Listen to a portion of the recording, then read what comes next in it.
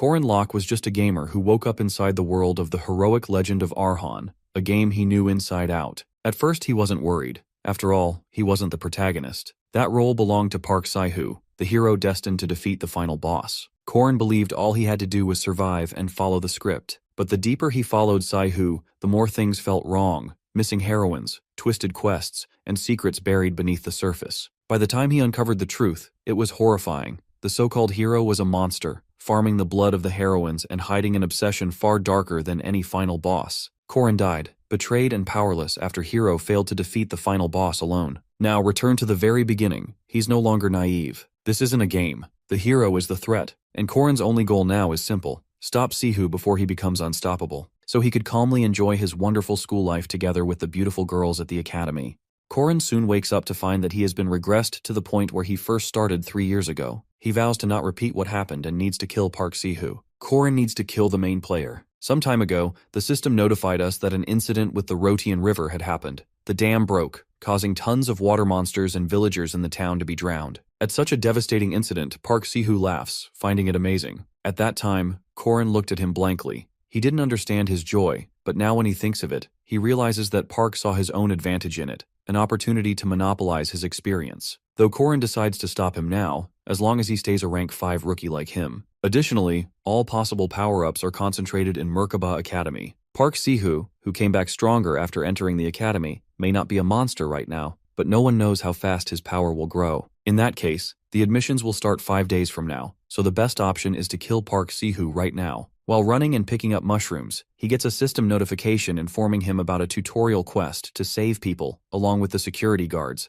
as the carriage traveling towards Merkaba City broke down in a forest of infected monsters. In the forest with infected monsters, Leon and Laura, the security guards, just killed a small rabbit monster that came in their way, being happy about it. While the fixer calls out for them, the carriage is fixed now, but as soon as they turn towards the carriage, a rank 2 werewolf appears in front of them, roaring loudly, filling the air with its terror. Korin has already arrived at the forest, but feels like it is too late since he has not arrived at the exact location yet, but can still hear the roaring and howling of the monsters. Simultaneously, Leon makes Laura get out of the way and tries dodging the monster's attack. Seeing him struggle, Park Si-hoo, who is also in the carriage, runs out of it, trying to buy Leon some time. Meanwhile, Korin stands near the bushes, wanting to see if Park Si-hoo will save these people or not. As soon as Park Si-hoo stands face to face with the monster, he notices it grabbing Leon's throat with its deadly paws. With trembling hands, Park Si-hoo tries to attack the monster to save his companion, but before he could do that, Alicia Arden, the second daughter of the Arden family, who possessed Odachi, one of the 6 king swords, immediately jumps out of the carriage out of nowhere and attacks the monster, promising to handle this monster alone and assuring Park Si-hoo to get back. Just then, something familiar to Korin happens, and Park Si-hoo stabs Alicia from behind with his dagger. This makes Korin realize that Park Si-hoo was always the evil he wasn't able to recognize after all. Alicia looks at him with pleading eyes, not understanding the reason behind the betrayal, but Park Si-hoo pretends that his hand slipped. On the flip side, Korin is very well aware that if Alicia dies in this quest, then it will help Park Si-hoo to get his hands on the Odachi, and because of that, he would be joining Lunya Arden's party, the Great Swordsman, which is even worse. Although Alicia is so strong that even after being stabbed, she takes an attacking stance and jumps back several times, increasing the distance between her and the werewolf. Calming herself down, she uses her exceptional footwork skills, emitting a very strong energy, concentrating energy in her sword. Upon realizing she would be able to kill that monster alone, he throws the dagger filled with dark energy at Alicia, yet she blocks this dagger with her sword, coming to the conclusion that the excuse about slippage of hand was just a lie. Alicia then turns around to face the monsters and spots it near her face, its mouth widened to swallow her. She swings her sword with swift movement, managing to land a blow, plunging the sword into the werewolf's head, though the werewolf still bites her head.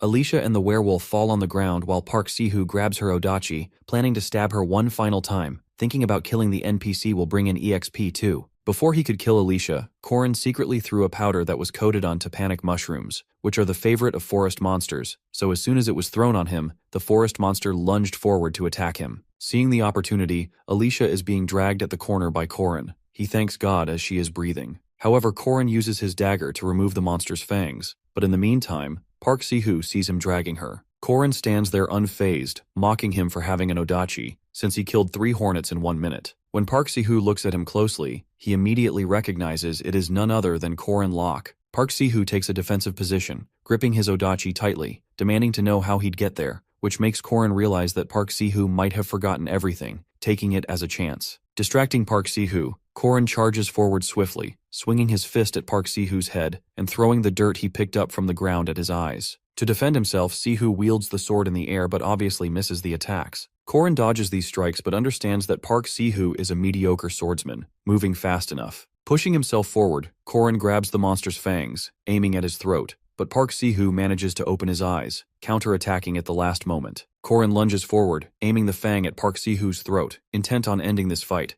but once again, Si-hoo evades. The frustration burns in Korin's eyes. He wants nothing more than to see that fang buried deep inside Si-hoo. He charges, swinging his free arm as an act while bringing the fang in for another strike. Caught off guard by the hidden move, Park Si-hoo stumbles back, fear flashing across his face. Korin crashes into him, slamming him to the ground and driving the dagger into his shoulder. Blood spills out of the wound, though terror washes over Si-hoo's face when he spots Korin aiming the fang towards him with his other hand. Desperate, Si-hoo uses his hand to block the strike, letting the fang stab through it to avoid a blow that will make him dead. But Korin is unstoppable. He grabs the fang with both hands and pushes, forcing it down with every ounce of strength, until the fang finally sinks into Si-hoo's throat. Killing him was necessary. He is a monster seed, which would have grown further, causing numerous disasters for humanity. Just then, the system notifies us about an error occurring and player Park Si-hoo being dead. The percentage of successful completion of the main plot is calculated by analyzing the potential of the player and passing the experience points and the minimal backup down in case of a scenario that collapses minimal stats of Park Si-hoo to him. He's now an AADA class knight, the Martial Master's successor, sub-player. Korin is about to rejoice about this, yet his focus shifts to Alicia gasping for air. Reaching out to her, he notices her being affected by the peacock tree frog's poison. He notices the fang in her stomach, knowing during training it is difficult to create this poison without using various combinations,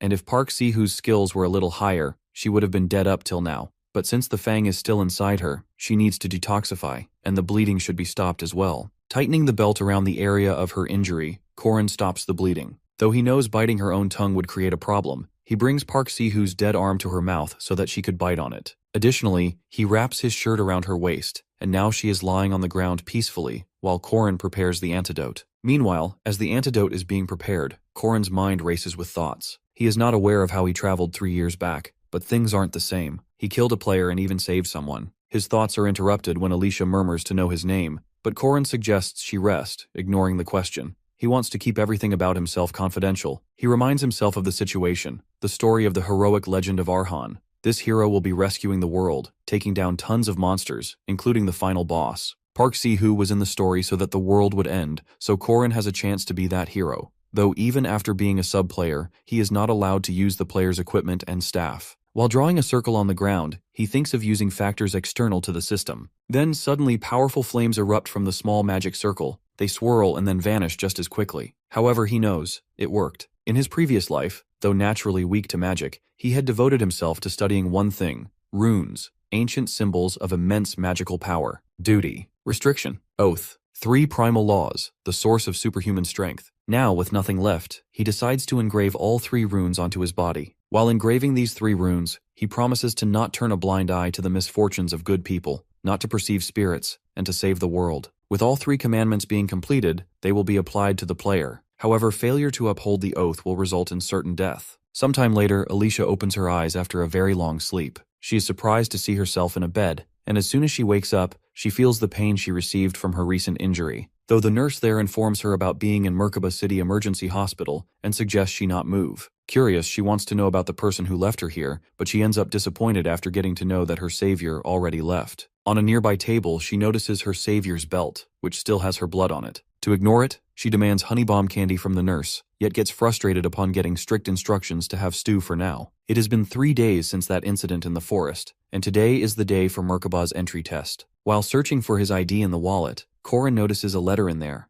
It is from his mother, telling her son how proud she is and advising him to help the people around him. After possessing this body, Korin felt pretty strange, though he is now one of them, the ones in his family, due to the fact that they never treated him without change. Pressing forward, at the train station, there are many people looking in different directions with different emotions. A girl, Mariette Dunilef, the same one who was trapped by Park Si-hoo, a first-class, second-year Merkaba mage, waves and greets those new students to gather. After a time when the train leaves, Mariette points at the training room and introduces herself to everyone. Mariette is someone who walks forward on a smooth road while getting everyone's blessings. However, tables turn pretty quickly, people face numerous mishaps, and there are tragedies that will be happening to Mariette Dunilef in the future. She is the first act's final boss. After completing their journey, students are advised to get off while taking 1 potato and sweet potato each by Mariette, and then she bids them all farewell. Students come to the Freedom Hall of Merkaba Academy. Corin immediately notices the magic circle above them, realizing that the space expansion magic is starting soon.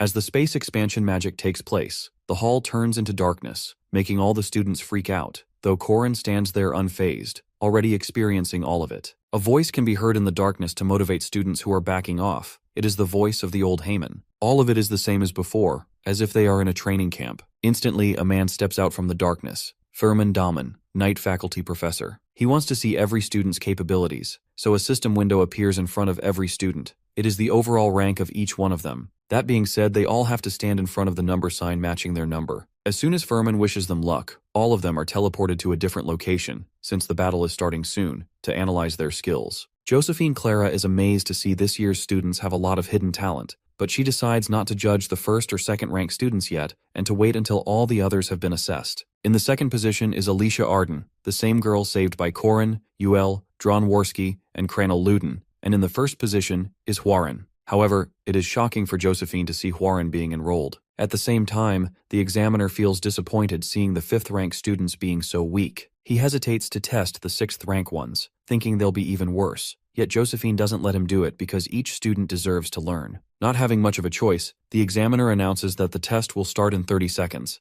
Monsters will appear based on the students' levels. Before all the students, weapon cases are dropped. In his previous life, Corin chose a sword. Most of the students chose the same weapon, but this time, Corin uses a spear, a better weapon than the others. 30 seconds pass as soon as Corin chooses the weapon, and 3 short hounds, 5th rank monsters, appear in his space. Corin smirks, looking at them. Meanwhile, they roar, their eyes filled with hunger. Abruptly, one of the short hounds attacks Corin but ends up being dead in the blink of an eye. This makes the other hounds furious, and they lunge forward, but they disappear in seconds after being defeated by Corin. He can't help but smile due to the fact that he has way too much experience killing these species. It took Corin 12 seconds to kill these hounds. Killing them in such a short time hits him with nostalgia, since in his past life, he couldn't kill these monsters in the first round and got eliminated immediately. Though this time, he is just standing there waiting for the next wave to come, knowing he is going to pass this test with flying colors. But it is kind of disappointing for him as the next wave is not starting yet. Meanwhile, the examiner looking at them from the screen is hella disappointed with the players who are being defeated by such small monsters,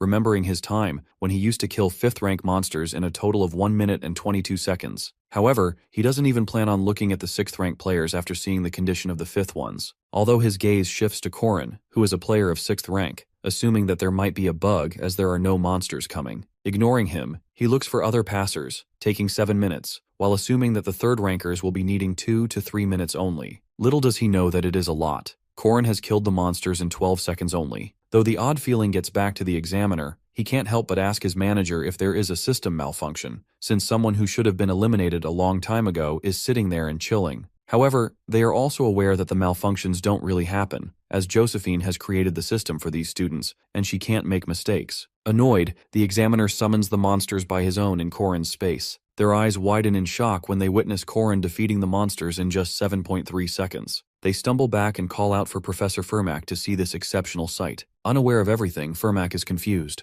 Despite that, the examiner learns from Furmak that the fastest record among the 3rd and 4th rank students under his supervision belongs to a kid named Jaeger, who completed it in 3 minutes and 32 seconds. This is unreal for everyone. Hearing this, the examiner becomes curious and wants to see more of Corin's capabilities, assuming that he might be a son of a hunter, noticing his exceptionality at throwing the spear. In that case, he summons a 4th rank monster, Matt Bohr, but to his surprise, Corin kills it in 3.7 seconds. This makes him even more curious about Corin's true potential, so he sends the 3rd rank monster, Owlbear, now because the test only goes up to 3rd rank monsters. Being a 3rd rank monster, Owlbears are definitely strong, so it doesn't really go into the defend mode but attacks Corin as well. Noticing it in the attack mode, Corin quickly uses the rune magic. Flames erupt in the space, engulfing the Owlbear in the fire, but it doesn't seem to attack much, so as long as it gets caught in the blaze, Corin quickly attacks it with a spear and defeats it easily. All the examiners are shocked. With that, they come to the conclusion that this player is definitely not a 6th ranked player,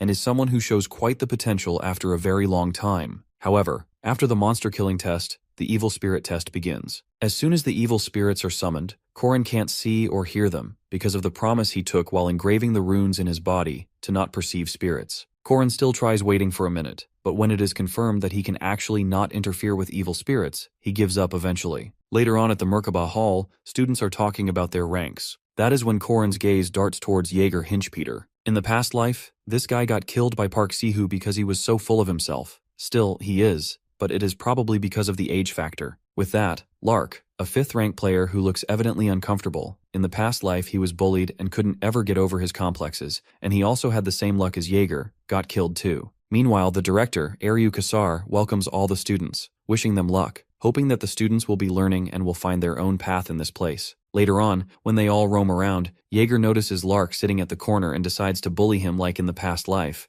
But this time, Korin has planned to not let him do it, so he immediately reaches out to them and cleverly talks about Jaeger's tattoos, which makes Jaeger happy that someone has a knowledge of tattoos like him. Korin only knows this because in his past life, when Jaeger went missing, his mother came to the academy. Out of worry, she revealed that his tattoos weren't just for show, they were something she had discovered, trying to protect her son who had joined the Guardian Academy. Noticing him having the same interests, Jaeger quickly gets impressed and talks friendly with both Lark and Korin. At the same time, Alicia sees all this, being happy about Korin saving his fellow mate from being bullied. However, this is how Korin ends up leaving a strong impression on Lark. He remembers Lark's ability, Memorize. A small smirk forms on Korin's face. He has found it, his free skill book. In the Merkaba Academy, most of the facilities are free, even the dorms. The cafeteria is cheaper than the outside, although the most demanded and referred facility is the training room, since it helps in a lot of ways, like fighting with the spirit bodies, which were invisible to Korin earlier in the test. While Korin is practicing with the spirit bodies, the students are shocked to see a freshman doing it. Normally, students practice with these in their second semesters, but the funny part is, he is doing it so effortlessly.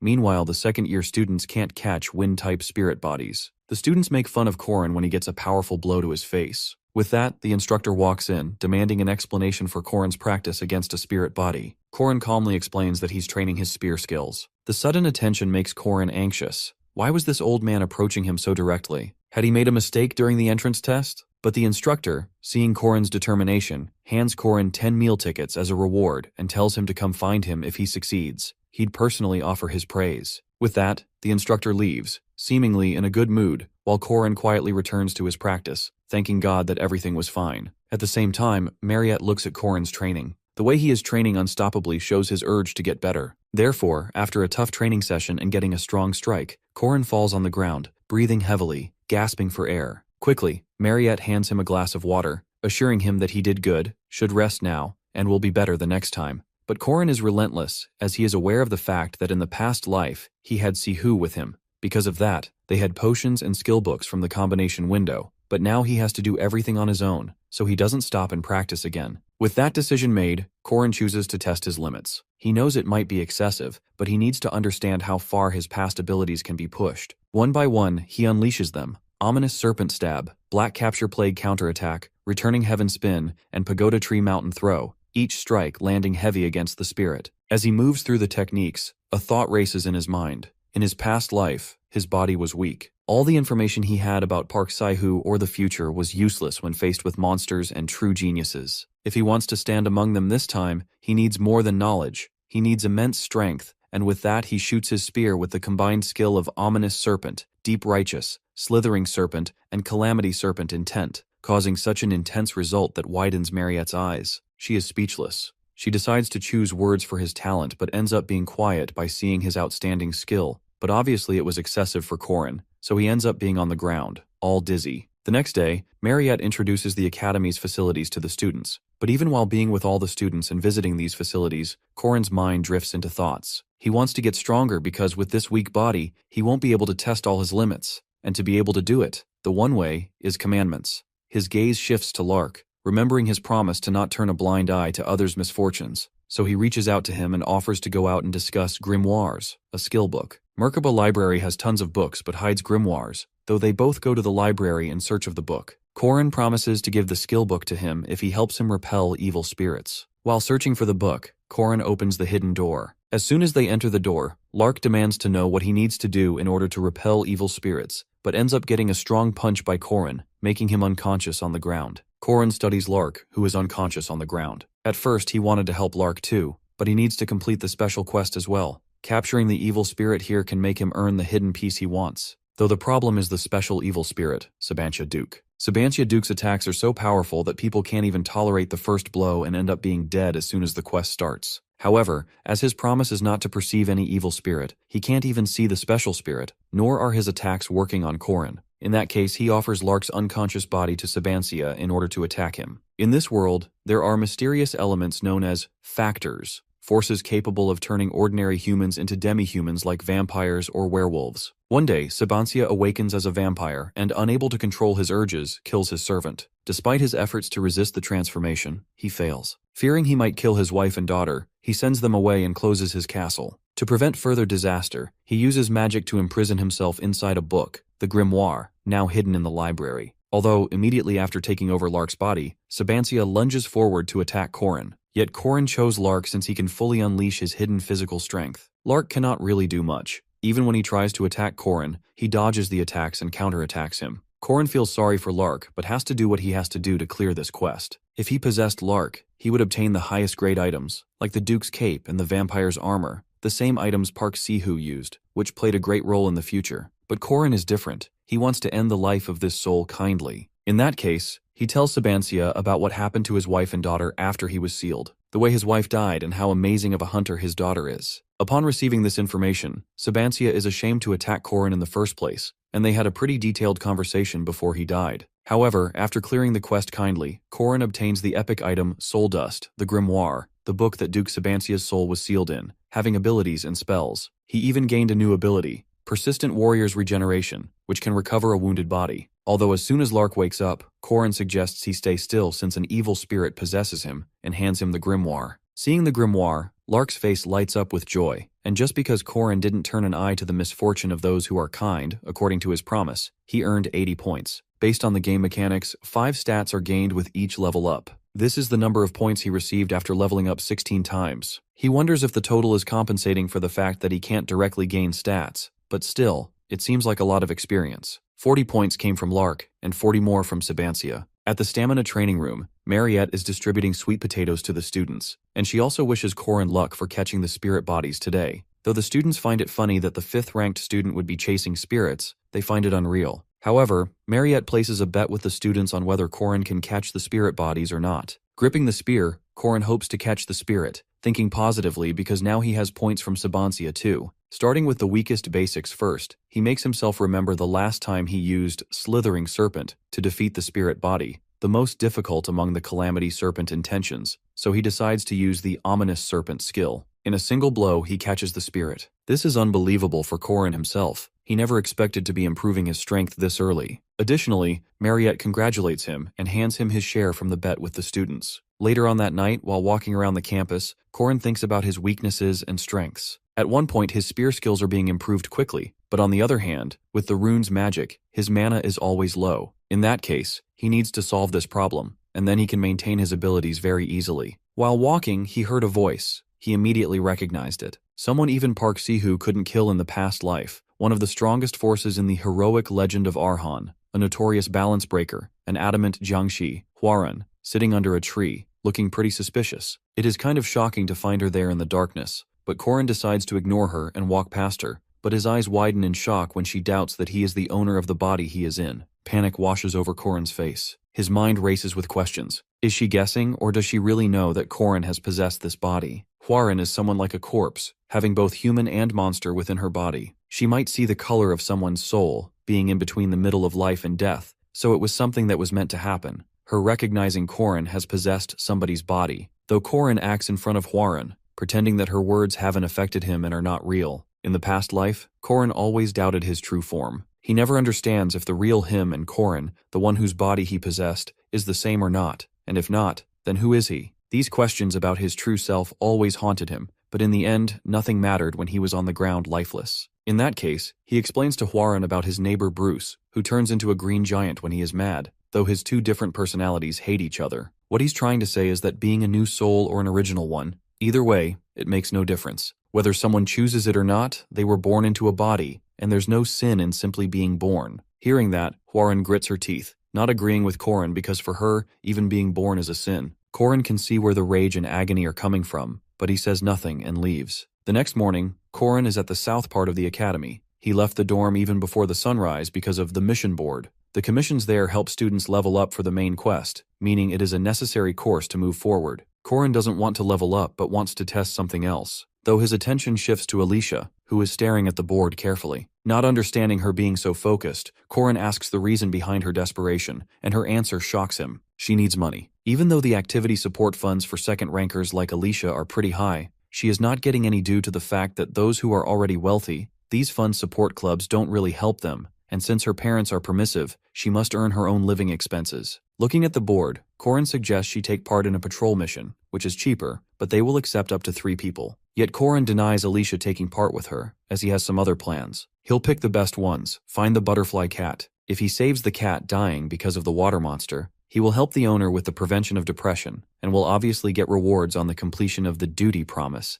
And just as he said, he did all of it. The commandment is activating, which means even small missions will boost his stats. This makes Korin dance in joy, but the people find him psychotic. However, his happiness doesn't last when he remembers what he forgot, even after making notes. Kyejo Yoon is furious because there is no sauce appeasing his desire to make chicken even after adding tons of ingredients. Immediately, Korin arrives there and advises him to add starch syrup. Kyejo finds this advice foolish but ends up screaming in joy because he cracked the dish. Even helping someone like this makes Korin earn points. This is mind-blowing for him because he told the recipe to the guy for his own selfish reasons, as it will be difficult for people of Korea to survive without Yeongnyeom chicken. Seeing him acting all goofy and happy from the top of the roof of another building, Hwoaran finds him crazy. Josephine approaches her, informing her about taking permission while leaving. That is when Hwoaran gets the flashback of Korin telling her being born is not a sin, but on the flip side, someone shouting at her, regretting that she was born. Later on, at the hunting ground, Josephine announces that first-year students will be tested on their survival skills in the hunting grounds. They need to reach the cabin at the northern end of the forest,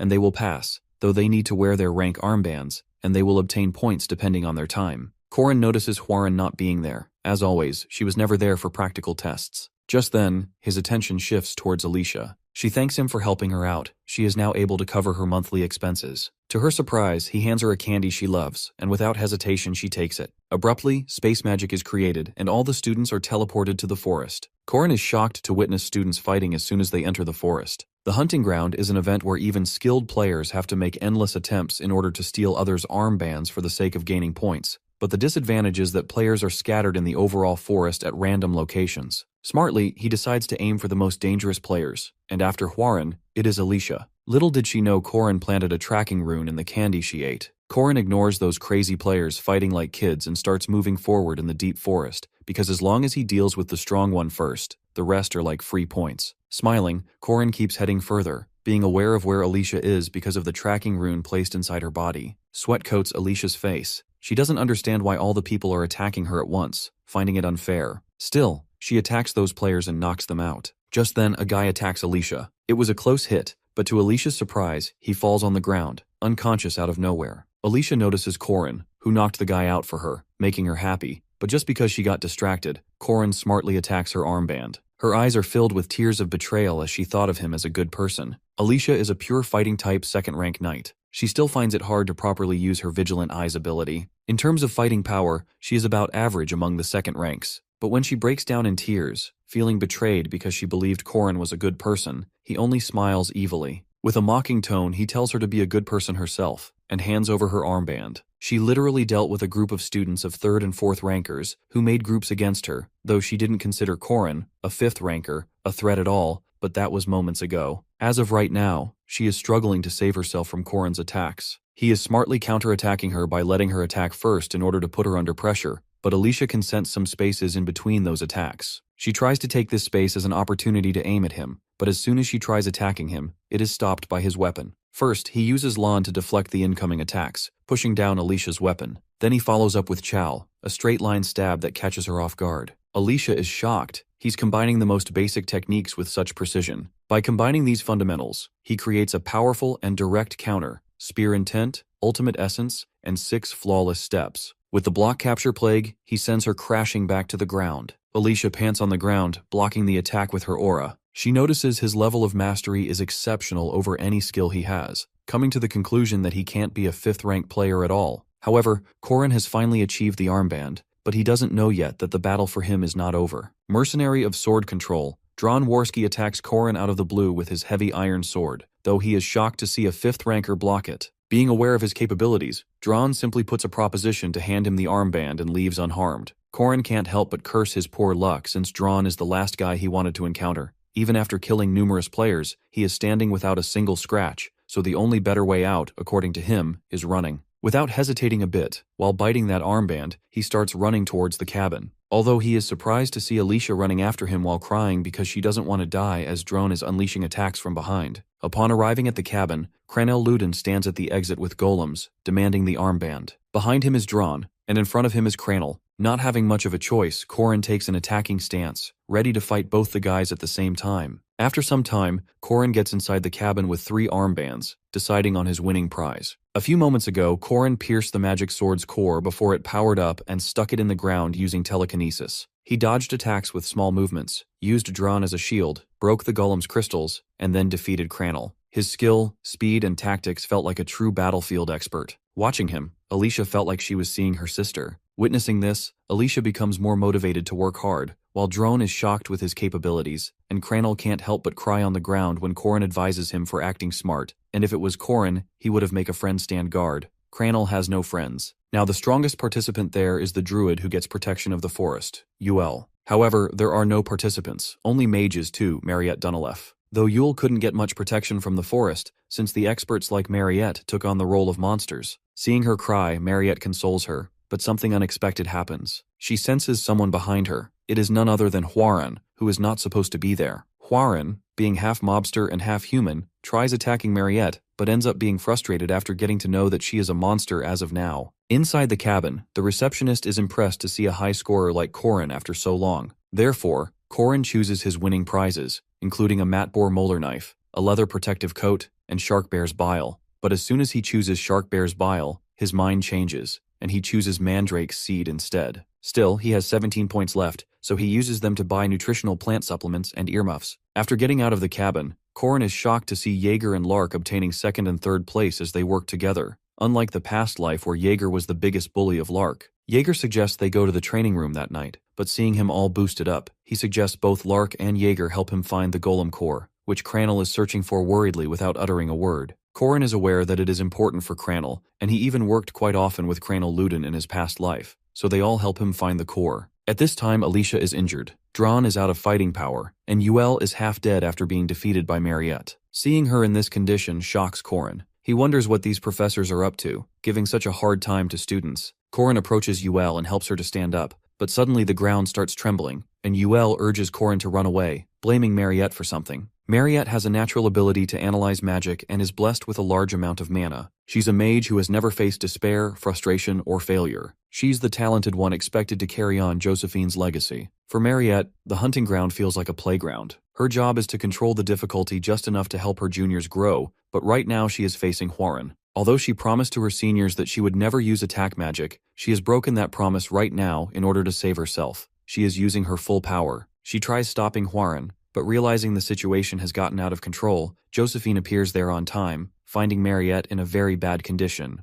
In that hunting ground, Korin takes 1st place, while the conflict between Huaren and Mariette scares the shit out of him because he thinks she is already awakened as a boss, though there are 3 weeks left for her to be awakened. Pressing forward at the outskirts of the hunting ground, Korin meets an NPC based on an old legend from the heroic legend of Arhan. It's an Easter egg where a Taoist hermit asks if a gold or silver axe is yours, rewarding honesty. Originally, only certain weapons triggered it, but expert players began testing random rare items. However, when Korin does the same, the hermit asks Korin if the silver seed is his. Korin denies it, thinking no one would throw away such a valuable item. Because of his honesty, the hermit rewards him with all 3 seeds, including Mandrake's white, silver, and golden seeds. Korin's eyes shine with joy. He can't help but fantasize about improving his mana. Simultaneously, the gold and white silver Mandrake seeds have special capabilities. If planting a gold Mandrake seed, it grows as a Mandrake that shines with gold light, while the silver one shines with silver light. In his last life, Park Si-hoo ate the gold one, and he has the silver one, but this time, all are his.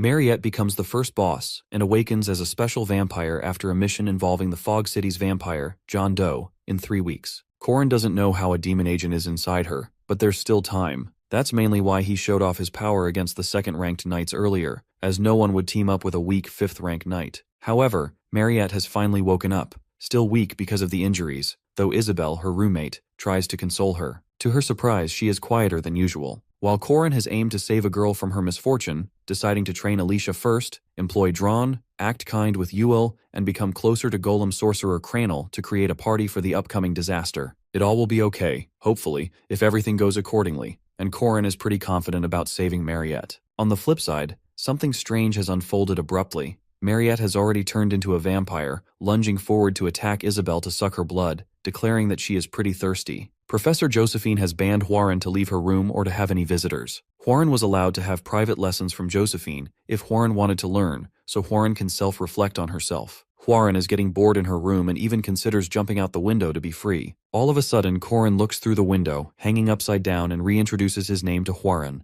Corin has brought a cake for Huaren as he did not want to come empty-handed. Corin asks Huaren to open the window for him to enter, but Huaren reminds Corin that coming inside is against the school's rules. Corin laughingly claims that he's on a tree and not inside, and more importantly, Madame Josephine isn't there, so Corin won't get into any trouble. Corin had come to check up on Huaren after the incident at the hunting ground, but notices that Huaren does not have a single scar or signs of any injuries. Corin understands Josephine's concern to lock Huaren up for 4 days for being a special case demi-human, and after what happened at the hunting ground. Huaren reveals that Josephine hasn't come by for more than 4 days, which shocks Corin. The tree branch on which Corin was hanging onto snapped, making Corin fall down. Cory promises to bring Huaren some food later and leaves. Corin finds it strange why Madame Josephine left Huaren alone, as Huaren is the most person at Merkaba Academy. Corin wonders if something abnormal might be happening as Josephine has left for 4 days, and Magic Faculty Professor Dana and Night Professor Fermac Damon are seen going towards the outskirts, searching for a certain female. Third Security Officer Crone stops Corin, believing Corin wants to visit Mariette, and reminds Corin that his visiting request has been rejected. Corin brings Crone food and drinks, stating that Madame Josephine sent it for Crone. Crone is glad that Madame Josephine takes good care of people below her. This was all part of Corin's plan to go into the room as Corin's request to visit Mariette was rejected, and Isabel, who was protecting Mariette, had also gone missing,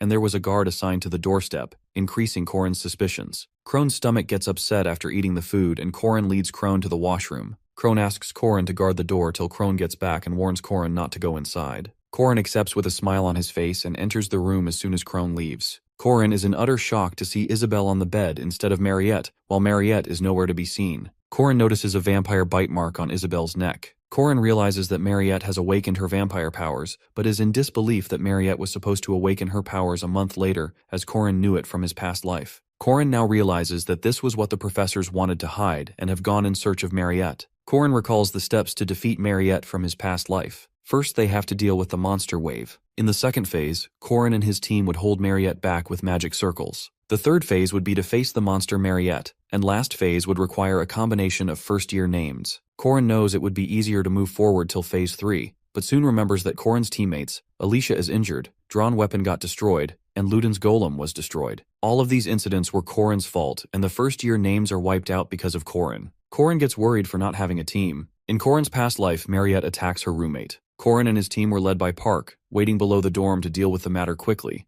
although Park Shu had purposely let Mariette go. However, now, things have become a mess, all thanks to Corin. Alicia's bones have been broken into 8 pieces. Cranel is useless without the Golem core. Corin thought Huaren would be helpful, but finds it to be more of a risk for Huaren to join. Corin recruits Drawn Worski with the soul dust as collateral payment. Secondly, Corin recruits Druid Ewell, promising to teach her the Ogham alphabet. Jaeger and Lark join the team to gain honor and fame. Corin has assembled the minimum conditions for the team to at least pass the first phase. Corin remembers Park Shu's words of Mariette digging a tunnel and hiding in the forest, and the only forest in Merkaba Academy is the hunting ground. Drawn wonders how they will find Mariette. On Corin's request, Ewell asks the spirits to find the location of Mariette's hiding. Everyone can see the spirits except for Corin. All of a sudden, the team points to a monster coming at Corin's back. Corin slashes it in half. The team starts facing the sea of monsters coming at them. Jaeger and Lark ask Corin if this is Mariette's doing. Corin denies it because it is something else. Corin sets everyone in place for their attack formations. Drawn is admired by Corin's skills, and believes that Corin's 5th rank status is unjust because Corin is showing true signs of a good strategist and leader, calling Corin a commander. Jaeger asks again if Mariette is controlling them. Corin responds that Mariette is not a puppeteer, but that monsters attack based on their habits. The monsters are basically running away from another threat which they could not respond to. The major threat is revealed to be Mariette herself. Corin assembles the team and orders them to take place while Corin takes the front preparing for the next phase. Corin and his have defeated the monsters and are getting ready for phase 2, Mariette's entry. Ul notices Mariette crying.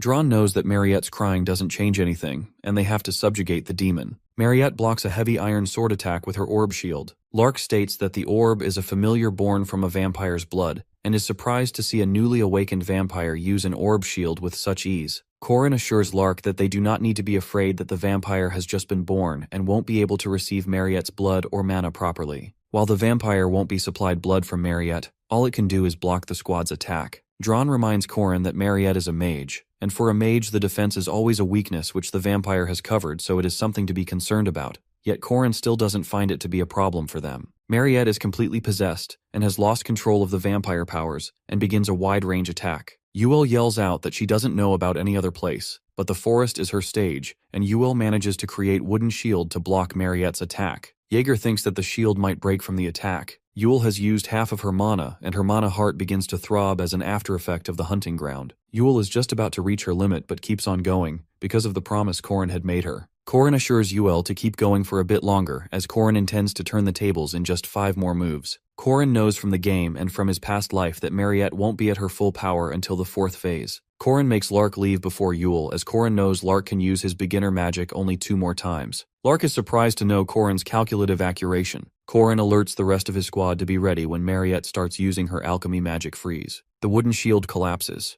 Ul notices the earth, the gods, and the bugs responding to her. It is revealed that Corin had engraved an ancient text for an ancient method to activate an ace up his sleeve, and required Ul to activate it. Corin's plan was to summon the giant wicket doll named Wicker Man, who can only be activated by a sage of the forest such as Ul. Corin's squad, including Ul, are shocked to see the Wicker Man being summoned. Corin points Jaeger towards an owlbear monster being still alive and asks him to throw it to the Wicker Man. Jaeger is surprised to know that Corin was serious about the owlbear being alive, and throws it as Corin had instructed. It was actually Corin's intention to leave the owlbear alive for the Wicker Man as a sacrifice. As long as the sacrifice burns inside the Wicker Man's hollow prison, its golem-type magic will keep the Wicker Man moving till the sacrifice completely burns out. Wicker Man charges towards Mariette. Ul is struggling to maintain the Wicker Man. Corin reminds Ul that if she stops now, they all will die. Mariette begins attacking with beams towards the Wicker Man, and Jaeger is worried if that's going to be a problem. Corin assures everyone that they're surely going to win with this move. All of a sudden, Corin is in utter shock to see that Mariette has extinguished the Wicker Man's fire. Everything Corin had anticipated backfired, leaving Corin confused. Corin makes Ul leave as Ul's presence will not be making a difference anymore. Corin charges towards Mariette with Dron and Jaeger following him.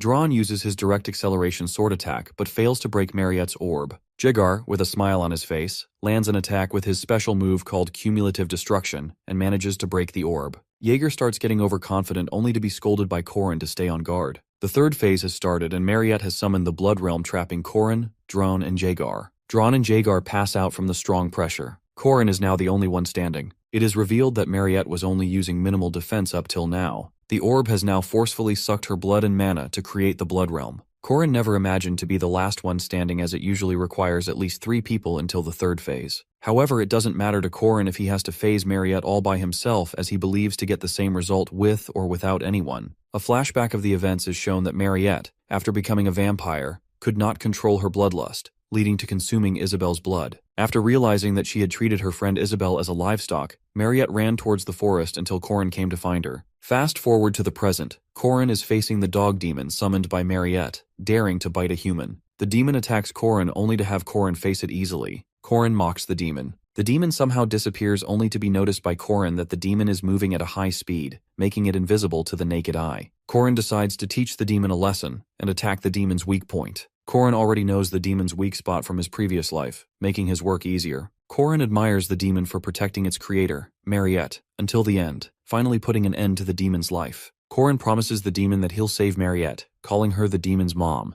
The final phase is about to start. Mariette will put one of the squad members facing her in critical condition in the final phase. Therefore, this final phase cannot be completed alone. Corin recalls from his past life that Mariette attacks one of the members to suck his blood, while the others try to rip Mariette off the wounded member. However, now it's just Corin to face Mariette alone. Mariette attacks Corin and starts sucking Corin's blood. Corin has developed a persistent warrior's regeneration and endures his pain. Corin lets Mariette suck his blood with ease, believing that Mariette did not kill anyone after becoming a vampire, unlike Sabancia Duke. Corin believes he can change the events. To Corin's surprise, Mariette pulls away from him. Mariette cries and apologizes to Corin. Corin is happy that he was able to save Mariette. Corin remembers and is grateful for his master's teachings and chooses to walk a different path than Park Shu. After the events at the hunting ground, Mariette is locked up in the space prison created by Professor Josephine. Mariette is delighted after having potatoes for a long time. Corin has come to visit Mariette. Corin requests Josephine for permission to enter Mariette's cell. Josephine is hesitant to permit Corin from entering considering the danger from Mariette, but Corin assures Josephine that he trusts Mariette. Corin is surprised to see Mariette eating potatoes and that Mariette's taste buds still recognize the taste of them. Mariette states that potatoes always taste good no matter what. Corin gets closer to Mariette's face, only to be driven away by Mariette. Mariette is embarrassed that she smells bad and doesn't want Corin being so close to her right now. Corin reminds her that he also had a bad odor when Mariette bit Corin's neck, further frustrating Mariette into embarrassment. Mariette reveals her fear to Corin that Hwaran had scared Mariette in the events of the hunting ground. Even though Hwaran only coincidentally ran into Mariette, Hwaran's showcase of powers forced the vampire inside Mariette to react. Mariette admires Corin's determination that even after being ridiculed, Corin still persisted and succeeded every time. Corin states that all of his doings were nothing, as Corin only likes happy endings where the good guys are rewarded and the bad guys are punished. Corin calls Mariette a good person and would like Mariette to always be happy, making Mariette blush. Mariette asks Corin to leave as she wants to wash up and finish eating her potatoes. After Corin leaves, Mariette wonders if she deserves to be happy or not. Corin believes that Mariette will soon be released even after the events as Hwaran. Being a demi-human has also been allowed to go to school with no problems. Corin is called by Chairman Eryu to discuss some matters. This is the very first encounter between Chairman Eryu and Corin. Eryu asks Corin about his condition and states that Mariette's condition is to be discussed. Corin is shocked to hear this and requests to not have Mariette punished. Chairman Eryu comforts Corin that there is no punishment for Mariette, and she also thinks that Mariette is not dangerous.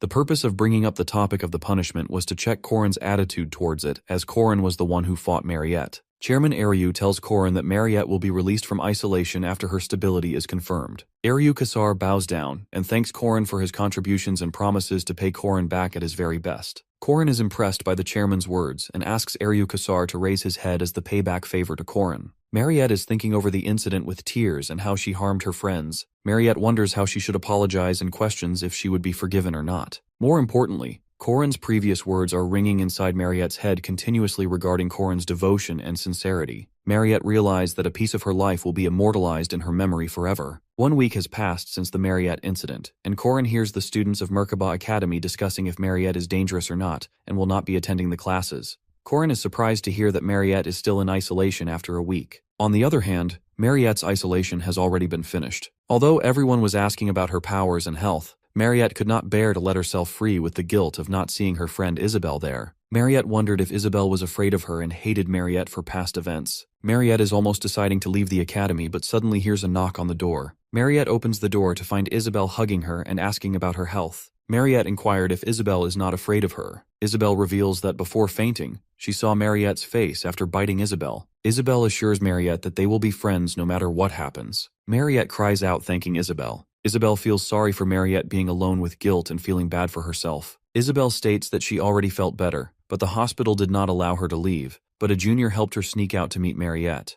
The tall and handsome junior has already disappeared with Isabelle looking for him. Mariette is ashamed as she realizes that Corin has once again helped her. Corin is delighted that the first part of the story has a happy ending for everyone, even after unexpected occurrences which were not seen in Corin's past life or the game. Corin is however pleased that he helped confirm the beginning of a new world. Corin is training to get stronger and faster for the upcoming challenges. Corin's training is interrupted by Mariette praising his efforts and how Corin is working too hard and back to normal as if nothing happened. As Corin is working hard, then he needs to be fed a lot. Mariette reveals that she has prepared food for Corin. Corin is surprised to see more than enough food, but is grateful to eat as Corin was hungry. Mariette notices Corin's bleeding hand, and Corin asks Mariette if something is wrong with his face. Mariette is ashamed of drooling at the sight of Corin's blood. Corin casually inquires Mariette if she's drinking blood nowadays, and if there's a difference between live blood and a blood pack. Mariette accidentally explains Corin's blood to be yummy, but corrects herself to explain with an example of frozen meat and fresh cut meat for the blood pack and live blood.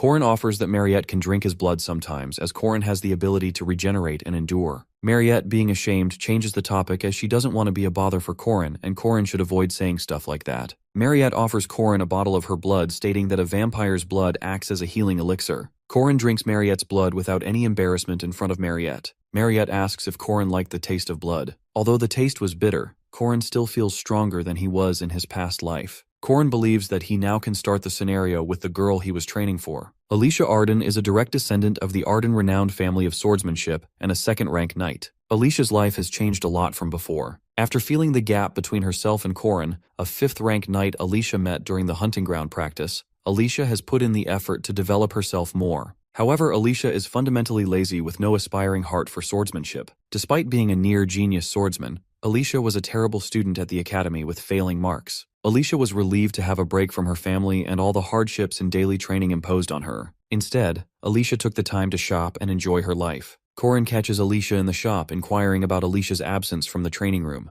Alicia makes an excuse of having assignments and missions. Corin offers Alicia a way to make more money by joining Corin's party. Alicia is pissed at why Corin is always looking for her. In Corin's presence, Alicia felt as if her lazy habit of trusting her talent has been exposed. For Alicia, Corin's methods are beyond hard, and Corin always gets Alicia to focus on the importance of basics. Corin reveals the mission's reward of 2 gold coins for a party of 2 for a second-rank mission. Alicia agrees to join Corin, thinking of buying clothes from the earned reward. Corin also wants Alicia to join on a short-term mission with the reward of 20 silver coins, increasing Alicia's greed to join for the reward. Corin had already anticipated Alicia's decision to join in for the money. Alicia usually preferred patrolling missions to just follow designated routes, ensuring there are no problems as the monsters that came near the city were at most 4th or 5th rank, simply implying that Alicia usually avoids facing higher-rank missions. At the mission, Alicia has defeated 10 low-rank monsters and asks the knights to sell the leather to make them some money. Alicia starts to gloat when the knights start praising her talent from the Arden family. Although in reality, Alicia was looked down upon by her family for being weak and always compared to her sister, Lunia Arden, who already reached the supreme stage at Alicia's age. However, with her recent victory, Alicia is still seen gloating. As the patrolling is about to end, Corin and Alicia's group is signaled by the preceding patrol group with a magical firework about a nest of second-rank monsters. The knights are relieved to have Alicia in their group. Alicia gets nervous and Corin smiles for being right about the nest of monsters being wolves, centered around the werewolf Alicia had defeated when she was poisoned. Corin and Alicia's group easily managed to defeat the wolves this time as well. All of a sudden, a first-rank monster, Dullahan, appears, making Alicia nervous. Alicia tries to fight the Dullahan with a series of attacks. However, the monster dodges all Alicia's attacks with ease. The Dullahan gets a hold of Alicia. Alicia screams and calls for Corin, only to find out that Corin himself is occupied fighting monsters. At the very last moment, Dullahan's head is cut off with a sword, saving Alicia. Alicia, while thanking the savior, finds out that the one to save her is none other than Lunia Arden, Alicia's older sister, the greatest swordsman of the Arden family's generation, who will continue to walk the path of the sword genius. Lunia Arden, the eldest daughter of the famous Arden swordsmanship family and the most talented swordsman of her generation, is evidently frustrated. She questions Alicia's actions during the attack she faced earlier. Lunia is upset that Alicia didn't retreat when she saw the Dullahan, failed to properly analyze the enemy, and acted without thinking much. She is more frustrated by the way Alicia used her sword, as if she was trying to copy someone. When Alicia begins to apologize while kneeling down before her, Lunia seems uninterested in listening to all those apologies because her actions not only put herself in danger, but also the soldiers who trusted her back there. Though when she narrows down her shoulder, Lunia strictly tells her to not do it because swordsmen of Arden should be confident. Corin, on the other hand, pretends to fight the monster, but gets caught by Lunia for keeping an eye on Alicia. Corin walks up to Lunia, and they exchange greetings. He remains mostly confidential, only mentioning that he is the 8th disciple of the Hanging Spear School and Alicia's friend. On the contrary, Lunia introduces herself with confidence, stating that she holds the title of the Divine Sword, is the top disciple of her school, and also serves as the master of the First Sword Pavilion. His introduction makes Lunia kind of suspicious, but he won't reveal his spearmanship since, except for him, only 2 people can use it. However, the Arden trope includes second-rank knights called the Five Swords, having the same rank as Alicia. The troop suggests Lunia hunt for monsters, if any are left, but she instructs Alicia and Corin to head back. Swordsmen normally travel in groups. These groups, called the Sword Faction, are like swordsman gangs that follow a leader and act like a group. 60 years ago, a sword genius named Garand started a new style of swordsmanship. Later, the current family senior spread this through martial arts schools. This made the Arden family a famous swordsmanship family known across the continent. Now at the Merkaba Arden studio, everyone meets Lunya while kneeling down before her, even Alicia, which is confusing for the rest of the swordsmen too. Lunya looks up to the missions she has been conducting and calls her pathetic for being a part of missions just to look cool. She is disappointed to see her using the Guardian certificate this way, wondering if she would be a stain on the Arden name. Since all of her missions involved only low-ranked monsters, she doesn't appear heroic doing those raids. Alicia doesn't say much, though after she leaves, the Arden troop informs Lunya about Korin being a 5th ranker, yet she knows there is something more about him, and these Merkaba tests aren't that reliable maybe. She noticed how Korin's attention was on Alicia all the time. Still, the monster didn't get half of his attention. It wasn't something simple or anything that comes with practice. It was something that a seasoned player can do only. Even though Korin was reserved about the spearmanship too, for someone as qualified as Lunya, she could easily tell the exceptional and professional way he was handling that spear. She is always protective of her sister, but she is pretty satisfied with that boy being around her. Later on, Mariette brought food for Korin just like always, promising to make some stuff he likes a lot. She grabs his hand, trying to say something, but ends up being awkward. When Isabel sees them together, Mariette runs away with her. In his past life, Korin had flings but never got into a proper relationship because of the interference of Park Sihu. Though in this life, his platonic relationships are pretty different. Sometimes Yuol brings rare and precious mushrooms from the forest, and then they begin lessons on the Ogbam alphabet in the library. Dran and Korin hang out at times too. It is more like he is his co-worker instead of a friend. However, most of the time Korin is with Jaeger and Lark. Pressing forward while roaming around with Jaeger and Lark, Korin freaks out when they scream, thinking a monster appeared, but it is Huaren. She is no less than a monster. Despite that, she demands food, as he offered her a proposition of food a month ago. It is kind of funny for Korin that she is here for food after a month, but he ends up hanging out with her. Meanwhile, Jaeger and Lark run away from them, scared of Huaren. Taking her out for food, she tries eating raw fish, thinking it doesn't matter whether food is raw or cooked, as long as it's chewed and goes inside. But when she eats the cooked, she can't help but eat more. The weapon production is completing. The second part is starting soon, midterms. All the students are going crazy, though Korin is chilling, but when it comes to writing on the paper, he is blank, realizing he never studied in the past life. The faculty exam is a way to redeem marks that were ruined in the written exam. This exam includes the inviligation of knights from outside. 15 students per team will have to defeat the instructor, but as soon as Korin's team sees the instructor, their eyes widen in shock. Korin stands there unfazed, since he hasn't seen the instructor yet, but his jaw drops and he trembles. His instructor is none other than Lunya. For the practical test, the guests invited are the elites of the famous swordsmanship family, the Ardens, and the 5 swords of the first sword pavilion. These 5 ones from the troop deal with the second rankers. All the girls use the Arden-style sword formation, which includes the 5-sword combo technique, causing an intense explosion. Dran stands there quietly analyzing the chances of winning, which aren't high. The 5 swords of the pavilion smartly blurred the vision of the students in order to attack them calmly, as the number of students is large. Dran decides to attack them, rather than being in a defensive mode, charging his huge iron sword at Melia, the phantom sword. Meanwhile, Alicia is handling Jenny, high-speed sword, dodging her powerful attacks. However, it is shocking for Alicia that Jenny works under her sister, yet she is still handling her so roughly. Jenny's attacks are so strong that they make Alicia stumble, ending up falling on the ground. The students witnessing this understand the power of 5 swords finally. All the students are being knocked out one after another, except for Dran and Alicia. Dran is so exceptional that his power stood against the 5 swords. Meanwhile, Alicia is still fighting Jenny. Jenny is trying to discourage her in order to pressurize her, but Alicia doesn't give up, fighting with all her power left in her body. In the start, Lunya was about to take the role of Jenny, meaning fighting with Alicia, but to everyone's surprise, she is the examiner for Group B, in which Korin is enrolled. Lunya has taken an attacking stance, claiming to everyone to be ready for an experience the same as in a Great Special Rank War. The Great Special Rank War is a monster capable of taking on an entire army alone. Even dozens of guardians might not be enough to defeat it, and most will never face such a threat in their lifetime.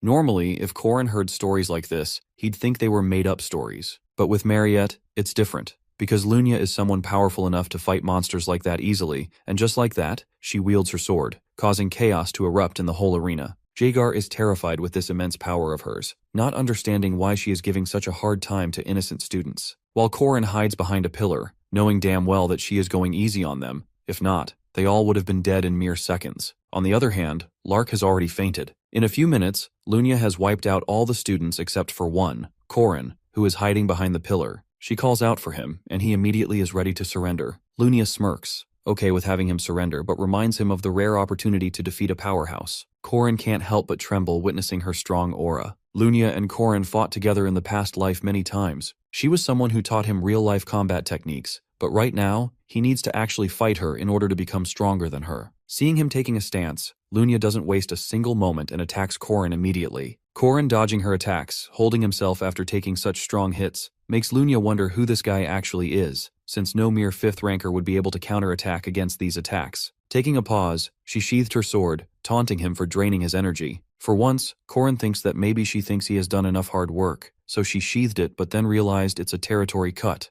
a move that hints at the most powerful technique of the mighty Sword Emperor Garand. With that, she charges at Korin, filled with lethal intent. All the examiners and students are washed over with panic. Orders are immediately given to stop the test. Lunia's translucent reflection moves through the frozen world. Korin is moving the spear towards Lunia, but it is like he is stuck in this frozen world, wondering if he is still not able to control territory, but still he pushes himself, reacting to the territory. Witnessing him reacting to that, Lunia doesn't want more answers and concludes the test, suggesting he change his spear since it is weak for his skills. She also realizes that he knows about Alicia and he just wanted to showcase the territory, claiming that nothing will change even after this, and also advising him not to interfere. As she walks past him, Korin looks at her leaving, being very well aware that now that he has shown her the territory, things won't go as she planned. An announcement is being made for Korin about getting full marks and maximum additional points on the practical test. Every student is shocked that he alone handled Lunia, while the Academy's faculty is astonished too. They all now doubt his identity, wondering if he really is a 5th rank player. Meanwhile, Furman is also suspicious of Korin for using his techniques. A few days later, Korin arrives at a blacksmith's place in order to change his weapon. He knew he needed to change those even before Lunia advised him. The blacksmith is shocked to see the Academy freely providing such rare items without hesitation, and even wonders how this student knows his family's secret methods.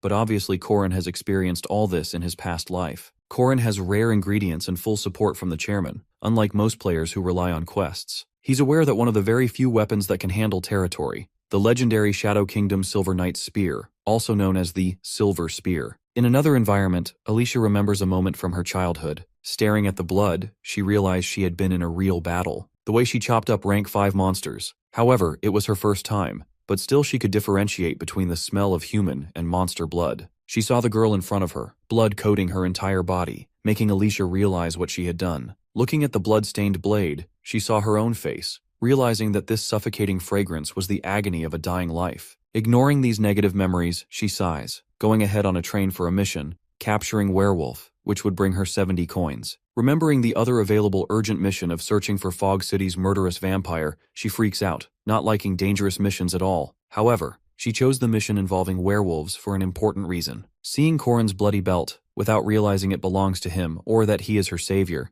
she becomes eager to find the one who saved her earlier. Suddenly, the voice of one of the mission members rings from behind. On turning around, Alicia spots Korin in the train. As Korin passes by the rest of the mission participants, Korin notices the reaction of the Guardian. Because of the quota system, the Guardian Association has to ignore students being involved, but they most likely didn't expect a 5th ranker like Korin to be there. But after seeing Alicia, he is a little relaxed. Putting an arm around Alicia's shoulder, walking with her at the edge of the train, and questioning her about her eyes. Alicia realizes that he is referring to her sister, so he warns her to hurry because Lunia won't let her wield a sword again. After a while, they reach their destination, finding themselves in a deep, dark forest. There are several werewolves in the nest and about 20 short hounds captured, but the tables turn strangely. Out of the blue, monsters and ghosts combined start appearing while surrounding the air with a strange fog. The arrogant participant tries to find Korin, but he has disappeared somewhere. Though they are relaxed that Alicia is giving them backup, Alicia can sense this being artificial, because places with less population don't attract evil spirits. Ignoring these suspicions, Alicia cuts off the limbs and heads of several monsters and spirits. Abruptly, heavy footsteps and the clang of armor head towards Alicia. She immediately turns around, assuming that these are not ghosts, but real knights threatening to kill them if they don't back off. But when they don't, she kills one of the knights. Guilt washes over her face, never wanting to kill people, remembering the moment from her childhood. She trembles in fear, breaking out in a cold sweat. She even freezes when another knight begins to attack her, yet a sharp blade pierced through his head, collapsing on the ground. It is Korin who saved her once again, revealing that they are not real people, but corpses raised using black magic. In the second part's opening, Fog City Murderous Vampire Subjugation, players usually are chased by the serial killer Mariette missed earlier. But if they choose the werewolf capture mission, they face and fight John Doe, and this is how the serial killer appears. But Corin advises Alicia to run away, while with his combined skills, he defeats the spirit, realizing it is not the boss of the opening act, as the real one can't be defeated easily. Just then, a terrifying voice fills the surroundings. It is the real serial killer. Seeing the fog around, all the players start running away, but the spirit grabs Charlie's leg, which makes Alicia take the initiative to help him, but instead, she gets trapped by the fog. Corin immediately tells the participant to leave. Remembering in the past life he got trapped in fog and didn't last, but in this life, he has regeneration skills, so the danger is on Alicia right now. Alicia tries to cut off the vines of fog she is trapped in, but she freezes. Negative thoughts hover in her mind, but that is when she hears Corin's voice, the same voice she recognizes in all the chaos, the voice of her savior. Corin has already reached near Alicia, but several red hands continue to hold her off the ground. Corin tries to motivate her while putting a comforting hand on her shoulder. As soon as she looks at Corin, she starts crying, claiming that she wouldn't budge, begging him to save her. Putting a hooded cape on her, he tries calming her down and puts the odachi in her hand, advising random slashes won't help, so she needs to aim and cut the vines hard. Meanwhile, the undead approach them from all directions. Yet Corin promises to save her from the undead, but she needs to cut these on her own, claiming that she is the strongest swordsman he has ever come across. Spotting him running for her, she sees his determination, even after having a lower rank than her, so without having much of a choice, she swings her sword, using her grandfather's techniques. She must be awakened to cut these. In that case, she uses the Eyes of the Boundary skill, an ability that makes it easy to see other territories. Everything goes quiet. She sinks into the empty space. Taking one step, she steps into the frozen world, using the first Arden sword style, territory division. Swinging her sword, she delivers a precise blow, cutting off the entire undead's upper body. This impact affected everything in the area. Half the forest was cut down, and the fog immediately disappeared as she even defeated the murderous vampire from Fog City, John Doe. The mission members are overjoyed, but Corin is shocked, realizing that is the Sword Emperor's legendary Domain Severance. Alicia happily tells Corin about her finally doing it, which means she will be the next Arden head, but Corin is not happy. This wasn't meant to happen this early. While everyone is celebrating the victory, Corin is cursing his luck. The latest news to appear in the newspapers is about John Doe being defeated by Alicia Arden. The five swords tear the newspaper, while Lunia quietly drinks her tea. The famous Arden swordsmanship family operates within the sword faction, led by Garand Arden. He always awaited an heir worthy of his exceptional technique, Domain Severance, a skill unknown to most martial artists. Lunia, seen as the genius of her generation, trained through blood and sweat, her calloused palms proof of her hard work, yet she still couldn't meet Garand's expectations. Surprisingly, her younger sister, an illegitimate child brought from outside the family, picked up a sword and dueled Lunia in a friendly match. Until then, Lunia never considered her a rival. But when the friendly combat turned into something strange, the memories Alicia had from her childhood about harming a girl, blood coating her body, were none other than her sister Lunia, who she knocked out in the first fight. It wasn't about her speed, it was something unfamiliar, domain burnt. That was the day Garand appointed little Alicia as the candidate of the heir too. Lunia remembers stroking little Alicia's head, who was looking happily into her eyes, informing her big sister about holding the sword for the first time, probably lingering somewhere far away. She sips up her tea, noticing five swords looking worried for her, but she wanted Alicia to step into the territory, ordering five swords to prepare everything for the sword challenge. In her dorm room, Alicia is resting while Corin is looking after her. Out of curiosity, he asks about Domain, even though it's beyond her current capabilities, but Alicia reveals that he believed in her, so she did it. They both are interrupted when Mariette barges in, but seeing both of them a little close, Mariette's jealousy is evident on her face. All three of them are interrupted too because Huaran abruptly moves from the window, demanding the raw fish from earlier. Though ignoring this reunion, Alicia is being informed by Corin about the sword challenge proposition she might get from Lunia after succeeding in Domain Severance. Alicia is freaked out, knowing damn well if she fights her sister, she will die. Despite that, Corin decides to help her on one condition: if she trains and practices in the training room without any complaints. So Alicia quickly agrees, while Huaran and Mariette look at them blankly. Later on that night, May is taking a leisurely stroll around the city when a sharp knife flies right in front of her, stabbing into the wall. May immediately turns in the direction from where the knife was released, finding out Huaran is over there. May is not understanding this behavior of hers, but Huaran claims that he would buy her sushi if May is caught. Meanwhile, on another street, Lena is struggling, since Corin is already fighting with her. Sparks flow in all directions with the collision of their weapons, and clangs of steel can be heard everywhere, but it is nighttime, so nobody's around. With an evil grin, he claims to have requested permission to train with the outstanding wave sword master, Lena. The five masters of Alicia Dojo, Guandao Master Korin Locke, Knife Master Hwarin, Flying Sword Master Dron Worski, Gandalf-style Master Mariette Dunilef, and the new headmaster Alicia Arden, are fighting off the 5 swordwomen to raise their fame and build up their dojo. That being said, the next morning in the newspaper, the latest news is going across the city about the new Arden-style dojo's first steps, defeating the 5 swords. According to the rules to choose the pavilion master, the handling family's important decision, the sword challenge, is being held, which is why Korin announced changing this order into a dojo challenge, winning against the 5 swords using different martial arts dojo challenge formats in order to face Lunia in a one-on-one battle. Soon both the teams gathered in the same hall. However, the registration fee, purchase of the event, and all those main things are handled by Mariette. Upon the arrival of Lunia, tension grows thicker in the air when she taunts Alicia for being there instead of running away, guessing it was Korin's idea. Hesitantly, on Korin's signal, she proposes a friendly duel as the new master of the Arden Dojo, so Lunia agrees but warns her to be prepared because she won't go easy on her. Mariette stands by the wall, staring at both the sisters, aware that Lunia is so strong that even after being a vampire, she doesn't think of having victory against her. Before the sparring session started,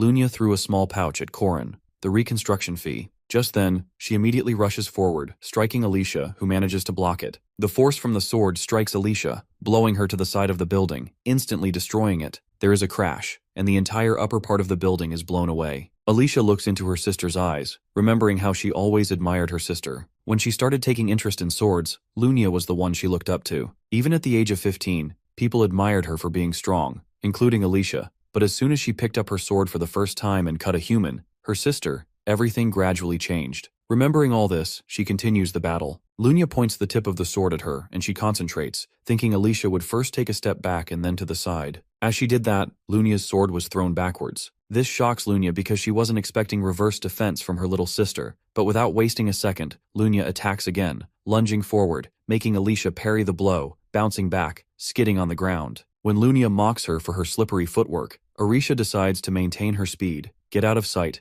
and strike at the shortest possible distance. Taking a sharp leap forward, using the third form of lightning, she is about to attack, yet Lunia senses her and instantly uses the makiwaza technique. Thus, Alicia manages to throw her head back in time. At this point, Alicia just wants to get over this fight, so she wraps both her arms around Lunia, forcing her body on Lunia, but both fall on the ground after Lunia pushes her. Both of their attacks get very intense, and Alicia can see the domain right now. This is what Lunia wanted, to see her true self, the one Alicia always denied. When Alicia realizes she can't win this way, both of them go into domain severance mode. Mariette and Korin can't see anything but a huge explosion erupting in the arena. One of the players is collapsed on the ground, while the other one is standing firm. The winner is decided, but nothing can be seen as the dust is not settled yet. Alicia wins, and Korin thinks her only strength was domain severance, so he instructs her some techniques by exploiting Lunia's patterns he knows from his past life. They capture the only opportunity to win in the domain battle, and Lunia's sword gets cut into 2. Lunia promises that neither she nor her subordinates will interfere with Alicia's work. Alicia runs to stop scaredly, as she thinks of herself as weak, and still defeats Pavilion Master Lunia. So she's afraid of the gaze Lunia will receive along with her attitude when she turns on her back. The first time Korin met Lunia in his last life, the whole time Lunia looked for Alicia's murderer, but failed since the true culprit was Park Sihu. Lunia continues searching even until Alicia's 3rd death anniversary. At that time, Lunia prays every year on Alicia's death anniversary. Though Korin used to think that she hated her, she agrees, and adds that there's no one who can resolve Alicia's bitterness except her. Korin realizes that Lunia hasn't forgotten or given up on Alicia, and even if Alicia wins like today, Lunia would support her while smiling. Alicia's scared of fighting, but still a part of her fights with a smile. That's why she's always avoided fighting and feared facing Lunia. So she pretends to be less serious and seeks only simple tasks. And as she's won, she's going to officially become an heir of Arden, and Lunia and her followers are going to be wary of her. But she thinks that if she runs away, her tie with Lunia will to be sever. Korin disagrees, saying relationships can't be cut just like that because whatever happens, they're still going to be sisters. Korin then praises her while reminiscing about getting beaten up by his neighborhood thugs. But later on, what made that hard was not the pain from the beatings, but the anger towards himself for never standing up for himself. Alicia feels strange and says to Korin that he's the same age as her but acting so mature, as if he's experienced all kinds of hardships. Korin has lived 14 years longer than her, and including the memories of 30-year-old Korin, it makes him 50. Alicia thanked him for the incident in the forest. She wants Korin to give her the assurance that he was the one who saved her in the forest, as she recognizes him with his voice and belt. Alicia feels so indebted to him that she asks him for anything he wants. Unexpectedly, he only extends a hand of friendship, and she agrees. May asks Mariette to accept his blood, or he can offer her his neck. Mariette assures May that she's fine due to regularly getting blood packs from Professor Josephine. Isabel, eavesdropping from outside the room, gets annoyed by May and thinks how those words make Mariette the most uncomfortable. However, her main concern is Corin, who comes and questions Mariette if her class is over. He's a first year that is close to Mariette these days. After he offers her some blood,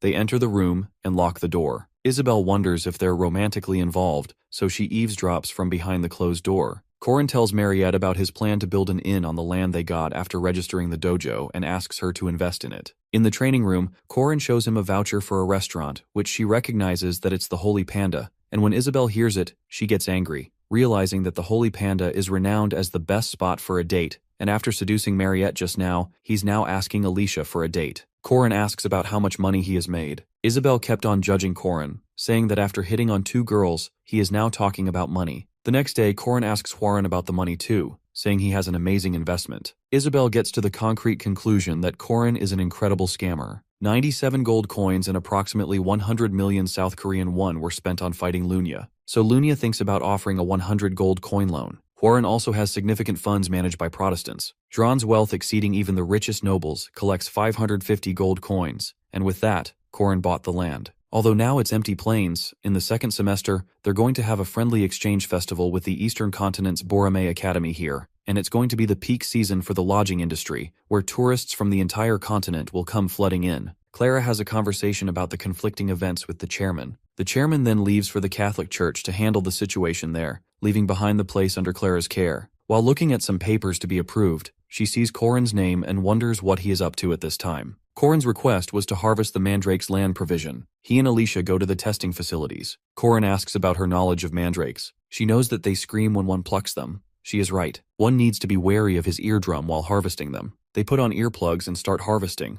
It's even difficult to harvest mandrakes alone, as one needs to pull the plant and another needs to cut the roots and stem to stop its screams. Despite the nervousness, Corin starts but realizes Alicia didn't wear her earplugs properly, so she starts foaming. He decides to do it himself, and screaming back at the mandrake, he cuts off its stem and roots. He yells at Alicia for not being useful and decides to stop in case he collapses if he goes until the silver ones. Mariette arrives and saying it was too noisy, she inquires what the two are up to. Corin reminds her of his plans of plucking mandrakes, but as they both are tired, they're going to have some rest. Mariette offers help and directly goes to easily harvest them without earplugs. They both are shocked seeing her do that so easily. She claims harvesting 30 of them at her farm this year. Since their plan is to make a herbal decoction, she decides to cook a stew and asks Alicia if she can get rabbit meat and potatoes to eat. Upon being asked, she tells Corin to do nothing, as she is going to do everything for him. A mandrake can be consumed by eating the root directly, but making it into a herbal decoction is more effective. By adding up to 28 ingredients and boiling for more than 10 hours, mandrake herbal decoction is ready. As Corin draws some rune characters on the sand, she recognizes them and asks how he knows a dead language. He claims to be learnt by his master. Corin has been training in martial arts for years, but this is different, as it is the original runes. He claims that knowledge is power, but only if you know how to use it. The original runes are retrieved and engraved onto the body, a power that could only be used by one person, and one of the final boss's goals was to retrieve and possess the original rune while the master tried to leave the original rune to him, and she passed away before she could. Mariette asks if his master is a member of the Mage Tower, so he replies that she's just a normal person. A normal person. Mariette then offers food to him and calls Deokgu, an ex-vampire orb, to bring the basket of food. She thanks Corin because he kept sharing his blood. That's how she officially got a familiar. He then asks if he's made from his blood. Then half of the blood in his body must be his, which makes Corin his dad. Mariette blushes and asks him to play with Deokgu, and they do so. Corin consumes mandrake herbal decoction, and his mana recovery ability increases and dignifies his named level stats. He shares the rest with them as drinking it more than once has no effect. He then picks up the white silver mandrake and eats it by the root. As a result, his aura core, a strong vessel for a knight's aura, is created. Seeing the results of the silver mandrake, Mariette wants him to take the gold one, as the results are going to be incredible, but he denies it, as he is going to do that later. Haman Velsh, by looking at Corin Locke's rank, gets shocked and wants to remeasure it.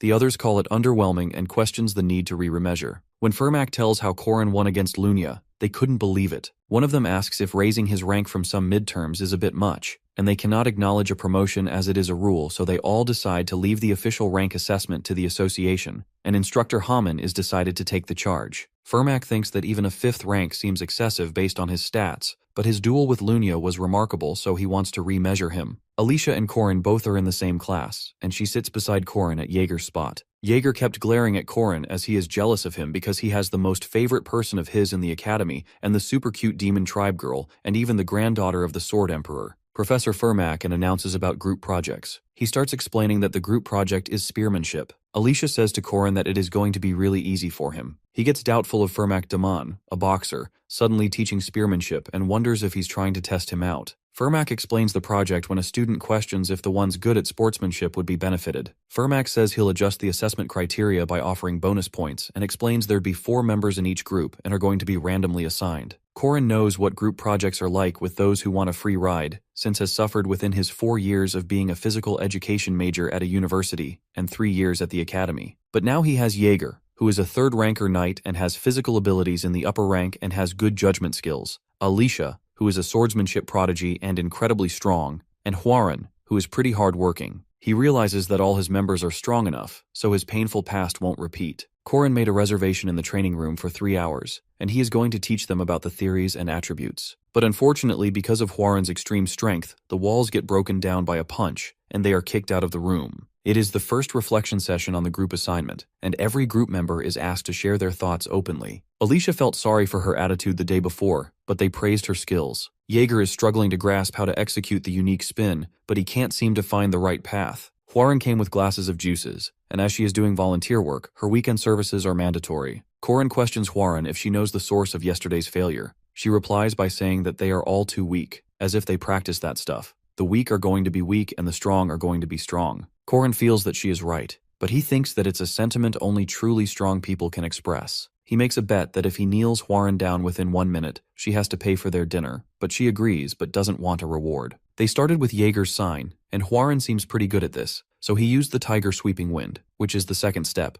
but Hwarin manages to destroy that all too. Then he used the 8 trigram steps, but she didn't even bow a little. Hwarin gets angry and wants Corin to dodge her attack if he doesn't want to die, and if he doesn't do so, he is surely going to be hospitalized for at least 2 months. But he tried to block that, and even though he did it with full power, some of his muscles ruptured. But somehow he made her kneel down. Hwarin gets angry and wants to do that again, but Corin denies it, as he already won. A few days later, he took a bit but managed to successfully apprehend his group members' revolt, so now he can teach them spearmanship and prepare them for presentation. Hwarin sends him a letter saying that she is sick and won't be able to join. He calls her at dinner and gives her some food and claims that if she eats, she is not going to be sick anymore. She accepts that she's not sick. Corin tells her that it took him 3 years to get good enough at martial arts to make her kneel down. Somehow they both made it, and she started eating. Hwarin hands over the notebook to him, which includes the position of spearmanship principles, the one he asked her to do. The group presentation day starts. The group that came, whose leader is Police, seems quite well prepared.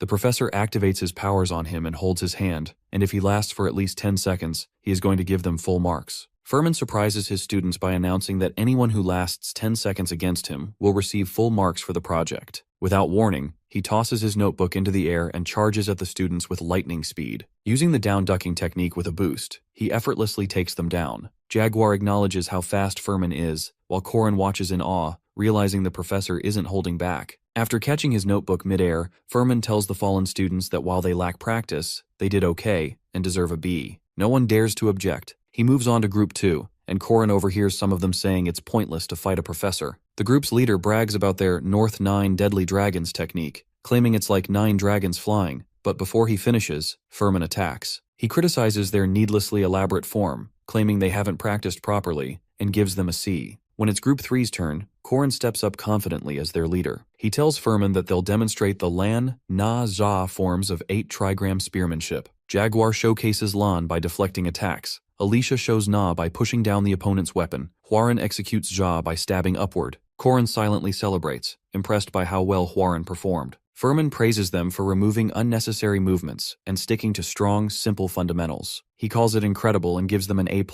However, he then shocks Corin by saying only he will face the professor in the real fight. He smirks, suspecting Furman had planned this all along, but agrees without hesitation. As the duel begins, Furman uses Jet Boost and throws a right hook. Corin analyzes his stance and realizes something is off. Furman is left-handed. While pretending to be right-handed, his footing gives it away. Corin blocks the attack, catching Furman off guard. The students are stunned. Furman's speed and style have changed entirely, but Korin is still able to block every move. Furman starts to wonder if Korin has surpassed A rank level. He steps up his power, demanding Korin show him that spearmanship is not just about the basics. But Korin suddenly stops and stands still, shocking everyone. When asked why he is not attacking, Korin calmly replies that 10 seconds have passed. Korin thinks to himself that Furman is probably suspicious. After all, he only used his right arm to fight, pretending to be right-handed, but he already knew he wasn't. What will Furman conclude from this? Furman turns to Group 3 and announces that their simple mastery of the basics represents the true secret arts. He awards them an A+ as the group celebrates. Then he asks Korin to meet him privately, assuring him it's just a talk. In a secluded location, Furman asks if Korin is a 5th rank knight. He confirms this, though Furman says his skills surpass that level. He smugly agrees, thinking to himself that although he's talented, he still can't sense spirits properly, and can only capture evil spirits under specific conditions, hence why he's not qualified to hunt high-level ghosts. Furman reveals that the Knight faculty professors recently discussed Korin's case. They decided he needs to be re-evaluated, and he'll now be given special missions. Based on their outcomes, his rank will be reconsidered. The highest possible outcome is a promotion to semi-first rank, thanks to his unconventional achievements. Korin is pleased because a higher rank means more mission options. As a student, this would usually be a privilege in the 2nd year, but now he might get it earlier. He agrees to the re-evaluation and asks what he needs to do. Furman hands him a sheet listing 4 semi-first rank missions. Korin must complete 2, 1 monster hunt, 1 evil spirit hunt, alone. He feels the pressure of the decision, but prepares himself. Soon after, Korin meets with Professor Herman, who greets him as fog covers the sky. Herman tells him stories about his youth, venturing into foggy lands to hunt monsters. He jokes that the stories will keep him entertained, which pleases Herman. Korin's first target is the twin-headed ogre in the city's western mountains. Though powerful, the creature is still a juvenile and was downgraded from 1st rank to semi-first rank. Herman also mentions that the ogre is raising longhounds and a few hunting dogs. Korin decides a frontal attack is unwise. Herman agrees, saying the Guardians value strategy, not just brute strength. When they arrive at the ogre's cave, Korin understands that neither Herman nor the nearby association staff will help unless the situation becomes life-threatening, and if they do step in, it means he'll fail the evaluation. Herman then instructs Korin to give his analysis. He inspects the area and confirms that the ogre and the hounds are traveling together. Based on footprints, he deduces there are 3 longhounds. Herman continues testing his knowledge and strategies, which Korin answers confidently. Finally, he announces that he'll use what was given to humanity in this fight. When Herman asks what that means, Korin replies, "My head." With a confident smirk, he adds that, unfortunately for the ogre and its hounds, he's an expert when it comes to using it. Positions of demonic creatures are imposed in the world, and the ruler of the forest is one of them. An ogre who's like a tyrant, with 2 heads, controls the forest and considers it as his kingdom. Longhounds notice that the female and her infant had disappeared. They start looking at the traces in the ground. An intruder had dragged out the female, and after realizing this, the ogre expressed his beast-like fury since the female was their comrade. The longhounds, following the scent of her, start searching the forest along with the ogre. The intruder was about to get a taste of his own medicine when the longhounds, unexpectedly, were met with a whining female. Just as they tried to save her, logs of wood started falling on them, so they ran for their own lives. After spotting a safe place, they stop there but fail to realize the maliciousness of humans as they're blasted to death with kenas. When the ogre sees this, he seethes in anger at losing his pawns. The fire gets nearer to him, and the wooden logs start to fall on him too, but such trivial traps could never harm him. However, even after dodging the trap, he had no idea that it was just the beginning. The twin-headed ogre was a natural hunter, with one head gifted with good vision and the other gifted with a good sense of smell. It wasn't difficult to trace them, but there were so many traces that it was absurd. He thinks the intruder failed to even hide his traces and scent out of his foolishness, and it's so ridiculous the longhounds lost to him. However, the ogre unexpectedly failed to locate his prey on the first day due to there being numerous traces. He's about to muster up the courage again when he gets ambushed by Hagalars. He'd have been dead if it wasn't for his twin heads. He barely got grazed by a few pieces of hail, but whenever he's about to sleep, hail will start to fall, so he decided to ignore it after a few times. It was just when the falling hail turned into fired rocks and started to burn him. Even after enduring all this, he still failed to capture the prey despite his efforts. It was after 3 days when he realized that his role as a hunter had been reversed, which ignited the fire within him. Suddenly he hears the voice of Korin Locke announcing an end to this. The ogre launches towards him, but Korin also jumps in the air, unbeknownst to the future attack of the ogre. However,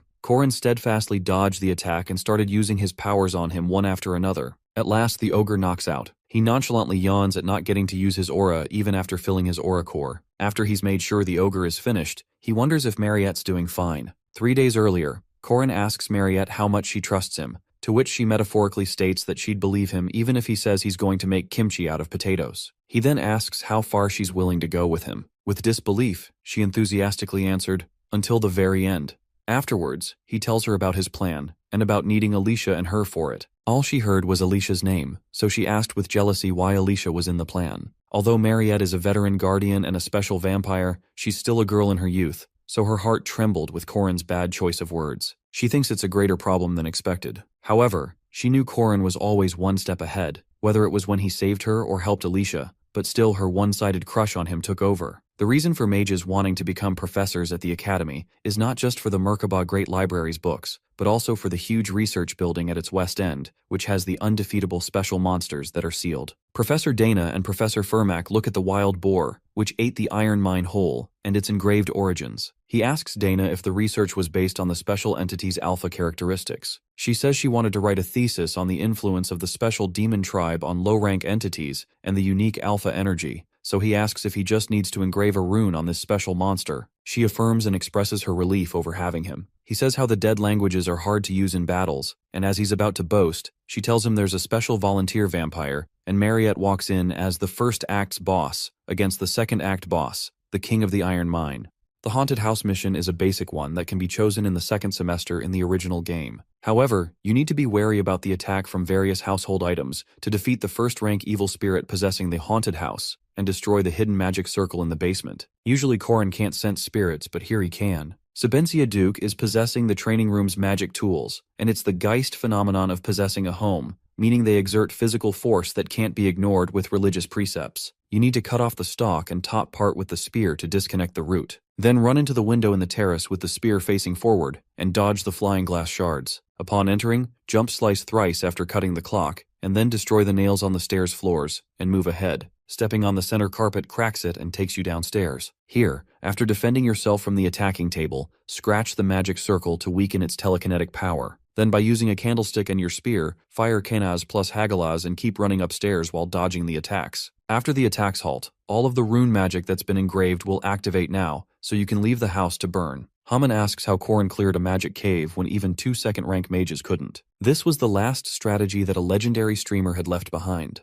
Haman congratulates him by acknowledging him as a semi-first rank and takes him out for a meal in Sar. Hearing the mention of Sar, he realizes it is a raw fish place where his reason to raid this region lies as well. As they walk out, Corin notices Dayoku following them and feels relieved. 88 years ago, in the polar region of the northern continent, the peninsula is enriched with countless natural resources, including the iron mine. The miners witnessed a massive boar devouring it there, and that's the king of the Iron Mountain. Alicia runs to the 4th-floor basement of the testing facilities in the morning, as asked by Corin. A few days ago, Alicia called Mariette to the 1st floor, but she asked Alicia if she wanted to try the elixir first since she needed to check if it was safe. When Alicia drinks it, she likes it a lot, which makes Mariette happy for her experiment to work out. Afterwards, Mariette explains to Alicia about the Iron Mountain's king, which is now sealed in the testing facilities. Professor Dana asks Mariette about the difference between special demons and monsters, so she answers it's the strength of specials like domination. Dana confirms and tells how some demons, called alpha entities, emit a different energy than others and are stronger. They can dominate their kin but not other demons. However, it works on some specials, since they can command any weaker demon. Mariette recalls when she ran away from the hunting ground and had the monsters offer their blood to quench her thirst. She says to Dana that she thinks it was more like using their fear instead of domination. So Dana explains the 3 kinds of species: monsters, evil spirits, and demi-humans. She asks Dana if she can easily command other demi-humans by using her alpha traits, so Dana states the requirement of more research and doubts its possibility due to demi-humans being smarter than humans. Dana then asks for Fangbores to experiment with the alpha traits of a special monster and tells her if she can use alpha traits on them, theoretically, humanity should be able to control most monsters and evil spirits. Mariette's content to be trusted as a mage when Dana asks if she's made the elixir tasty yet. After she conforms, Dana asks her to dominate the boars. She manipulates them into coming out of cages and to stop, but when they fail to understand the command to lie down, Dana asks Fermac to release the king's seal since lower-ranked monsters lack intelligence. He releases just the first seal, and Dana announces that the 1st, 3rd, and 7th resistance circles have been activated. She asks to strengthen the chains of the 4th and 6th seals, and the boars start attacking. When Mariette stops them, Dana wonders if they're losing control due to them being all boars. Suddenly the monster in cage A107 escapes. That's a manticore. Mariette shoots blood spears at it, and Hermac also joins in, but it's too strong. Suddenly, a lab assistant alerts them about the monsters trying to escape from their cages and tells them to evacuate. Dana orders the activation of large-scale monster-resistant circles and sealing magic and reseals the king. The magic circles and sealing magic fail to activate, and the king breaks free of the chains. At SAR, Korin and the men enjoy the feast to celebrate his promotion to semi-first rank. He gets turned down for asking for soju since he's a third year, a minor, and feels devastated over it. Korin tells Haman a saying from the East about how alcohol needs to be learned from adults and asks him to be that adult, and Haman gets manipulated by his admiring eyes. Korin's eyes shine with greed when Haman pours him some drink, but suddenly they hear a bark, and Haman gets confused by it. Korin almost cried at Dayaku's timing since it was going to be his first drink in ages. When the king frees himself, Fermac tells Mariette to block it together. Using the crystal lance magic, she tries blocking the king, but it unexpectedly shatters. She couldn't understand how it had such little impact on the king, but Fermac appreciates it anyway, and lunges forward towards the king. However, Fermac's attack does no damage, and the king, using a rune, Thurisaz Fehu, attacks Fermac, destroying the wall by throwing him against it. Mariette feels anxious about both Fermac and the barrier system when all the caged monsters break themselves free. The alert rings through the floor as the monsters run towards them with rage. Code Veronica activates, commanding all workers to evacuate and the security team to activate all available magic circles and mobilize the spirit golems. The golem team activates, and the interception system engages as they stand against the enraged monsters to stop them. Dana announces that the monsters must not escape the testing facilities at any cost. Among the monsters, there were even the first-ranked demonic beasts like a poisonous dragon and King Herent. The golem team fights against the monsters, but the monsters outnumber them easily. Considering the worsening situation, support is requested by Dana as they fail to block the higher-level monsters without a magic circle. She worries about them escaping the academy, so she permits the consecutive lightning attacks in the shared area. They were on such thin ice that she wasn't even sure if their budget would be okay after using all these facilities. The lightning attack activates and starts striking the monsters. As one of them gets near to Dana, someone saves her by attacking that monster, and someone says how their employer's insight is getting scarier. She turns towards the voice and is astonished to find Dron standing there. Upon being asked about his presence, he brushes it off, calling it a field trip. Dron then calls the monster towards himself, diverting their direction from Dana to himself. He then starts fighting against them and lunging towards the Dron's sword. The dragon beast roars fire from his mouth and Dron assembles his 5 swords.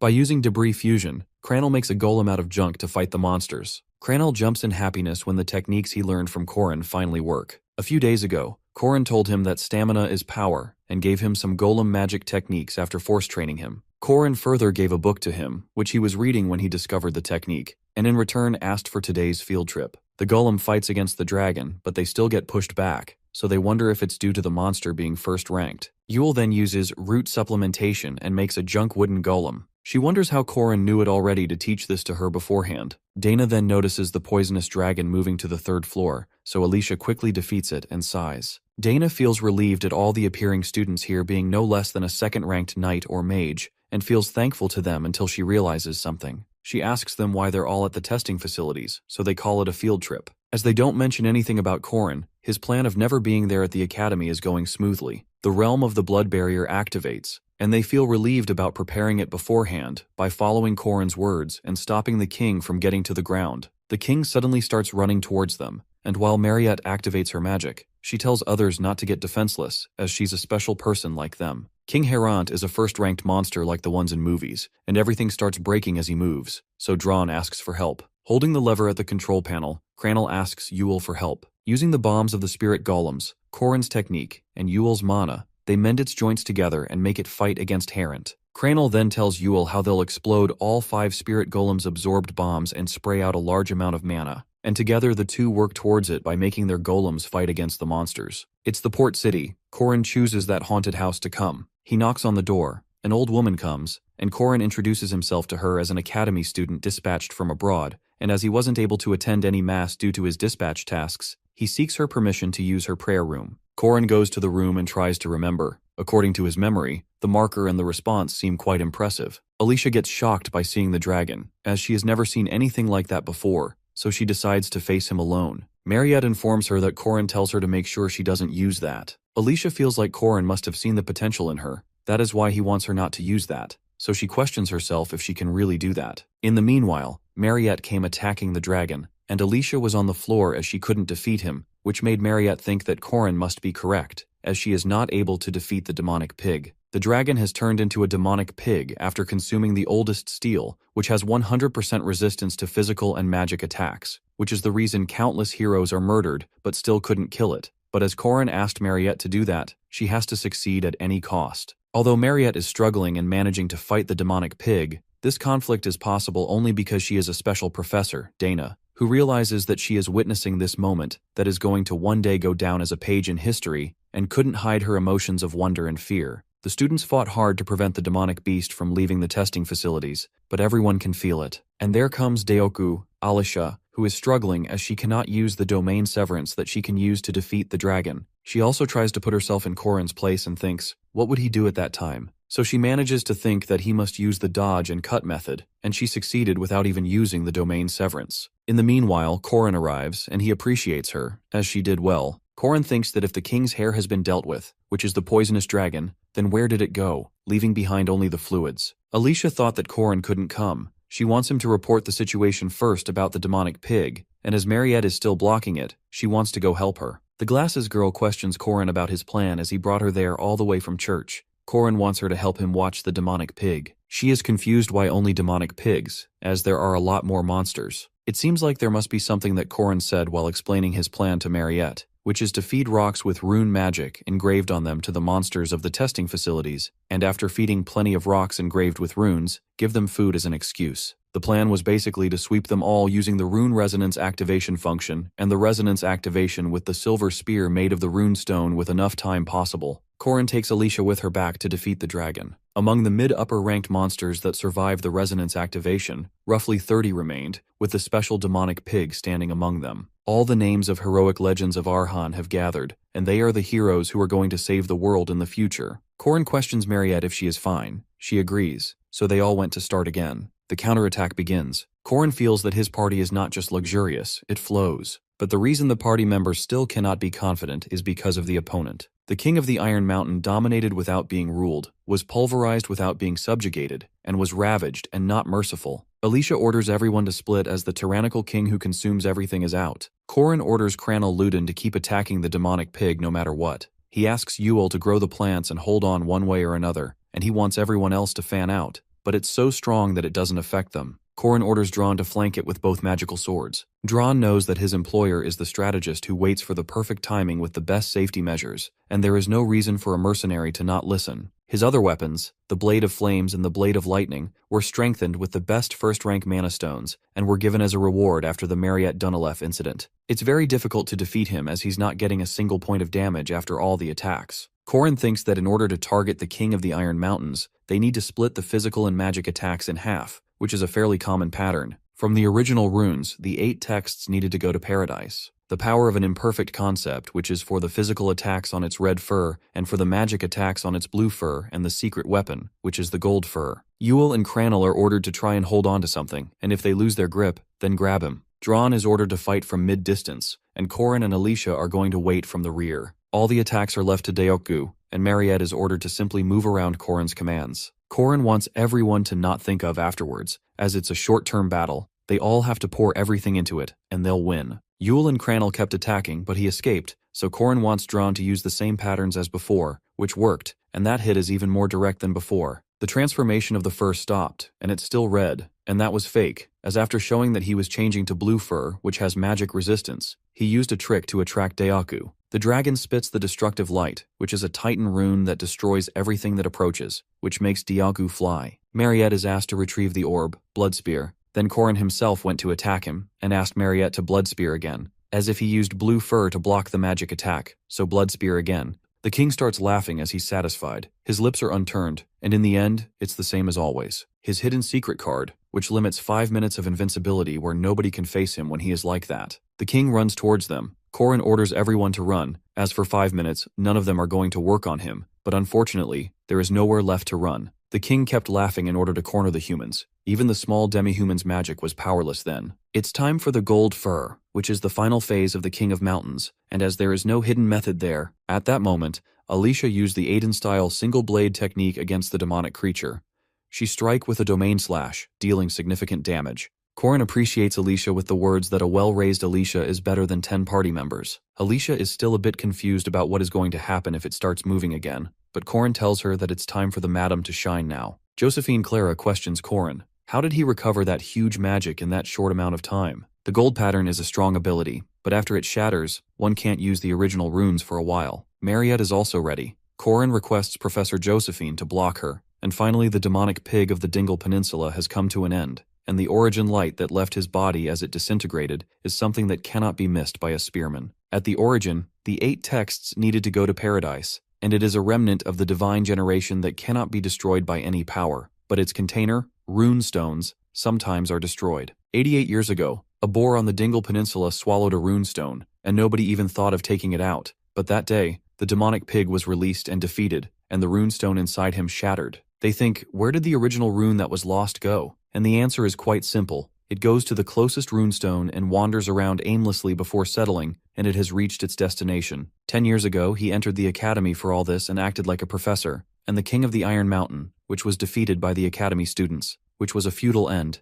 and it has been sealed for 80 years, so it's no wonder it has weakened, and all he has to do is to leave the academy. Fermac comes there. Korin tells him that as he is the disciple of the disciple his master renounced, then Korin is his martial uncle, and he wants Fermac to show him respect. Fermac feels that Korin has got to know his identity. Korin tells him that he can't go back to the origin, but that is something a mere student shouldn't know, and he thinks that maybe Josephine told him. Fermac gets angry and calls out Korin as his enemy, as even with the 6-step spearmanship he is unaware of, Korin has blocked all his plans and is standing in front of him. Fermac is the famous first-ranker knight, the mastermind behind the unsealing of the King of Iron Mountains, the final boss of the second part, the one who is going to appear with the King of Paradise, and one of the 4 executives, and his powers are at least the rank of Lunya Arden. Fermac questions Korin, saying, by showing a little of your talent, do you really think you can face me? As he knows how to quickly end things, Korin activates the rune of Sun Sawilo, which is the natural enemy of shadow types, as shadow-type sorcery needs shadow to exist, just like water attribute magic needs moisture, and fire attribute magic needs air. Korin has already engraved the rune of sun for the entire 20 days, and the desolate lot has limited access. In the place secretly connected to the testing facility's basement, he is prepared for the finals before anyone else. Korin claims to Fermac that he is well prepared there. They both start fighting, where Korin attacks him with the radio, but Fermac manages to dodge that, then Korin attacks him while returning to heaven. Korin questions him again if he is still pretending to be a professor. Fermac is confident enough that he has been doing that for the last 10 years, and it's an occupational disease. Korin threatens him that whatever he is going to do there, in the end he'll face death, but Fermac confesses that he is not going to be able to end the battle there, and is going to kill Korin the next time he sees him. But Korin wants him to leave the city as soon as possible, even though he needs to avoid the attention of those who still think he's dead, because if he escapes, he is going to use space magic to even shake off Madame Josephine and Fermac Damon, who have engraved the commandment and have no other choice but to accept the duel, and that is the reason Korin came alone, and even the imprisonment's limitation is that the duel has to be one-on-one. And even according to the sacred rules, they both have to reveal their real names to each other, where Fermac's real name is King of Paradise, Tates Valtazar's is Korin, and Aaron Danua's first spear. The conclusion to the duel is going to be the same whether they win or lose. The two opponents are getting ready for the duel. They reveal their names to each other according to the sacred rules. On one side is King of Paradise Tates Valtazar's ordinary warrior, Fermac Damon, while on the other side is Queen of Paradise Aaron Danua's first spear, Korin Locke. The system backup reveals the review of the 3 commandments of the duel. The first commandment is duty, the second commandment is restraint, and the third is oath to save the world. It is revealed that Damon is a fistfighter with close-range attacks while Korin is a spearman with close and long-distance attacks. Korin starts with multiple attacks like Calamity Serpent Intent and Slithering Serpent, not letting Damon get in close. Damon, on the other hand, is waiting for an opportunity to use the time of Korin retrieving the spear to get closer to him for an attack. However, Korin had long predicted this. Korin jumps up in close combat, making Damon think it as a sign of weakness and wait for Korin to land to strike him. Korin charges with a series of attacks, first with Infinite Returning Heavens, and then Chaos Spear. Damon is impressed with Korin's speed and how he gave 7 consecutive strikes while in the air. As soon as Korin lands and starts another attack, Damon strikes him with a powerful punch. Damon could not give up the attack despite bleeding from a cut arm to close the distance. Damon charges with a meteor strike attack with Korin, anticipating that Damon might be focusing all his strength on the final attack. Korin tries to block the final attack to make his move, but in a split second Korin notices that Damon had not intended to strike him, but to grab Korin's spear. Damon succeeds in grabbing the spear and throws it away, lodging it into a tree. Daman mocks Korin of what he intends to do now without his spear. Korin tries to retrieve the spear but finds out that the spear has been lodged in tightly and won't come out. Daman attacks with a southpaw flicker jab. Korin, however, amazes him by blocking the attack with his martial arts moves. Korin shows Daman that he's also focused on the basics of martial arts physical combat training. Korin strikes Daman with 8 trigrams raised palms and 3 piercing palms. However, Daman implies that he is almost surprised, revealing that Korin's physical attacks have no effect on him. Korin, with his spear skills, had polished his physical combat as well, but Daman had only polished his physical combat. Daman strikes Korin with multiple ranges of consecutive attacks. Seeing Korin taking so many hits, Daman believes that Korin has lost his will to fight. As Daman is about to strike Korin with a final blow to end things once and for all, Korin blocks the attack with his spear. Daman is shocked to find out that Korin had deliberately withheld the blows to get closer to his spear and retrieve it. Korin again charges Daman with his attacks. Daman is amazed by Korin's skills and reveals that he is at a disadvantage once again. Korin mocks Daman that even after getting beaten up, Daman is still acting like a professor. Daman intends to end the fight and summons the Shadow Citadel, a dark park part of paradise with demons. Daman starts gloating that Korin would not be able to escape the demons or his blows now. Korin laughs as he has one trick up his sleeve. He pulls out a gold mandrake from his bag. The mandrake's scream cannot be blocked with any magic abilities, even if they are shadow demonic beasts. Daman yells out if Korin could survive a petty trick like that. With a grin on his face, Korin replies that Daman will definitely die here. Korin mockingly questions Daman what he intends to with the demonic beasts gone, and the mandrake will keep on screaming. Korin reveals that he has abilities called regeneration and tolerance, so Korin will get used to the scream and survive the golden mandrake's screams. He mockingly questions Daman how long will he be able to withstand the screams. Calling Korin a coward, Daman summons the Shadow Servants X-12. Daman states that Korin's chances of defeating him are 0 as soon as Korin entered the Shadow Fortress. Daman charges with the Shadow Demon and the demon grabs Korin. Korin frees himself with an attack named Returning Demonic Spear. Daman charges towards Korin with his demons for his attack combinations. Frustrated, Korin reminds Daman that this was supposed to be a one-on-one battle and tears off his shirt. A bright light emerges from Korin, disintegrating the Shadow Servants. Daman is shocked to see the runes of the sun all over Korin's body, so the Shadow Servants can't even get near Korin. Daman thinks that Korin is an idiot to let his body go up in flames with the sun runes. Korin suggests Daman to have a one-on-one pure combat without any petty tricks, and to come at him with all his power. Korin senses that Daman is an arch-nemesis. Daman activates a life-risking skill named 6-Step Sura, which burns the aura core for power and speed.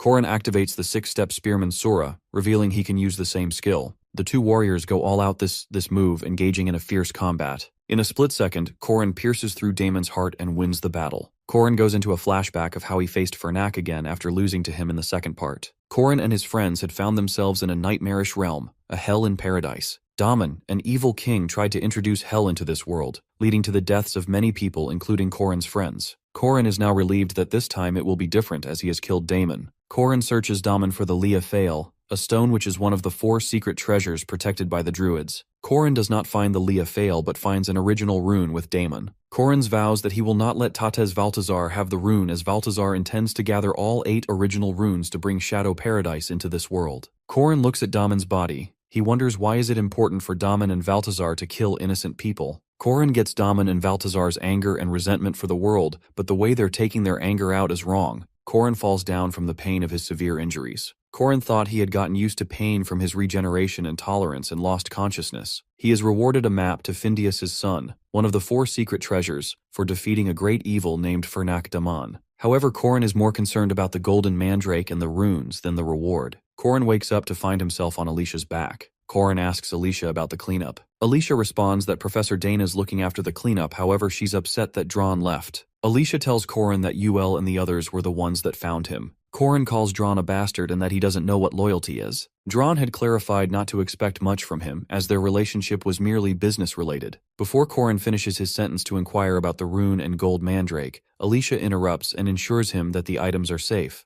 Korin finds it strange that Alicia knew what he was going to ask, as she's not that smart. Alicia is triggered by this statement and reminds Korin that she's the one carrying Korin and could easily drop him. Korin expresses his gratitude to Alicia for saving his life. Alicia brings up the topic about domain severance. Alicia reminds Korin that she wouldn't have defeated the King of the Iron Mountain if it weren't for Korin.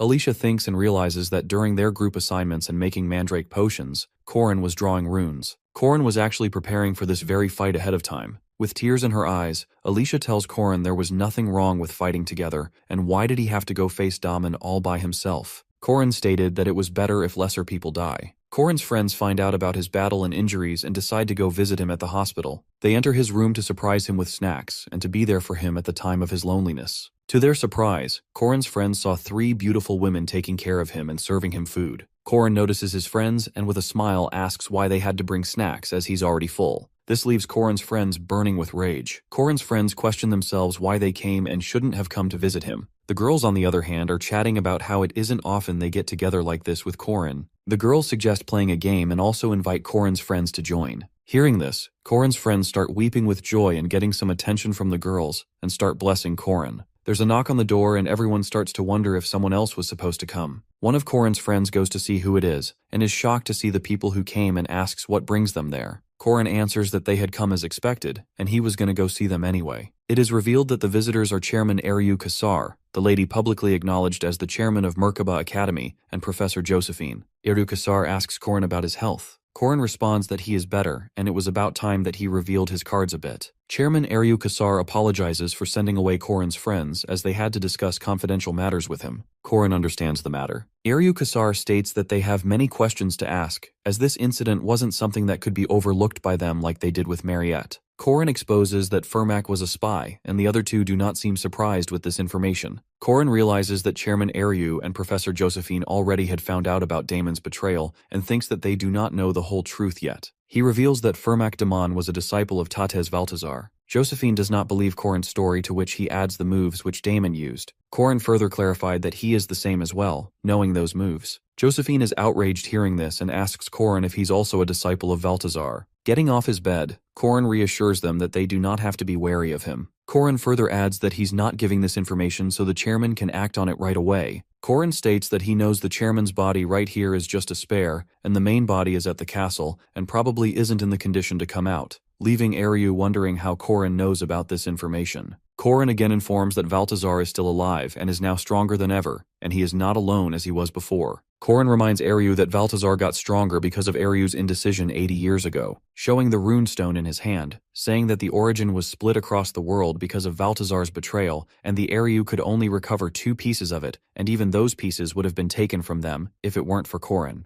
Korin states that the 4 secret treasures of Manhwa, including Lia Fail, the Stone of Fate, are probably in Valtazar's hands. Korin further adds that if the coronation takes place, Valtazar will no longer be considered an usurper. Korin asks the chairman that she will be able to guess what things would happen if the coronation takes place, calling the chairman by the name Aaron Danwa, shocking her. Korin realizes that it is getting all clear why Professor Josephine, with her 80 years of tenure, never became a chairman herself, but rather all the previous chairmen were bodies of Aaron Danwa made of rune stones to watch over the world. Eryu inquires Korin what he intends to do, to which he replies that both of them have the same goal. That is Korin's commandment, and he will gladly become her first spear. Korin is even willing to be treated like a dog by Eryu to protect the world. Kasar reminds Korin that she's the adult and it's her job to protect children like Korin, not the other way around. Korin calls Eryu by her real name Aaron Danua and reminds her that he has not forgotten her warm act of sacrifice for Korin, and now it's his turn to protect her. At the castle, Aaron Danua is conversing with Josephine, hesitant to allow Korin's decision to protect her. Aaron cannot believe Valtazar is still alive and if they can trust Korin or not.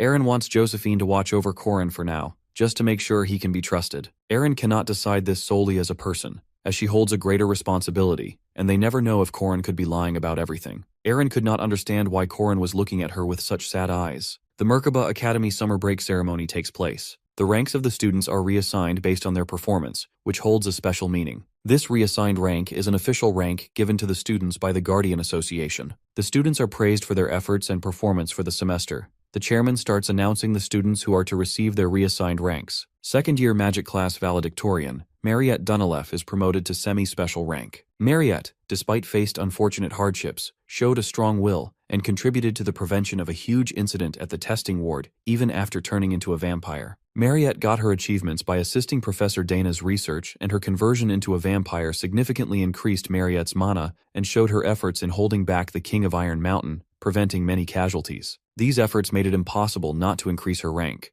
Hearing this announcement by Chairman Eryu, the students start praising Mariette that she's the youngest semi-special rank guardian ever. The students were joyful to witness such a legendary moment. Chairman Ryu begins announcing the names of the students who, like Mariette, have made great contributions to stop the incident that happened at the test ward. The students are shocked to know that who else had made contributions to increase their ranks. The students did not know about the others who contributed, even though the incident of Iron Mountain King was well known to be a huge incident. Much of the details of the incidents were kept secret, like the existence of the Iron Mountain King and the betrayal of Firmek Daman. Ryu announces the names of Cranel Luden and Yule from the Magic class, Alicia Arden and Dron Worski from Night class, and lastly Corin Loch. Ryu promotes Cranel, Yule, Alicia, and Dron to the semi-first rank for their achievements from the incident at the test ward. Ryu then announces that although Corin is a 5th rank guardian, but for the brilliance in his class and his amazing achievements, Corin will be promoted to 1st class rank. Corin's promotion was recommended by Ryu Kassar, Professor Josephine, and Professor Heyman Welsh. Corin's promotion left the whole crowd of students in utter shock, as Corin was someone who was a 5th rank guardian and got to the 1st rank in just 1 semester. Corin thinks to himself that the reason for his promotion to the 1st rank was the upper echelon's way of making sure he stays silent regarding Damon's betrayal, even though his skills were undoubtful. However, Corin doesn't care about that, as the most important part of this promotion was the special rights of the 1st rank knight and control over the other guardians. Corin would have made it to this rank in the 3rd year if this were the game. Even in the previous time, Corin barely achieved this in the 2nd year. Corin grins at this achievement because he can bring all the aces under him. Corin's friends meet outside and meet up and are sharing their plans for the summer break. Some are heading home, some are going for internships, and some are intending to go on an adventure. Alicia is, however, sad her grandfather is calling her to come home. Alicia asks Corin about his plans to go home. Corin replies that his plans have been cancelled. Alicia nervously invites Corin to join her, as she'll get scared going alone. Corin is surprised by this statement, but understands everything considering Alicia's personality. Corin thought that everything should be fine, as there weren't any problems in the game as well. Corin responds that he'll join Alicia next time. Mariette comes shouting Corin's name. Corin and Alicia are aboard a train. There are some semi-first thugs trying to hijack the train. Corin and Mariette enter the room talking casually and give not heed to the situation. The leader of the thugs gets frustrated by this and threatens Corin with his sword and asks Corin and Mariette to put their hands up. Corin lifts one of his hands up into an uppercut punch, making the other guy fly away out of the train. Corin asks the other thugs if he is to lift his hands like this, leaving them shocked and scared.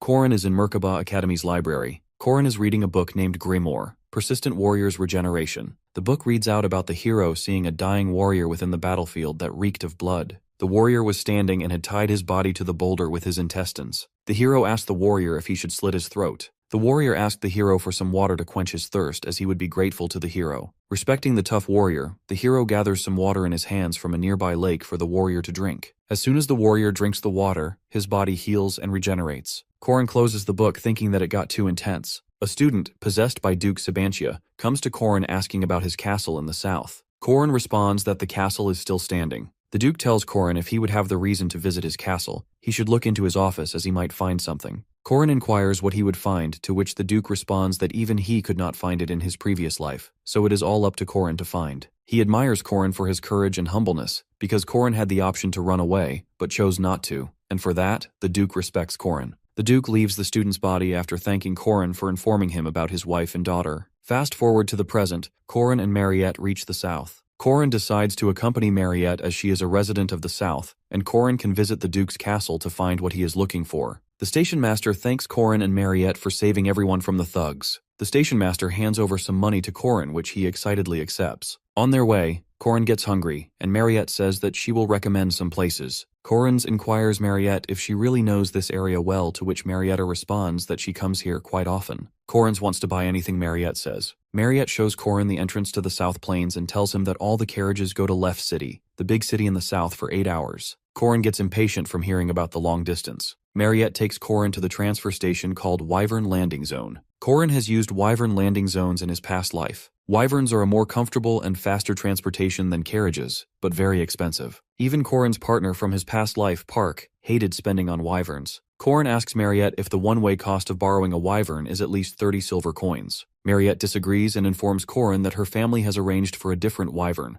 The staff at Mariette's residence are preparing for her arrival, as she is technically the princess of her family. The Hraesvelger lands with Corin and Mariette getting off. The large number of staff welcomes and congratulates Mariette for her break and being promoted to semi-first rank. Corin realizes something, and to be sure asks Mariette if her family does farming or not, and how big is the scale of the farming. Mariette informs Corin that the scale is 2 million. Corin is amazed with the farming scale of 2 million pyong, to which Mariette corrects him that the unit is different from pyong. The farming scale of Mariette's family is 2 million hectares. Corin is surprised after hearing the word hectares because 2 million hectares is equal to around 6 billion pyong. Corin soon realizes that Mariette and her family are icons in the south. Corin remembers that he saw many signs of Mariette's family name, Dunalef. The name was on the salon, grocery stores, post office, agricultural cooperation, and even the wrestling association. Entering the Dunalef residence, Corin asks Mariette why she didn't tell him that she's wealthy. Mariette denies her being rich because the wealth belongs to her parents. Corin knows that all rich people say this. The Dunalef family butler, Paul, laughs, saying that Mariette will soon inherit all the assets anyway, being the firstborn daughter of the family. Corin begins to wonder who that man is while Mariette is greeting Paul. Paul asks Mariette for her luggage and notices Corin. Mariette introduces Corin to Paul as her junior. Thinking that Corin is Mariette's love interest, Paul starts talking to Corin about being the son-in-law of the Dunalef family, making Corin embarrassed. Mariette answers Corin's question about the Duke's castle that it has been bought by Count Cassius. Corin remembers Count Cassius being a traitor from an archipelago from his past life. Count Cassius was a nasty human and demanded them to catch the sea serpent before even letting them enter his castle. Corin remembers himself and Park Si-hoo fighting the sea serpent day and night just to get the Count's permission to enter the Duke castle. Corin is worried about going through that hardship again, to which Mariette responds that she already spoke to Count Cassius and he happily invited them to his party on Friday. Corin is filled with tears that this quest could have been completed easily, while in his past life Corin had to work like a dog just to get Cassius's permission. Corin sees Mariette as a god to have done this task so easily. Mariette invites Corin to go shopping the next day for the party, to which Corin agrees. The next day, Corin is wondering if this is what shopping is like. Mariette buys Karina a sweet for 3 gold coins, a necklace and shoes for 6 gold coins, everyday clothes for 4 gold coins, and many other things. Everything was bought with a blank check. Corin thinks that these are all brand names and this money was enough to become wealthy in real estate in Seoul. Corin wonders if Mariette intends to make Corin her slave. Mariette takes Corin to another place, with Corin revealing that he's getting scared and tries to stop her from buying more things for him. At the Smith store, the shopkeeper greets Mariette and hands over the commissioned item she had ordered. Mariette hands over the present to Corin, saying that this item contains the same minerals used in Alicia's odachi. The item was the unbreakable stone, which even the academy didn't have. Holding the stone in his hand, Corin thinks that the unbreakable stone won't even break in the domain like the refined silver stone. Corin wonders how Mariette got the stone, as it even isn't on the market. This one stone made Corin happier than all the other gifts he received from Mariette, since this was the special stone used for Sword Emperor Garand Arden's hidden piece. Mariette suggests Corin that if he uses the stone to coat his spear, Corin would be able to use his spear even in the domain without any problems. The unbreakable stone is Mariette's last gift for Corin. Seeing Corin this happy and excited makes Mariette happy. Corin thanks Mariette for the stone. At the Dunalef home, Corin greets Mariette and her parents for dinner. It is customary to dine with a friend's family when visiting the friend's home. Mariette invites Corin to sit beside her. Mariette's mother, Mrs. Dunalef, admires Corin for being handsome and asks him to take a seat. Corin bows to greet Mariette's mother with respect before going to sit at the table, but is stopped by Mariette's father. Mariette's father wants to ask Corin a question to determine if he should sit there or not. Mariette's father asks Corin if he's a virgin, leaving Corin dumbfounded. Mariette and her mom burst with rage to why Mariette's dad asked such a weird thing. Mariette asks Corin to ignore her father and sit down. Mariette's dad stops Corin again to determine if he's a virgin or not, as the son-in-law of the Dunalef family must be the virgin. This leads to an uproar of argument, with Corin thinking that this meal would not be smooth. At the dinner table, Mariette's father makes it clear to Corin that his daughter, Mariette, is off limits and wants to marry someone like her dad. While forbidding Corin to marry his daughter, Mariette's father is slammed by Mariette on the table. Mariette's dad calls Mariette strong and resembles her with her mother. Mariette stops him from talking any further nonsense. As Mariette is dragging her dad away from the room, he questions Mariette why she is being like this, as he only wants to protect his daughter, leading Mariette to stop him from talking again. Mariette's mom apologizes to Corin on her husband's behalf, and Corin still finds it merry and nice. Mariette's mom wanted to meet Corin and greet him, as she had heard about him a lot in Mariette's letters. Mariette's mother bows her head and thanks Corin, to which he responds that he did it because he could, and the most important thing for Corin is Mariette's happiness. After hearing Corin's response, Mariette's mother is shocked that admires Corin's personality and nature, that Mariette's letters were indeed true. While at it, Mariette's mother almost mistakenly calls Corin her son-in-law. Mariette's father charges in, interrupting his wife, and states that he'll only allow hand-holding. Mariette's father repeats himself that his son-in-law should be a virgin, only to be pounded by Mariette the very next second. Mariette's mother welcomes Corin and advises him to ignore her husband, and she's quite liberal. Mariette gets embarrassed by her parents' actions. Corin smiles at the quirkiness and merriness of Mariette's family. The next day, Mariette takes Corin to the Duke's castle for Count Cassius's party. Cassius greets Mariette at the door. He is excited and honored for Mariette to visit the Blandria family. Seeing all the jolliness, Corin wonders if Cassius is the same stiff man who sent him to capture the sea serpent to allow Corin into his castle. Mariette and Corin are announced entering the party. Corin is proud that if he had not saved Mariette, Corin could not have witnessed Mariette being this happy, and the southern people would have lost their princess. The ladies are amazed to see Mariette at the Blandria family's party, and Cassius must be of a higher value to have Mariette accept his invitation. The Dunlef family has a high influence in the south. For Cassius, having Mariette's presence in his party is more beneficial than catching a sea serpent. Corin suggests Mariette to enjoy the party a bit before going into the Duke's office.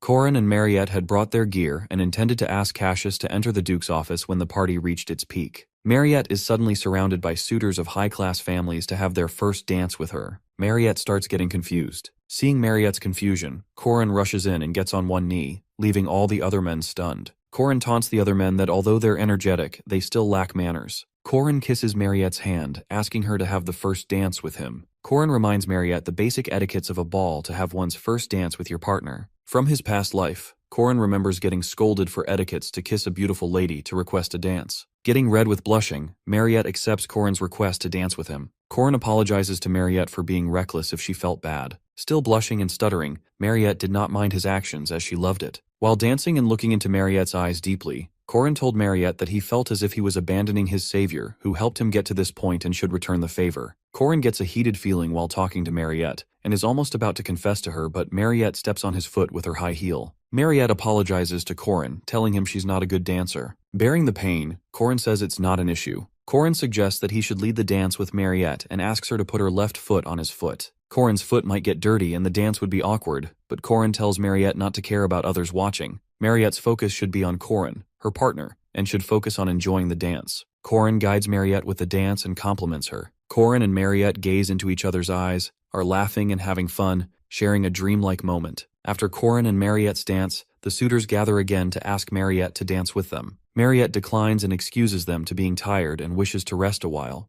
Corin escorts Mariette to the lounge with Mariette thanking him. This leaves all the suitors enraged and cursing Corin behind his back. The ladies in the party are mesmerized by Corin's actions that were beyond romantic and how Corin cared for Mariette, even though the dance was awkward. The ladies also talked about how Mariette was smiling when she was with Corin. Corin and Mariette enter Duke Sabancia's office. Mariette asks Corin what he is searching for, to which Corin responds that it doesn't matter what, as long as they are looking for traces of Duke Sabancia. Corin picks up a book, thinking that in the game the book has the traces of the Duke's wife Luina and daughter Cecilia, that the player in the game must find in the Duke Sabancia's quest, and normally giving this book to Duke Sabancia ends the side quest. Corin also wonders that in the game and in his past life, there was no line telling him to look in the office, so why has the Duke called him here? Exhausted from endlessly searching the entire office, Corin and Mariette sit down to rest. Mariette questions Corin if there is any evidence or hidden passage or clue. Mariette complains about being hungry. Corin asks Mariette if she did not have anything to eat at the banquet. Mariette reminds Corin that she came out immediately and did not get time to eat anything. Having a steamy gaze, Mariette admires Corin's jawline and collarbone. Corin realizes what Mariette wants, as this was a natural sign with the development of their relationship. Corin permits Mariette and she starts to suck Corin's blood from his neck. Corin asks Mariette if she's done. Mariette is confused because Corin didn't feel any pain, to which Corin explains that he has developed a persistent warrior's tolerance, so he doesn't feel anything,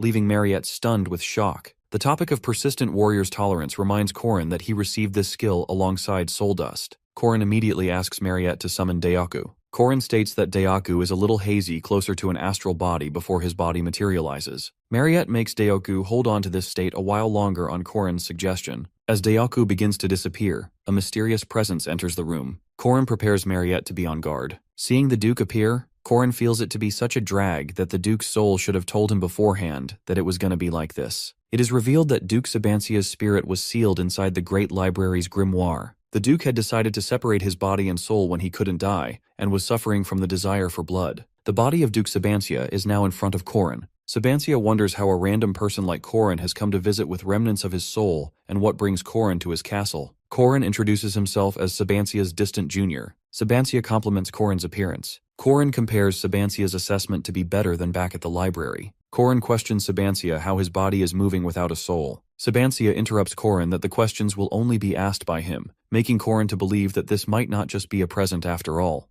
Sabancia Duke was the great general who ruled the entire South 800 years ago. The world knew Sabancia as the strongest of all time. Fast forward to the present, Korin is in a fierce battle with Sabancia Duke. Sabancia remembers that Korin had met his soul and asks Korin if he killed it. Korin answers that he did not kill Sabancia's soul but rather helped him find peace and ascend. Korin thought Sabancia would bring more than the grimoire as a gift this time. Sabancia believes if his soul guided Korin to his castle, then Korin wouldn't have brought a vampire with him, something that Sabancia despises. Sabancia thought all of Korin's statements as lies and refused to believe Korin. Korin once again asks Sabancia how his body is moving without a soul. Sabancia reveals that since his body is a vampire, it needed a piece of Sabancia's soul trapped inside in the castle to prevent him from becoming a beast, like Mariette. Korin tries to make Sabancia believe that Mariette's controlling the powers of a vampire. Sabancia refuses to believe Korin as Sabancia had to rid himself of the bloodlust for 800 years and has worn out his soul senses and emotions. However, the one thing that did not disappear for Sabancia was the taste of blood, for which it is revealed that Sabancia has sewn up his mouth. Korin regrets bringing Mariette and putting her in danger. Korin assumes that since Sabancia just has his body for 800 years,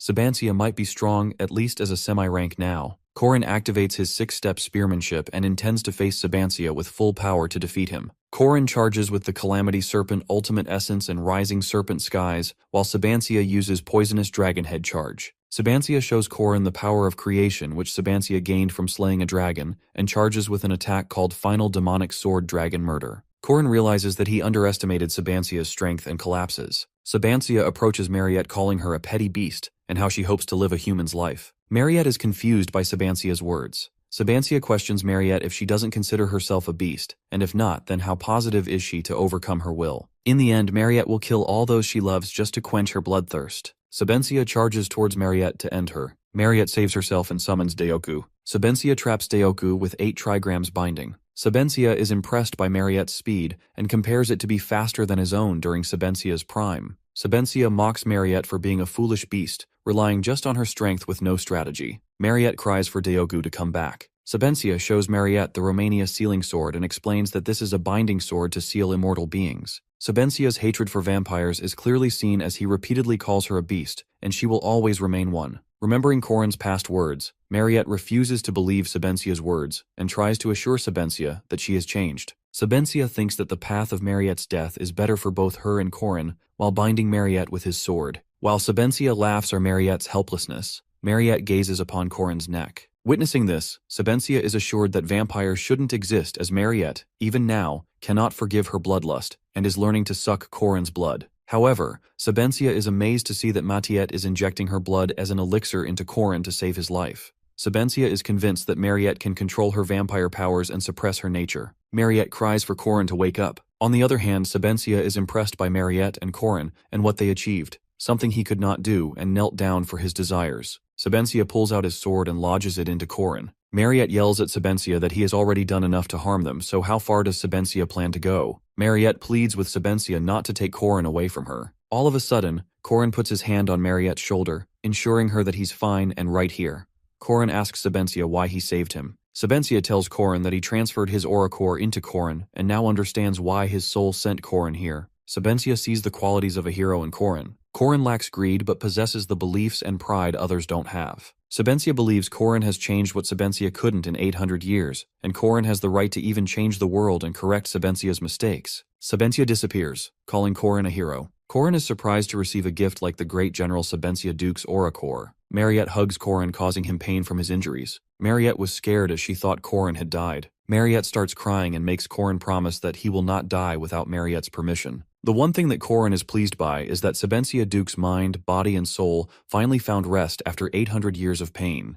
Korin has obtained Sabancia Duke's aura core, Duke's demonic nature, with a new special ability called Dual Core. Having gained his aura rank and gaining the new ability, Korin finds it strange why Duke did not give the main player this gift in the game and in his past life. Korin thinks it would have been nice if Duke would have given Korin this gift without the fight and suffering. Korin sees both his and Mariette's clothes drenched in blood and decides to wash them. Corin is waiting for their clothes to dry while Mariette is resting with a cloth on her bare body. A maid enters the room. She's shocked to find Mariette and Corin without clothes, and seeing Mariette lying in Corin's lap, mistaking them to have engaged physically. Corin tries to clear the misunderstanding that he's just drying their clothes. The maid notices the sweat, muscles, and hot air in the room, making her assumption more clear. Corin still tries to clear things for the maid, but the maid apologizes and runs away, telling Corin and Mariette to enjoy their time. Corin is embarrassed and questions the meaning of the maid's words and tries to stop her from misunderstanding. Corin believes something has gone wrong. Hearing this, Mariette's father gets furious and threatens to kill Corin for messing with his daughter. It took around 20 days to clear up the misunderstanding. Corin decides to hide in the mountains for those 20 days, while Mariette's father has his people search for Corin for violating Mariette. Corin spends those days training his aura. Corin weighs a sign of relief when all the misunderstandings have cleared up.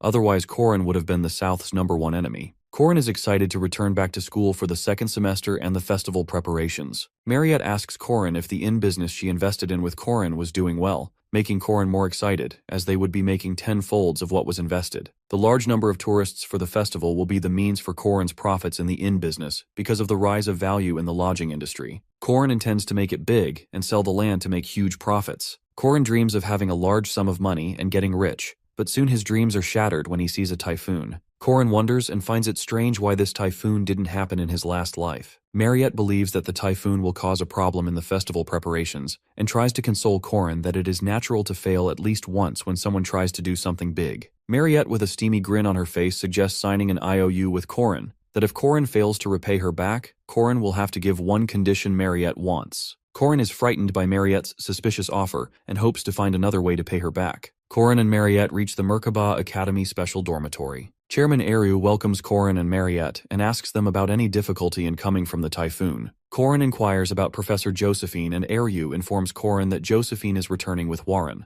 Professor Josephine and Warren were at the Xian Chapel throughout the break. Eru invites Corin to stay at the academy for the night, to which Corin asks if it's okay. Eru lets Corin know that Corin is not an outsider anymore, and she's thinking of letting Corin stay at the academy from the second semester. Corin believes that letting him stay is just an excuse to surveil him, as Master Aaron and Professor Jospaheen do not trust Corin yet, and must find a way to watch over Corin. Corin gets impatient with the typhoon, and Mariette wonders if the typhoon has damaged the city or not. Eru assures Corin and Mariette that the city doesn't have any major damages. The damages by the typhoon are not at the center, but the surrounding areas face more damages. Mariette is worried that the city will get damaged if the typhoon moves, to which Eru assures Mariette that it won't happen, as this typhoon is not a natural phenomenon, but rather the work of a monster. Mariette and Corin are stunned by Arius's statement. Eru begins sharing the story about an important sea route of a southern archipelago going upstream along the Agania Strait. The lone emperor of the ocean, the sea serpent, got entangled with the Agania Strait at some point. The sea serpent went wild without a care for the economic situation of humans and began shaking up trade ships invading its territory. One man, wanting to be a hero, set out to defeat the lone emperor of the ocean.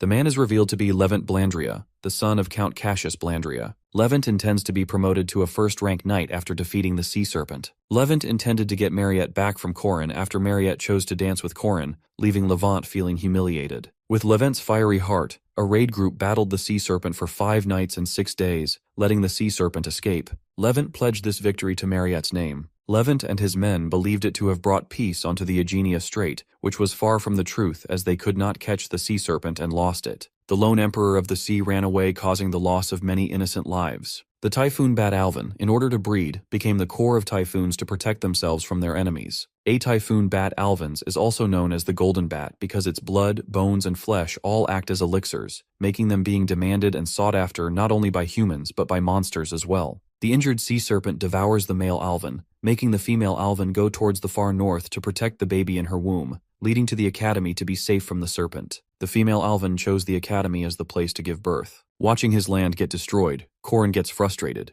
Corin believes it to be a result of the butterfly effect, as Corin and Park were the ones to defeat the sea serpent in Corin's past life, preventing the disaster by the alvin bat taking place now. The workers in charge of the construction of Corin's inn start evacuating from the danger. Corin pleads with the workers to stop as they're almost finished. The workers refuse to die from the typhoon getting bigger, and even ask Corin to give up. Corin believes if the typhoon continues 1 more week, the inns will be destroyed, and there would be no festival. Corin gets worried that if the typhoon goes on, Corin will have to bear a loss of 720 gold coins. The Merkaba Academy held an emergency meeting regarding the typhoon measures. Chairman Ariu had called a few presiding professors and students. Night faculty tenured professor Hemin Welsh asks if everyone is aware of the typhoon bat, Alvan. Magic Department's Professor Dana Arienne questions the matter of subjugating the Alvan bat, as they could capture the bat, and the money earned from the research could help recover the loss from the King of the Iron Mountain. Being furious, Welsh emphasizes that it is necessary to subjugate the bat, but gets opposed by Magic Faculty Professor Edgar Linton.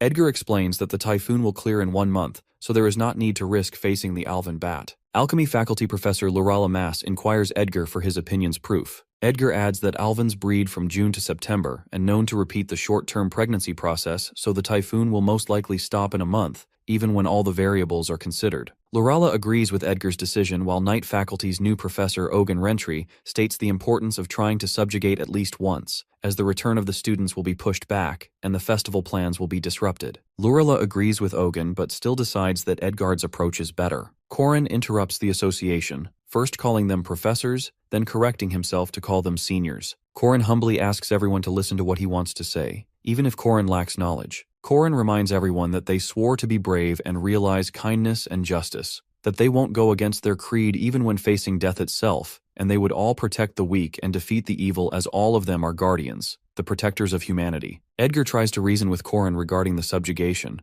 However, Corin makes Edgar realize the loss of the people on the street losing their homes and jobs, and Edgar cannot calculate lives with money. Edgar is dumbfounded to see Corin having such a sincere nature. Corin gets emotional that it isn't about oaths or chivalry, and that Corin just wants to save lives and requests everyone save the people, almost mistakenly revealing that all Corin just wants to save is In. Everyone praises Corin to be such a passionate knight at a young age. Hemin suggests forming a subjugation squad with the Guardians' names to save the people, to which Chairman Ariu agrees and gives her final word. Corin's passionate acting led everyone to quickly form a subjugation squad, and they all head towards the typhoon. Edgar states that he consulted the support group and all they need to do is know if time is everything well to take action. Corin is questioned about his sincerity and passion to save the people. Corin with a smile agrees and is happy that his inn will be prevented from destruction. The subjugation squad assembles, and their plan was simple: to catch the golden bat Alvan, which lives within the eye of typhoons. The subjugation squad will receive help from the support squad to create a crack in the typhoon,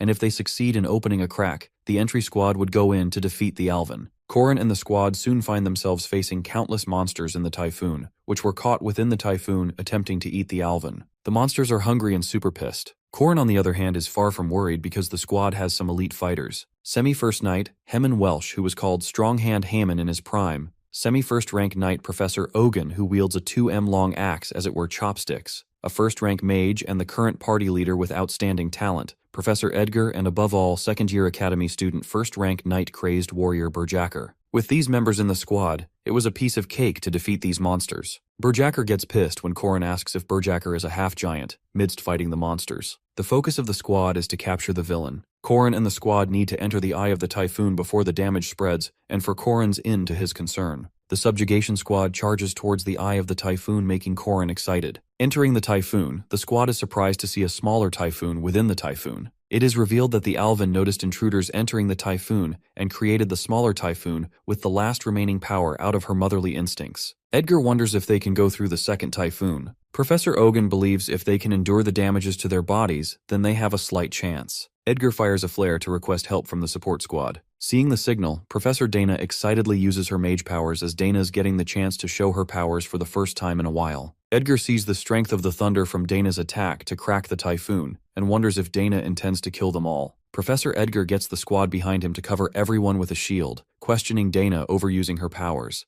Dana's red sprite attack blows the squad away, with Hemin criticizing mages to always kill knights. Edgar believes that the attack would be enough to break the typhoon. However, everyone is shocked to see the typhoon still in place. Edgar finds it impossible for the typhoon to still be there, as the attack was strong enough to even wipe out second-rank monsters. Welsh notices and finds it weird that the Alvan is getting bigger in size. Corin blurts out that the Alvan is evolving, a unique phenomenon in the development of demons which occurs in the matters of life and death. It is not strange for the Alvan, which can survive within a typhoon, to endure Dana's thunder, but instead, the Alvan absorbed Dana's thunder, making it stronger than before. The Alvan has now transformed into the king of the thunderclouds. The Alvan increases its power, and the squad find themselves trapped and flying in the typhoon. Welsh shouts out to request support from the support squad. Edgar thinks it's no use, as mage attacks would only make the Alvan stronger. Korin smiles and knows that it's time for him to step up. Korin begins to attack with Calamity Serpent intent, but soon realizes that a knight's martial arts attacks are only effective if their feet are on the ground, whereas the squad is in mid-air. Korin finds it annoying, not being able to do anything, and tries to look for an opportunity. Korin asks Berjecker to do something but finds that the 2M knights and a spearman with 2 cores like himself are weak in mid-air. Korin remembers that he has 720 gold coins on the line and thinks of a plan. He borrows Berjacker's head as a stepping ground to jump forward. Korin jumps over all the other squad members to go further ahead to finish off the Alvin as Korin refuses to surrender to a monster. Blinded by revenge, Korin charges to attack the Alvin, but finds himself stuck in some slime. Korin throws his spear towards Alvin for a macro hit attack, but the spear is deflected. Korin realizes once again that his feet need to be on the ground for any of Korin's attacks to work. Korin is ready to give up believing it to be his end, and thinks that he should not have invested the money, but instead should have used it to buy yummy snacks. When Korin is about to give himself into the typhoon, Korin hears a sound in the typhoon of someone fighting the Alvin and wonders who it could be. With a fierce blow to the Alvin, the person ends the fight. The typhoon disappears and the squad falls down. It is revealed that the savior of Korin and the squad was none other than Hwarin, who had just returned with Professor Josephine. Korin is grateful that the rescue squad came to save them. The incident caused by the typhoon bat that hit the city caused only minor damages before being stopped by Hwarin. Only the highway suffered the damage as the commotion was suppressed early on. However, there were some victims in the windy rains, so they are soon to recover. As the Academy is funded by taxes, so for the Guardians of the Academy, the image of heroism and symbolism is of high importance. With maintaining that image comes the responsibility of volunteer work for the city. The Guardians of the Academy are doing their volunteer work after the typhoon by distributing food and drinks to the citizens. A citizen asks Hwarin for an extra piece of potato, only to get refused in a rude tone. Korin, who's paired up with Hwarin for volunteer work, points out her mistake. Korin reminds Hwarin of the story of how civilization started. Hwarin starts to get annoyed, but Korin continues the story of how humans helping their weaker peers creates a civilization. Hwarin misinterprets the story by concluding humans to be weak. Hwarin finds all this meaningless because no human would help her. Hwarin stops when Korin volunteers to help her so that it means something for Hwarin. However, Hwarin wants Korin to stop talking, stating that if Korin knew about her past and how she was created, Korin would not help her. Hwarin calls herself a living jinx, and that even Korin would turn his back on her. The soul whose body Hwarin is using demands her body back, something which is revealed to haunt Hwarin. Hwarin starts arguing with the soul, and later asks Korin again if he would help this version of Hwarin. In Merkaba City, where the Guardian Academy is located, it is said to be the safest place in the world. However, it is far from the truth. There are back alleys in Merkaba City led by Black Star faction who lead this lawless area. It is revealed that the Black Star faction make their income by illegal liquor distribution and selling slaves. The Black Star faction has also invested in other businesses to solidify their position in the city, such as selling their liquor to a local pub, and yet claiming protection money from the very same pub. Korin is seen to be getting drunk in one of the taverns who are in business with the Black Star faction. Korin creates a scene and demands to see the manager for selling the bootleg alcohol. The leader of the Black Star faction enters to see the ruckus and the one causing it. The leader sees that Korin is a minor from the academy and tries to let go of what Korin did by offering to pay Korin's tab. Korin, assuming the leader to be the manager, pours out his mug of liquor onto him. The leader allows the members of the Black Star faction to beat Korin up to teach him a lesson, as he believes that his members are strong slave hunters from the wild and are like red insane dogs, and calls Korin a pup compared to them. Hearing this, Korin beats up the gang members of the Black Star faction to a pulp, frightening their leader. When asked about his identity, Korin tells the leader that he's a dogman who catches dogs like them and gives one final punch to the leader, making the name of the Black Star faction disappear for good. It is revealed that Korin has a different motive to enter the tavern that night other than dealing with a gang faction. The reason Korin targeted the Black Star faction is to free the slaves they had captured. All the slaves captured by the Black Star faction were demi-humans who were locked inside cages, being treated like animals. The humans were habitual of ostracizing demi-humans from society, leaving the demi-humans to be treated like animals by gang members.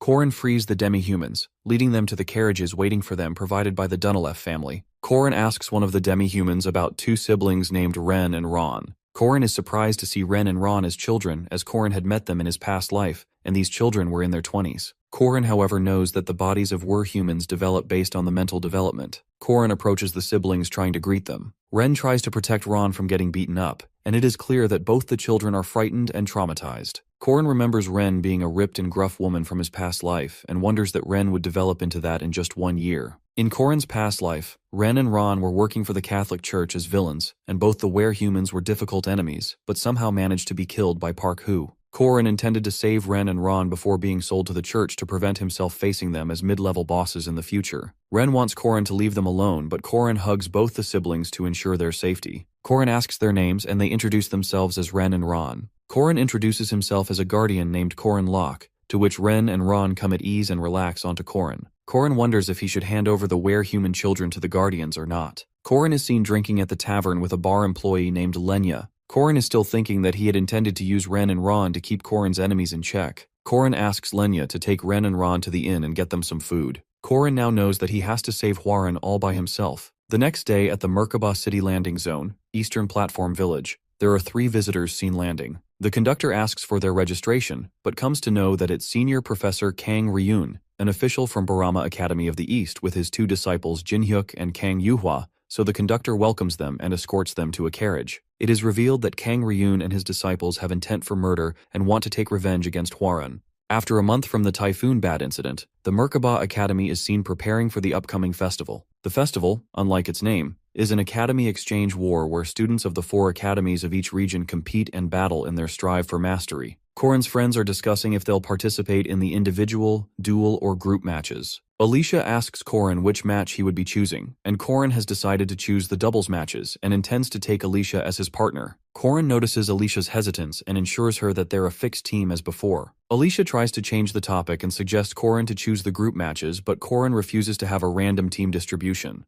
Alicia reminds Korin that the doubles team might also have random partner selections, to which Korin reminds Alicia that it will be announced that students with a 2nd rank or higher will have the right to choose their partners. Alicia doesn't want to be paired up with Korin again, as Korin treats her as a slave, and makes Alicia do all the labor, which surprises Korin. Alicia suggests Korin partnering with Mariette. However, Korin tells Alicia that Mariette intends to choose the individual matches to win the individual match prize all to herself. Everyone notices the participants from the East Fighting Hound Jinhyuk and Swordmaster Kang Yuhua entering with their Professor Immortal, Taoist Kang Ryun. Korin remembers Jinhyuk and Yuhua to be the protagonists of the 3rd part, Heavenly Yaksha. Kang Ryun requests Professor Josephine to transfer Hwaran to Borame Academy, to which Josephine refuses to accept. Kang Ryun believes it to be a reasonable request, being Hwaran's blood relative, as Hwaran was the center of the tragic accident they had faced a year ago, turning Kang Ryun's castle to ashes. Ryun reminds Josephine that she took Hwaran during that disaster, and now that Ryun knows Hwaran's whereabouts, wants his niece to return. Josephine states that Hwaran is a special case and Ryun should be aware of that. Josephine finds it strange that the reason Ryun requested the meeting immediately after his arrival was for Hwaran.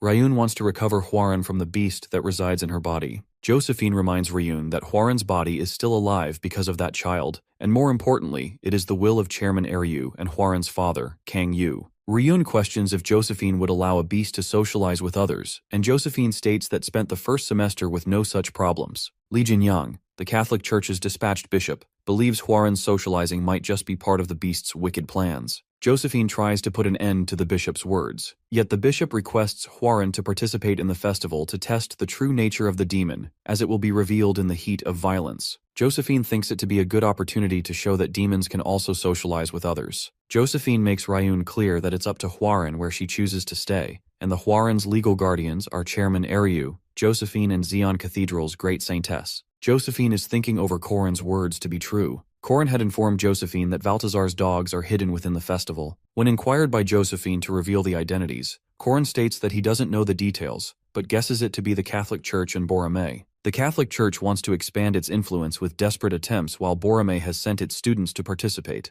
It is revealed that the Heavenly Yaksha is a very important incident that will decide the overall direction of the El-Las Kingdom. Korin asks Josephine to keep an eye on the Catholic Church and requests Josephine to have the Borame students stay at an inn in the outer region so that Korin can keep an eye on them. Josephine still doesn't trust Korin, believing him to be Balthazar's disciple. However, Korin shows Josephine his oath as a shadow warrior to change her mind. Josephine questions Korin about him owning the inns in the outskirts and trying to make a profit with his stalls and inn business. The festival's group match preliminary round takes place. Hwaran is the only one absent from the named characters, so Korin believes Hwaran might be participating in the individual matches. Kang Ryun is the judge in charge of the group trials, and will be determining the 16 guardians who will participate ahead. The topic of the exams is to save the civilians, and the participants to have their armbands ripped will be eliminated. Ryun casts the 8 gates array to form. It is revealed that the stone dolls will be acting as the civilians. After touching a civilian, the guardians can give them commands. Guiding a civilian earns 1 point, and destroying a civilian would deduct 2 points of each guardian.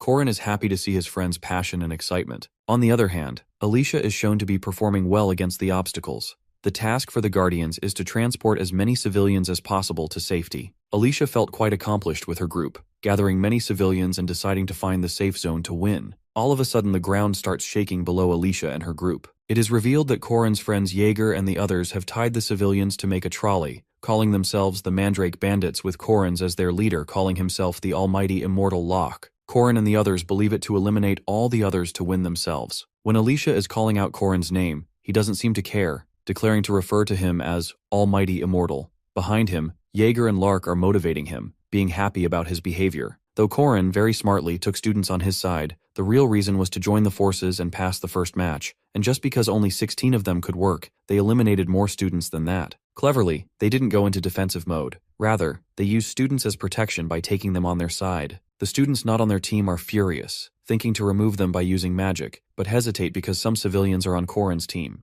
Meanwhile, the stone civilians form an army and carry Korin together. Getting to a safe zone makes him achieve 1 point, and destroying them makes him lose 2 points. Upon seeing this, the students get furious and lunge forward to attack Korin, but Lark steps forward, grinning evilly, and just then casts fireball magic against the students. Their quick grouping gave them a big advantage. While they immediately grew in number and surrounded themselves with most of the stone civilians, others were slower to group up and focused on finding safe zones instead. Though after 30 being eliminated, Korin has an encounter with Alicia. She is screaming at him to stop. On the other hand, he is proposing she join the Mandrake Bandits, demanding her colleagues' armbands, promising to give her the position of vice president then. But when he sees her hesitating, he instructs his opponents to bring Alicia's armband to him, and they will be into the bandits. Upon receiving this information, all Korin's opponents rush forward to snatch her armband. Gripping her odachi tightly, she knocks the students who came her way down, yet senses the threat and ends up accepting the proposal and becomes the vice president of Korin's Mandrake Bandit team. Just like everyone, Mariette also forms her team.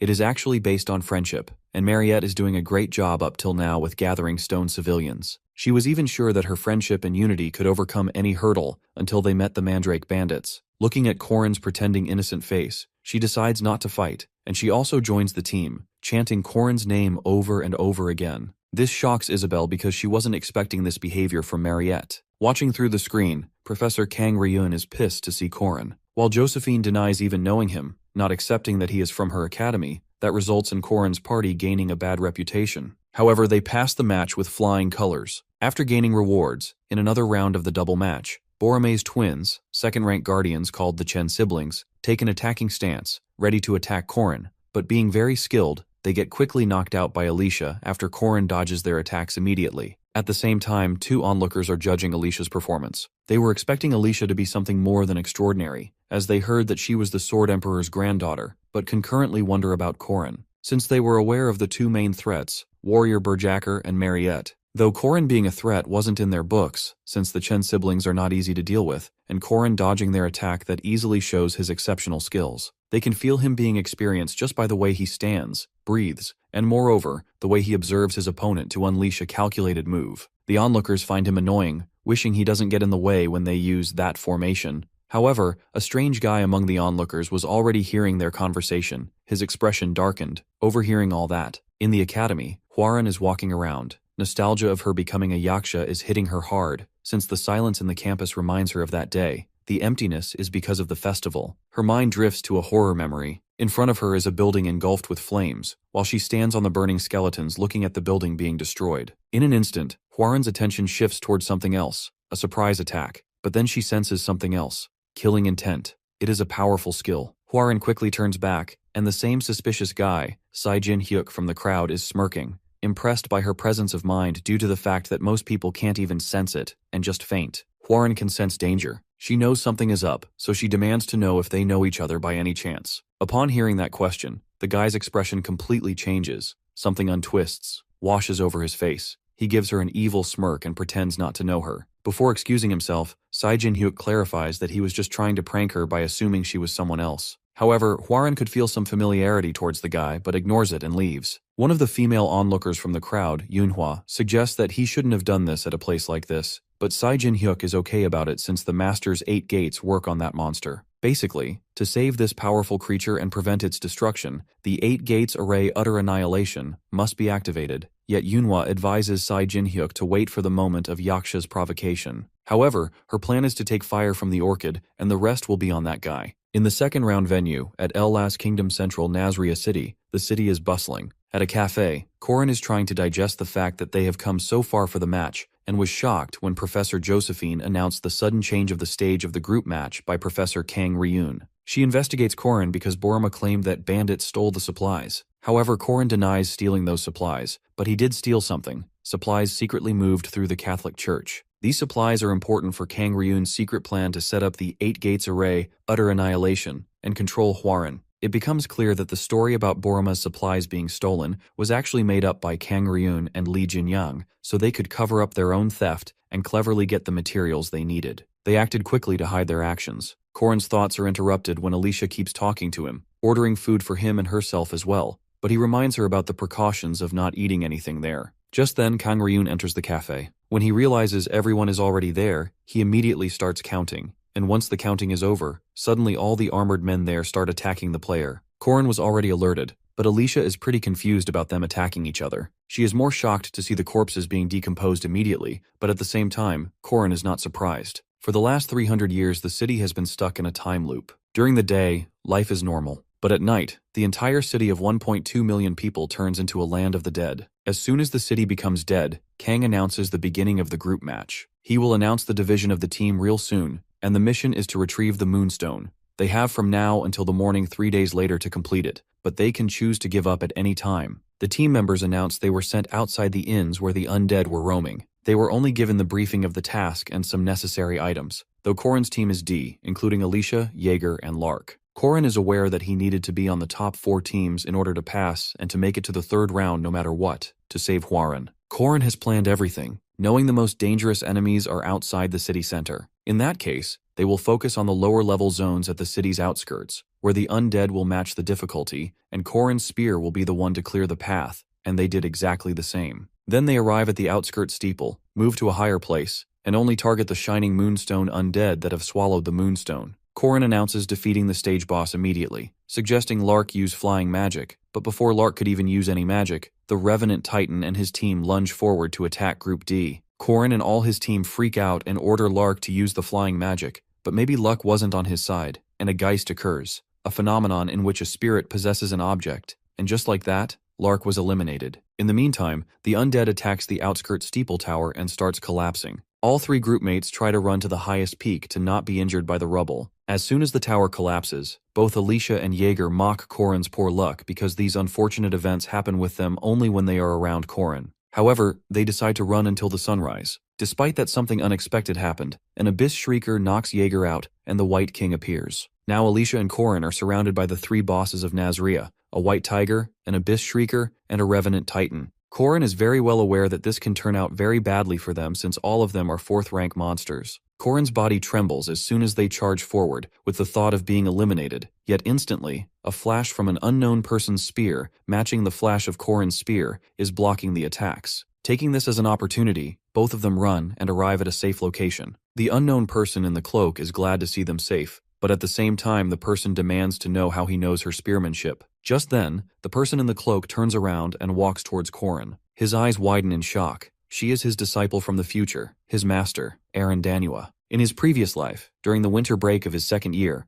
Park Sihu called Korin outside the chairman's office. Sihu wanted to introduce him to someone who would make him stronger. That someone was Manhwa. Thanks to Sihu, Korin encountered the person who would become his master. Now, in the present, Eren has taken both Korin and Alicia to a building where the undead are unlikely to enter. As a gesture of gratitude, Alicia offers Eren some hot chocolate, but she gently refuses. They shouldn't eat anything from another time while they're here. This place has been frozen in time for 300 years, and consuming food native to that time could have consequences. The food might adjust to the present, or the one who eats it could end up trapped in the past. Korin hasn't tried it yet, but he suspects there might be some effect either way. Later, once some time has passed, Korin explains everything to Alicia, how Eren is his master, how they first met, and everything that's happened since. But as he talks, both he and Alicia find themselves puzzled. In a place where time loops endlessly from 300 years ago, everything should repeat itself. So how is Eren still completely rational, unaffected by the loop? That's when she reveals the truth.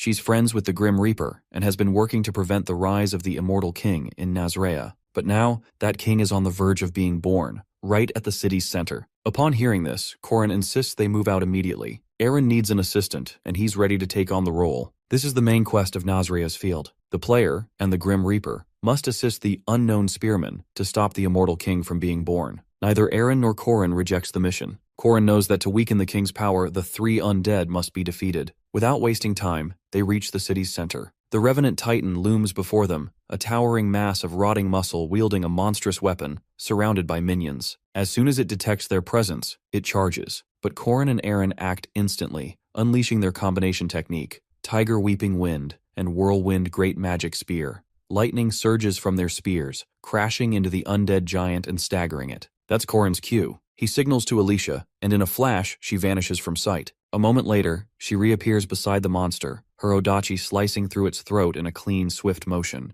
The moonstone drops. 1 down. Only 1 remains. Since dawn is approaching, they agree to return the next night. Alicia quickly falls asleep, and Eren suggests Corin do the same. As she watches him, she can't help but feel impressed. He's learned so much, and all of it from her. He agrees with a nod, acknowledging that she taught him spearmanship's 6 steps, the concept of infinity, origin, and far more. Eren is stunned by the idea of having chosen a successor. He knows she picked Balthazar before him and regrets it, but that choice led her to him. She pokes his cheek, a small smile playing on her lips, happy to be loved by her disciple. She wonders aloud about the future. Corin, however, is lost in thoughts of the past, of her sacrifices, of her death, which came because he had become her priority. Regret burns in him. He didn't uncover Park Sihu's true identity soon enough. Again and again, he's tried to change the past, only to fail. Even his participation in the festival to save Huaren hadn't prepared him for this. Meeting his master in this city, 300 years in the past. Now, with things changing in ways he can't predict, he fears his efforts might be in vain once again.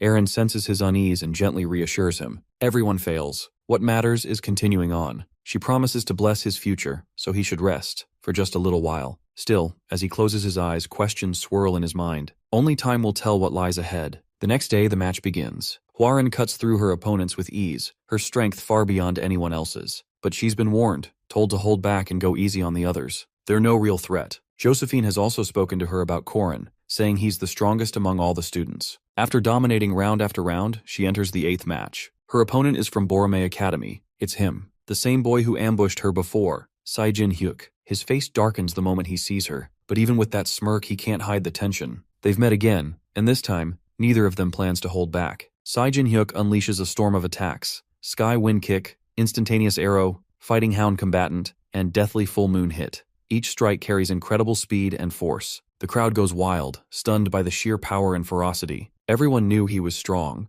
but no one imagined this level of strength. With a final explosive roundhouse kick, he gasps for air. But he doesn't realize, all of it was useless against a Yaksha with perfect defense. She stands there, mocking him, offering him a chance to give up. He calls her a monster and says it's too late to show kindness. She should have shown that when she killed his family. His voice trembles, eyes brimming with tears and rage. Sweat beads her brow, and for a moment, she doesn't respond. It takes time for his words to sink in, and then the flashbacks come flooding in. Elsewhere, at a workshop in Nazrea, the Black Mage senses something. He's furious. Everything in his calculations was perfect. The ritual had worked, the magic circle had activated, but the city remained calm. That's when it hits him. He realizes they're behind it, her and the other one. The idea of 3 days repeating for hundreds of years disturbs him deeply. Confused and infuriated, he storms out barefoot, staring at the massive magic circle carved into the city's foundation, one fueled by pure moon-drawn mana, stronger than any great magic in history. Then he sees it. A foreign element has been inscribed into the circle. It's En, the language of beginnings, an original rune lost for 300 years. And just as the realization dawns, she appears. Her presence confirms everything. She's still facing the same immortal king that must be stopped. By the second night in Nazrea, the two have already defeated the Abyss Shrieker and the White King. Only because of her planning and guidance could they, despite their difference in ranks, overcome the undead. Now only the immortal king remains. On the 3rd night, they face him. But there's one crucial warning. They must not awaken the immortal king within.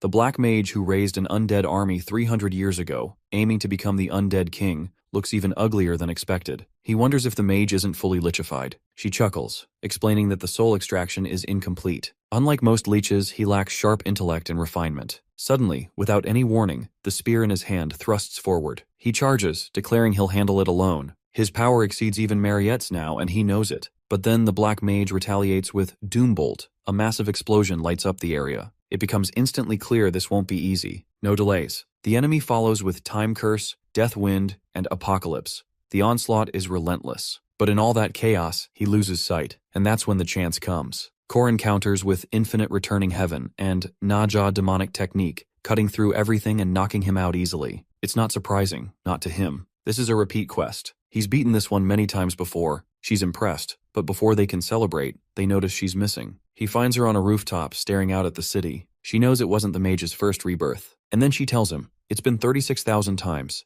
Nazria resets every 3 days. The Black Mage used a lunar eclipse to turn the city into undead 300 years, 3 months, and 27 days ago. Each cycle brings back 1.2 million undead, only for them to vanish with the immortal king. And she's been living through every one of them. Finally, she tells him the truth. The reason it all repeats, the reason this cursed city still stands, is because she made it this way. If 1.2 million undead flooded out of Nazria, the world would eventually collapse. To prevent this, she used an original rune to interfere with his magic circle. However, reversing 1.2 million deaths would cause major consequences. He realizes the Death God has been watching him, the one who deceived Death, Corin Locke. He wonders if the Death God knows he is a regressor. The Death God exists within the system window as one who harvests dead souls. His goal is the purification of these souls, allowing them to be reborn. That's why the undead, who continuously revive, are the most disturbing beings to him. So it has been her repeating these 3 days, and the only reason the Death God visited this land was to destroy the original rune-defying death, yet she made a deal with him.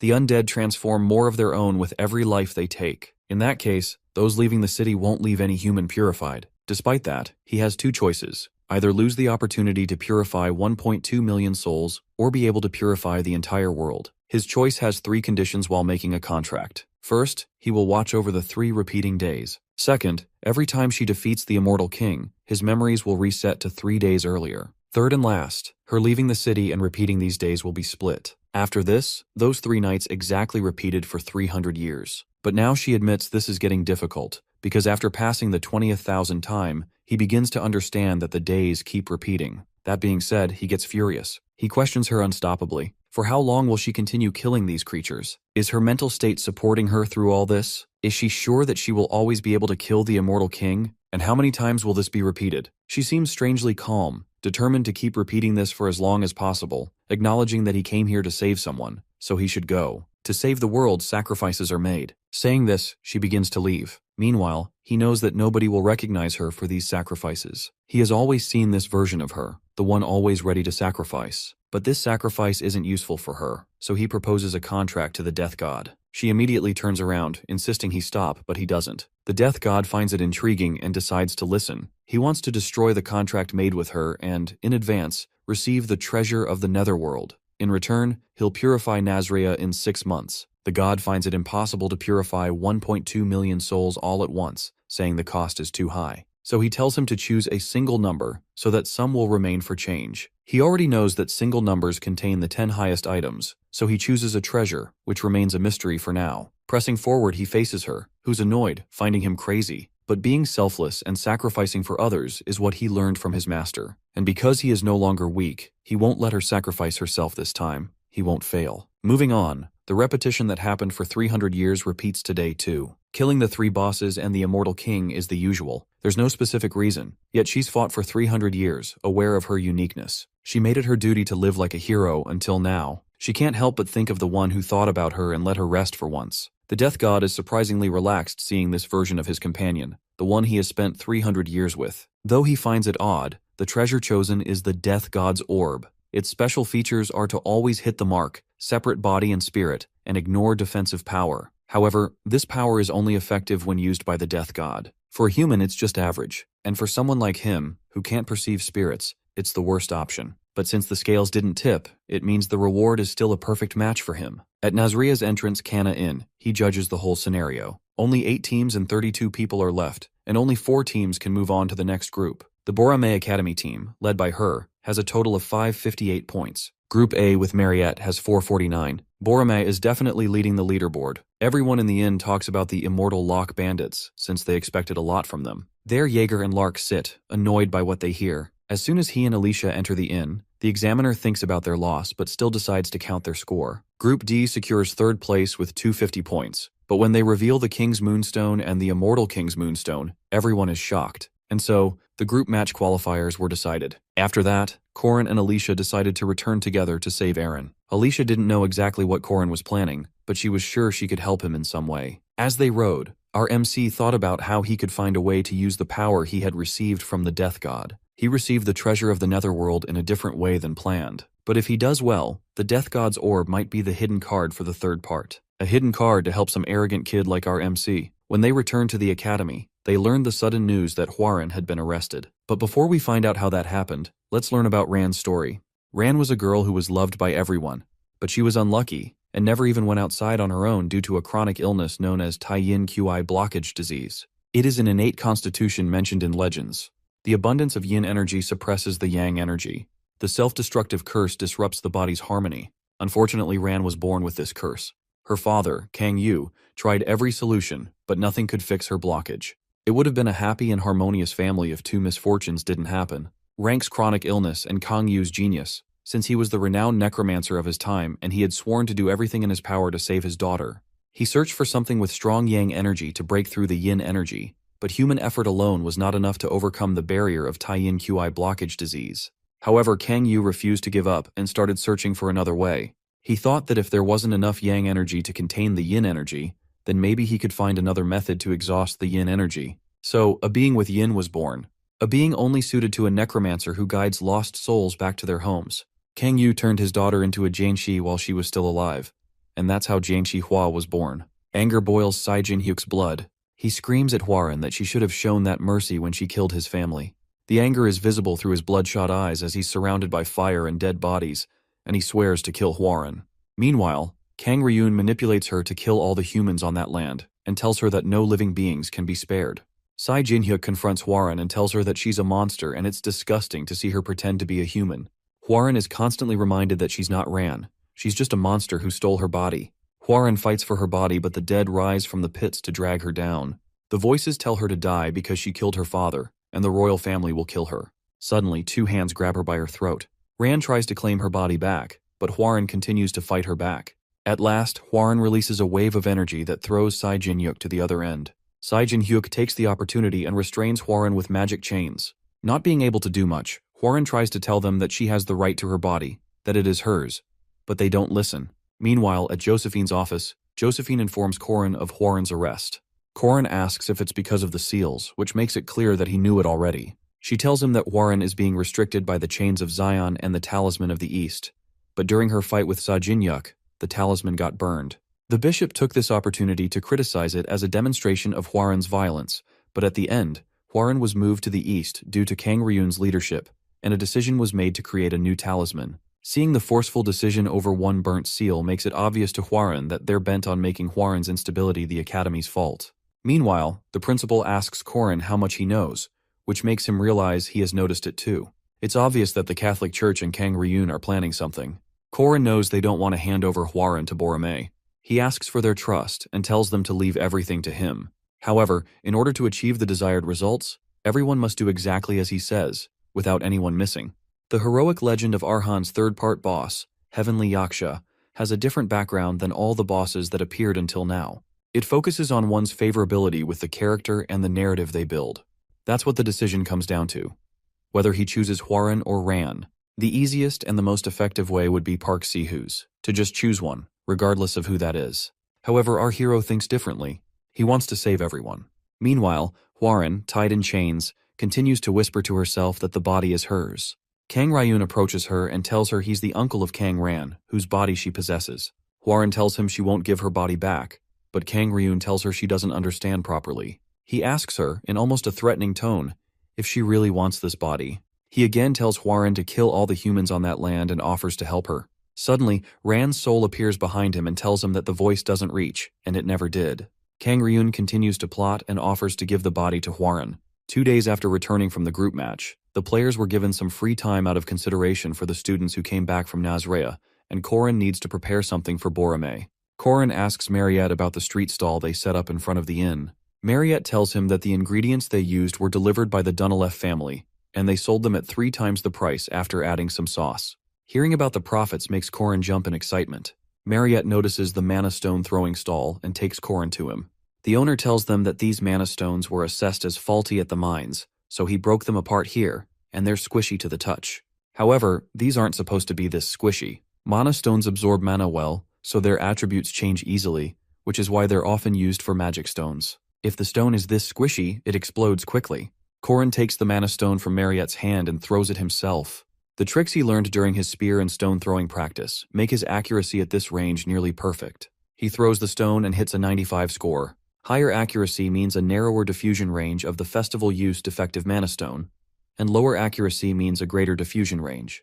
In the game, when our hero used all kinds of debuffing equipment and magic and made a 0% accuracy, he could increase the diffusion range to 100 meters. Something strikes Korin's mind, and he asks the stall owner to sell all his mana stores for double the money. He intends to use them for a special skill that only the originals can use, and it's exactly what he came to the festival for. As the owner takes a moment to think, Mariette notices Korin's mischievous laugh. Korin asks her to arrange a carriage for him since the carriage transportation is her subsidiary company. Mariette asks what he's planning, and Korin tells her that it is time for him to return.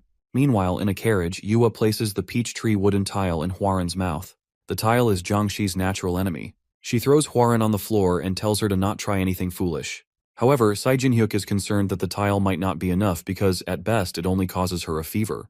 But Yua assures him that's enough because their goal is to remove the monster from Ran. If they do that, Hwarin, who loses her physical body, will either die or become an evil spirit. Yua reminds Hwarin that this body that she possesses isn't her own. Suddenly, the carriage rider hears some drum noise. He looks up and a huge blast goes off. The carriage flies in the air and then falls down. Kang Ryun asks Yuhua and Jinhyuk if they're okay. All three get back on their feet. They don't know who the attacker is, but they know they're not easy. Suddenly, the realm of blood paints the surroundings red. The attacker tells his patrons to take anything that can make them money. The patrons see the Hwarin and think they just hit a jackpot and decide to take her. But the immortal Locke steps in and tells them that he's taking the girl. Someone informs Josephine that some unknown bandits raided the Borome carriage and abducted Hwarin. Josephine has been at the academy for 35 years, and hearing about Hwarin's abduction, she curses for the first time. Korin tells Hwarin that he heard about her incident and came to save her, and if she was abducted, he wouldn't get to see her state. And besides, being under the same roof makes it his problem. Korin is glad to have it on time because if he was a little late, Kang Ryun would have forcefully removed her soul from her body, and then either Hua or Ran would have disappeared. Since they've arrived on time, Korin decides to leave a trail to buy himself time. The bandits celebrate their score, say goodbye to Korin, and leave the scene. Korin notices Hwarin's condition and realizes they must have fed her the wooden tile. However, it'll only give her a fever, but she'll suffer for a few days. Hwarin gains some senses and realizes she's being carried. She insists on walking, but Korin tells her she can barely walk, and he doesn't mind carrying her since she's too light. Meanwhile, Kang Ryun and his two puppets still don't know what hit them, but they know for sure whoever that was powerful. Mariette decides to tie them up for an hour, as Korin told her to. The realm gets a little weak, and Yua takes the opportunity to escape. Mariette sees Yua escape, but decides to tie the other two. They didn't think anyone would escape the realm, and now Korin needs to be careful. After walking for so long, it starts to rain, which makes Hwarin's condition worse. Korin decides to find a place to rest, but then he notices a shadow walk around. Seeing Yua, he realizes she escaped the realm. Yua throws a dagger, which stabs Korin in the shoulder. However, he knows it won't be poisoned, so he doesn't need to worry much. Korin puts Hwarin down and tells her he's going to fight. He turns around and tells Yua he's not the one to choose something with a low possibility. Korin uses the Returning Heaven's second technique and the rotating demonic spear, but Yua blocks his attack. She reminds him that he's delusional for thinking that he has a higher possibility of winning against her. She returns the attack, which makes Korin realize that her aura is as incredible as he thought. Yuhua is a swordmaster and the strongest Borome knight, also called the Sword Fairy, and she possesses a huge amount of aura. The aura visible to the eye proves her strength. Yua tells him to quit playing around and use his full power because she knows he must have an aura core too. However, he learned through tricks that his aura core is a secret weapon that he must keep hidden until the last moment. However, the aura core that he obtained by helping the Sabancia Duke ascend is more of a curse because our hero hasn't learned to control it yet. It's like a dam that keeps accumulating but can't release the energy. Realizing that Korin is not going to show his cards like that, Yua decides to make him use it. Suddenly everything lights up. Yua uses her Slaughter Dragon sword technique, and lightning falls from the sky. She then uses the second technique, True Dragon Strike. Our hero uses the Calamity Serpent Intent and the Slithering Serpent Attack. A huge blast goes off as the two attacks meet. A blinding light surrounds everything for a moment. After the blast dies down, Korin remains in his position, unscathed, and he tells Yua that she went a little overkill. Seeing Korin untouched even by such a lethal move makes Yua wonder who he is. She asks him why he's doing so much to protect the child, but he tells her he's just an abductor. However, Yua knows it's just a lie. She tells him she's the child's cousin, and the child is not a human, but a monster. She reminds him about the tragedy of Moonlight Castle. Korin tells her that someone else is responsible for that, but the underlings are the ones fighting. He tells her that the dojos are brutal, and everyone is obsessed with trying to challenge them. Suddenly, the branch that Yuhua stands on gets sliced with a rapid severance. Surprisingly, Yuhua finds Alicia Arden standing before her. Alicia announces that Alicia Arden, Alicia Dojo's master, challenges her, Borome's swordmaster, to a duel. Alicia starts fangirling over Yuhua and asks her to teach her. She runs at Yuhua with her sword and attacks her, but Yuhua blocks the blow. Alicia turns to Korin, not trying to reveal his identity, and tells the abductor to get to work. Korin takes this opportunity, picks up Hwarin, and leaves the scene while the girls fight. As Korin takes a moment to rest and cleanse his clothes, he can't help but wonder if he picked a good day or a bad day. The heavy rain interrupts the sharp senses of the guards and knights, which helps with escaping and the search delays. But the hostage's bad shape is bad luck. Korin checks up on Hwarin and realizes she has a high fever. He offers her the premium elixir made by Mariette to help her get better. He tells Hwarin that they're in an owlbear's habitat. When they can't find a suitable cave, the owlbears dig up big trees like this to make a nest. Hwarin's condition doesn't seem to get better, which makes Korin wonder if the elixir takes a little time to take effect. He realizes it won't be enough, so he decides to go catch a bear, thinking that maybe covering Hwarin with a bear's fur might help her recover. As Korin starts to walk away, Hwarin gathers her energy. She stops him and asks him to stay with her. When Hua was first born, her first sight was her master crying in front of her and calling her daughter. He thought it was Ran. The newborn Jiangxi thought that was the term referring to her. She called her father without even knowing what it meant. However, it made her master happy, and as he hugged her, Hua realized that she'll have to pretend to be Ran. Otherwise, her father would abandon her immediately. She feared that he might start looking for his real daughter, and she imagined a future where she would have to return her body. However, it wasn't long before her fake life collapsed due to a small incident, and Kang Yu found out that Hua is not his daughter. The first time Hua saw blood was when she destroyed the sea beast that invaded the city. It was her father who ordered her to kill the sea beast at the Lord's request. Her uncle saw a Jiangxi who could easily kill a first-class monster, and he came to help heal her. It was Kang Ryun who named her Hua with a gaze full of greed as he realized her potential. Her father's neglect upon finding out the truth and her utility being discovered was what led to everyone using her. After that, the castle lord, the imperial family, and the ascetics kept ordering her to kill monsters, ghosts, and humans alike. There were those who had become charcoal in the fragments of her memory, which was severed, and she was treated as if she, Hua, had taken over the body after eliminating the weak original. That's how the heavenly Yaksha was born. As Hwarin wakes up, she finds Korin on top of her telling her to get sunlight and take a blanket. She instantly pushes him away. He tells her to sleep because the sun will rise soon. Hwarin thinks he wants something from her. Up until now, everyone has had some agenda for her. A lost daughter, a healthy cousin, and a weapon for massacre.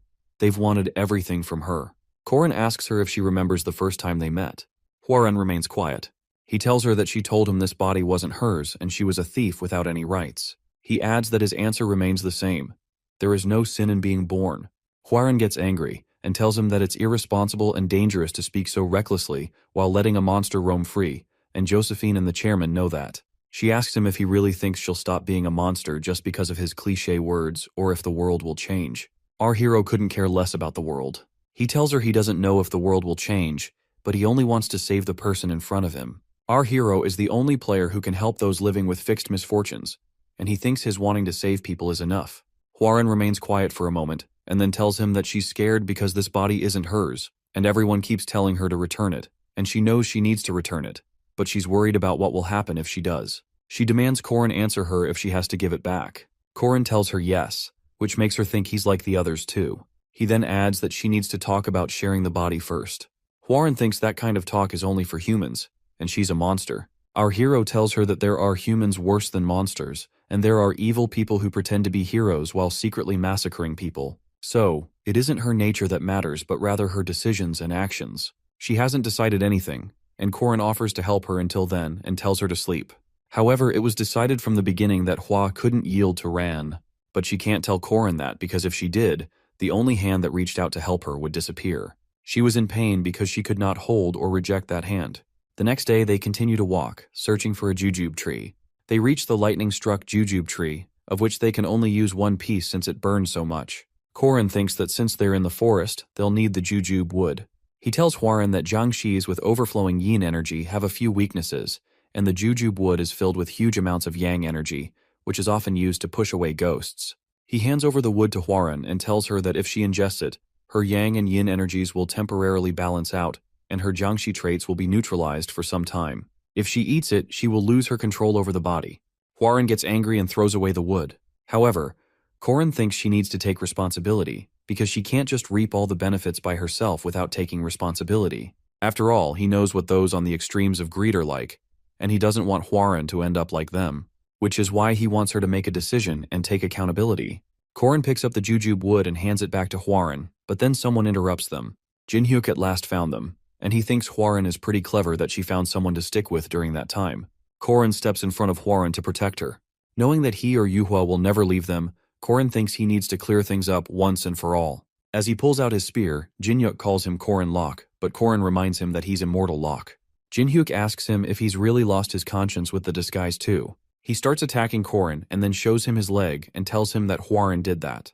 Corin asks Jinhyuk to show him if he can use alchemy without an alchemy circle. As Corin starts to show his strength, Jinhyuk is amazed to see that his opponent may be at the same level as his sister, or even faster. As Jinhyuk prepares to attack, Corin realizes he just got reckless and left himself open. However, before he could take the opportunity, someone decided to quit playing. The talismans start raining down and trap our hero. Kang Ryun walks in and tells Corin to stop struggling because the talisman carries an 8-array formation. The signals that guide his thoughts, muscles, and the flow of his strength, none of it will work as he wants it to. Corin struggles to even get up. He tells Hwarin to run. Kang Ryun walks up to Hwarin, who is cornered, and puts a talisman on her head, causing her to sleep instantly. He tells Yuhua that this talisman seals Hwa's consciousness, and without her consciousness, her soul will be lost forever through utter annihilation. Yuhua sighs in relief, realizing that they can finally recover Ran. Corin screams at Kang Ryun in anger. Kang Ryun tells him that he will pay for his dreams and become food to the monsters. He leaves Corin struggling under his talisman. Our hero wonders what happened to Alicia. Even in his agony, he keeps thinking that he can't let Hwarin go like that. He screams her name, but Hwarin, having no consciousness, follows Kang Ryun mindlessly. As everyone leaves, Corin continues to struggle, but then, all of a sudden, he starts laughing. The Immortal Locke takes over, laughing mischievously because everything is going according to plan. As Corin continues to struggle under Kang Ryun's magic, a pack of wolves starts to surround him. They tear away the talismans with their jaws, freeing Corin from Kang Ryun's trap. After Corin stretches his body and the wolves compliment his acting skills, he asks them if they did as he asked. Ren and Ron tell him that Lenya will take care of it. They ask him what he asked her to do, but he only tells them something about the corruption in the defense industry. Meanwhile, the bishop tells Yuhua that he hasn't managed to find the thieves who stole the items, or any suitable replacement for that. He asks for her patience because he doesn't have the same influence as her or her friends. Yuhua thinks Bishop has drawn too much attention to himself. The bishop wishes for the old days because back then, these people wouldn't have talked to him like that. However, he knows he needs to humble himself because he needs their power. He tells Yuhua that the thieves are shadows who don't show themselves easily. He tells her that he's found a merchant group that has been doing business with the Eastern continent for a long time, and they can provide the substitute items. As he tells her the name Mandrake Merchants, Yuhua feels that she's heard it somewhere. Meanwhile, the mic announces the highlight of the festival, the final round of the group match. Kang Ryun secretly deals with someone about an item, while Hwarin remains hidden, still holding the jujube wood. The audiences cheer in excitement as the announcer calls Kang Yuhua's group head and group hip. The announcer then welcomes Merkaba Academy's groups A and D. However, she announces that Group D has a disqualified member. The announcer reveals that their leader, Corin, is missing and didn't show up for the doubles competition. As she starts to talk about the group match, she notices someone walking to the stage. The person calls for his team to run with him to shine like eternal chrome, and he will lead them to Valhalla. Juwa is surprised to see that person alive. The person is none other than our hero, Corin Locke, or the Immortal Locke. The audience chants for the dramatic entry, and Corin tells the professor to begin the match. Kang Ryun is annoyed by Corin's presence, but he can't deny him, and so he begins the match. The rules of the match are simple. The 8 doors will continuously transform, misleading those trapped inside this formation. To win this final match, the players need to find the correct path and reach the center to recover the golden dragon sign. The maze makes everything confusing. The deployed formation transforms the venue and separates the participants. Kang Ryun doesn't know anything about Korin Lock, but he's certain that the completion of poison is no longer stoppable. Suddenly, the broadcasting video freezes and stops working, and their guess is that the formation's overflowing mana is interfering with the video transmission. Kang Ryun takes this opportunity to begin the process of removing Hwa from Ran. He tells Yuhwa and Jinhyuk to guard the Black Tortoise of the North because as long as that is protected, it doesn't matter if everything else is destroyed. As Yuhwa leaves for her task, she tells her uncle to take care of Ran. Meanwhile, Korin's teammates see the 8 trigrams and the 9 cardinal directions, which makes them wonder if the formation is there. Korin orders them to find the formation. However, his makeup makes them feel like they have to call him boss. The Black Tortoise has always controlled the North that protected the Emperor in the center. His position behind the Emperor's back allows him to both protect the Emperor and attack him. So when targeting a formation with the 4 symbols as its basis, it is important to go for the Black Tortoise first. As Yuhwa and Jinhyuk make it to the Black Tortoise, they're welcomed by Korin and Alicia, already waiting for them. Jinhyuk wonders how much Korin knows to be here without any confusion. As they go hand in hand in a fight, Alicia wonders if the 2 of them are going to be enough. Korin assures her that it'll be better than Mariette. Seeing that Korin got through the 8 gates deception and came straight to the northern gate makes Yuhwa wonder if her uncle's 8 gates have already been seen through. However, she believes that's impossible because it has a total of 365 alterations, including stone soldiers, fog, and maze-like paths. Yuhwa believes even the most genius formation sorcerer cannot escape this formation once trapped. Korin sees Yuhwa thinking and shows her that he knows about her purchase, and he followed the tracking rune engraved on that item. Since the group of bandits robbed the items they needed for formation, Yuhwa had to buy the new ones from Mandrake merchants. It suddenly clicks to her, and Korin tells her he was the one who stole them. The Mandrake bandits and the Mandrake merchants were all his pawns. Yuhwa gets angry and tells him that the 2 of them can't win against her. Since Alicia lost to Yuhwa on purpose last time, Korin tells her to get her revenge. Jinhyuk tries to provoke Yuhwa and tells her that Alicia went easy on her. Yuhwa draws out her sword and runs at Alicia and Korin to go all out. If they're in a hurry to end the fight, Korin is busy too, and he tells Alicia to go all out too. Jinhyuk, with his annihilation fighting, and Yuhwa, with her dragon sword technique, run at Korin and Alicia. Our heroes, with their powers, do not hold back. Huge blasts go off and in an instant Jinhyuk's leg is severed. The battle ends in an instant as Jinhyuk's leg and Yuhwa's sword are broken in half. Yuhwa refuses to lose so miserably. They both rise again to fight, to eliminate Hwa and save Ran. They would have fought till the end if Korin hadn't struck the Black Tortoise's shell and said that he would show them his sincerity. Yuhwa and Jinhyuk stop having no idea what he's talking about. Suddenly, Korin pulls out a beast with a tiger's canines, a sheep's horns, and a boar's face. The beast is Taodi of the 4 perils. Completely opposite to the 4 symbols that represent order and protection, these are evil beings representing destruction and chaos. Yuhwa and Jinhyuk are confused why there's a Taodi on the Black Tortoise's shell. Some thoughts occur to them, but they dismiss them, thinking there's no way that a necromancer like Kang Ryun didn't notice that. Korin tells them that the utter annihilation ceremony is not being done to remove Hwa from Ran's body, but for the opposite. He tells them that from the beginning, Kang Ryun was never interested in Ran. He always wanted Hwa, and the necromancer's ceremony is intended to completely destroy Ran and have Hwa take control of her body.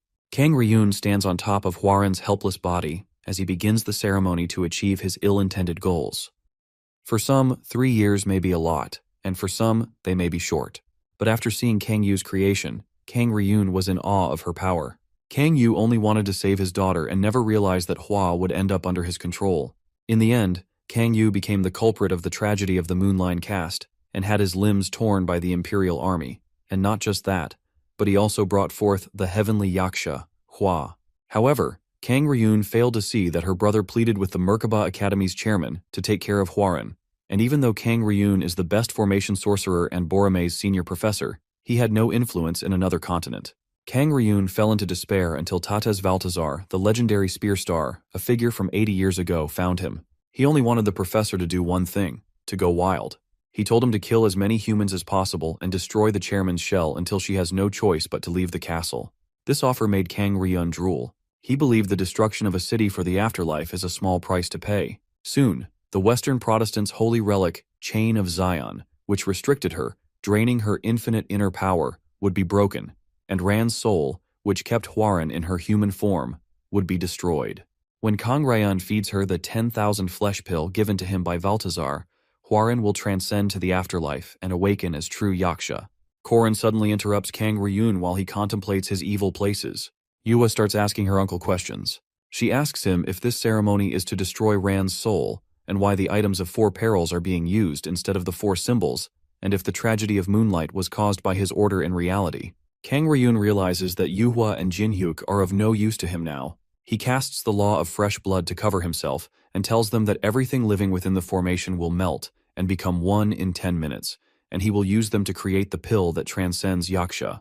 The Golden Bat Alvin was a second-ranked monster at best. After it sacrificed its life to transcend, even semi-first rank and first-rank guardians couldn't stand a chance. So, if a special-ranked monster like Hwarin ascended, stopping her would be impossible. Korin reminds Kang Ryun that he can't defeat the deep-rooted corruption within the defense industry. Suddenly, the law of fresh blood disappears, leaving Kang Ryun surprised. Korin tells Kang Ryun that the items that he was smuggling through the Catholic Church, Korin was the one who stole them. He was the one who introduced the merchants who sold replacements, and it was he who provided the items to them and engraved runes on them.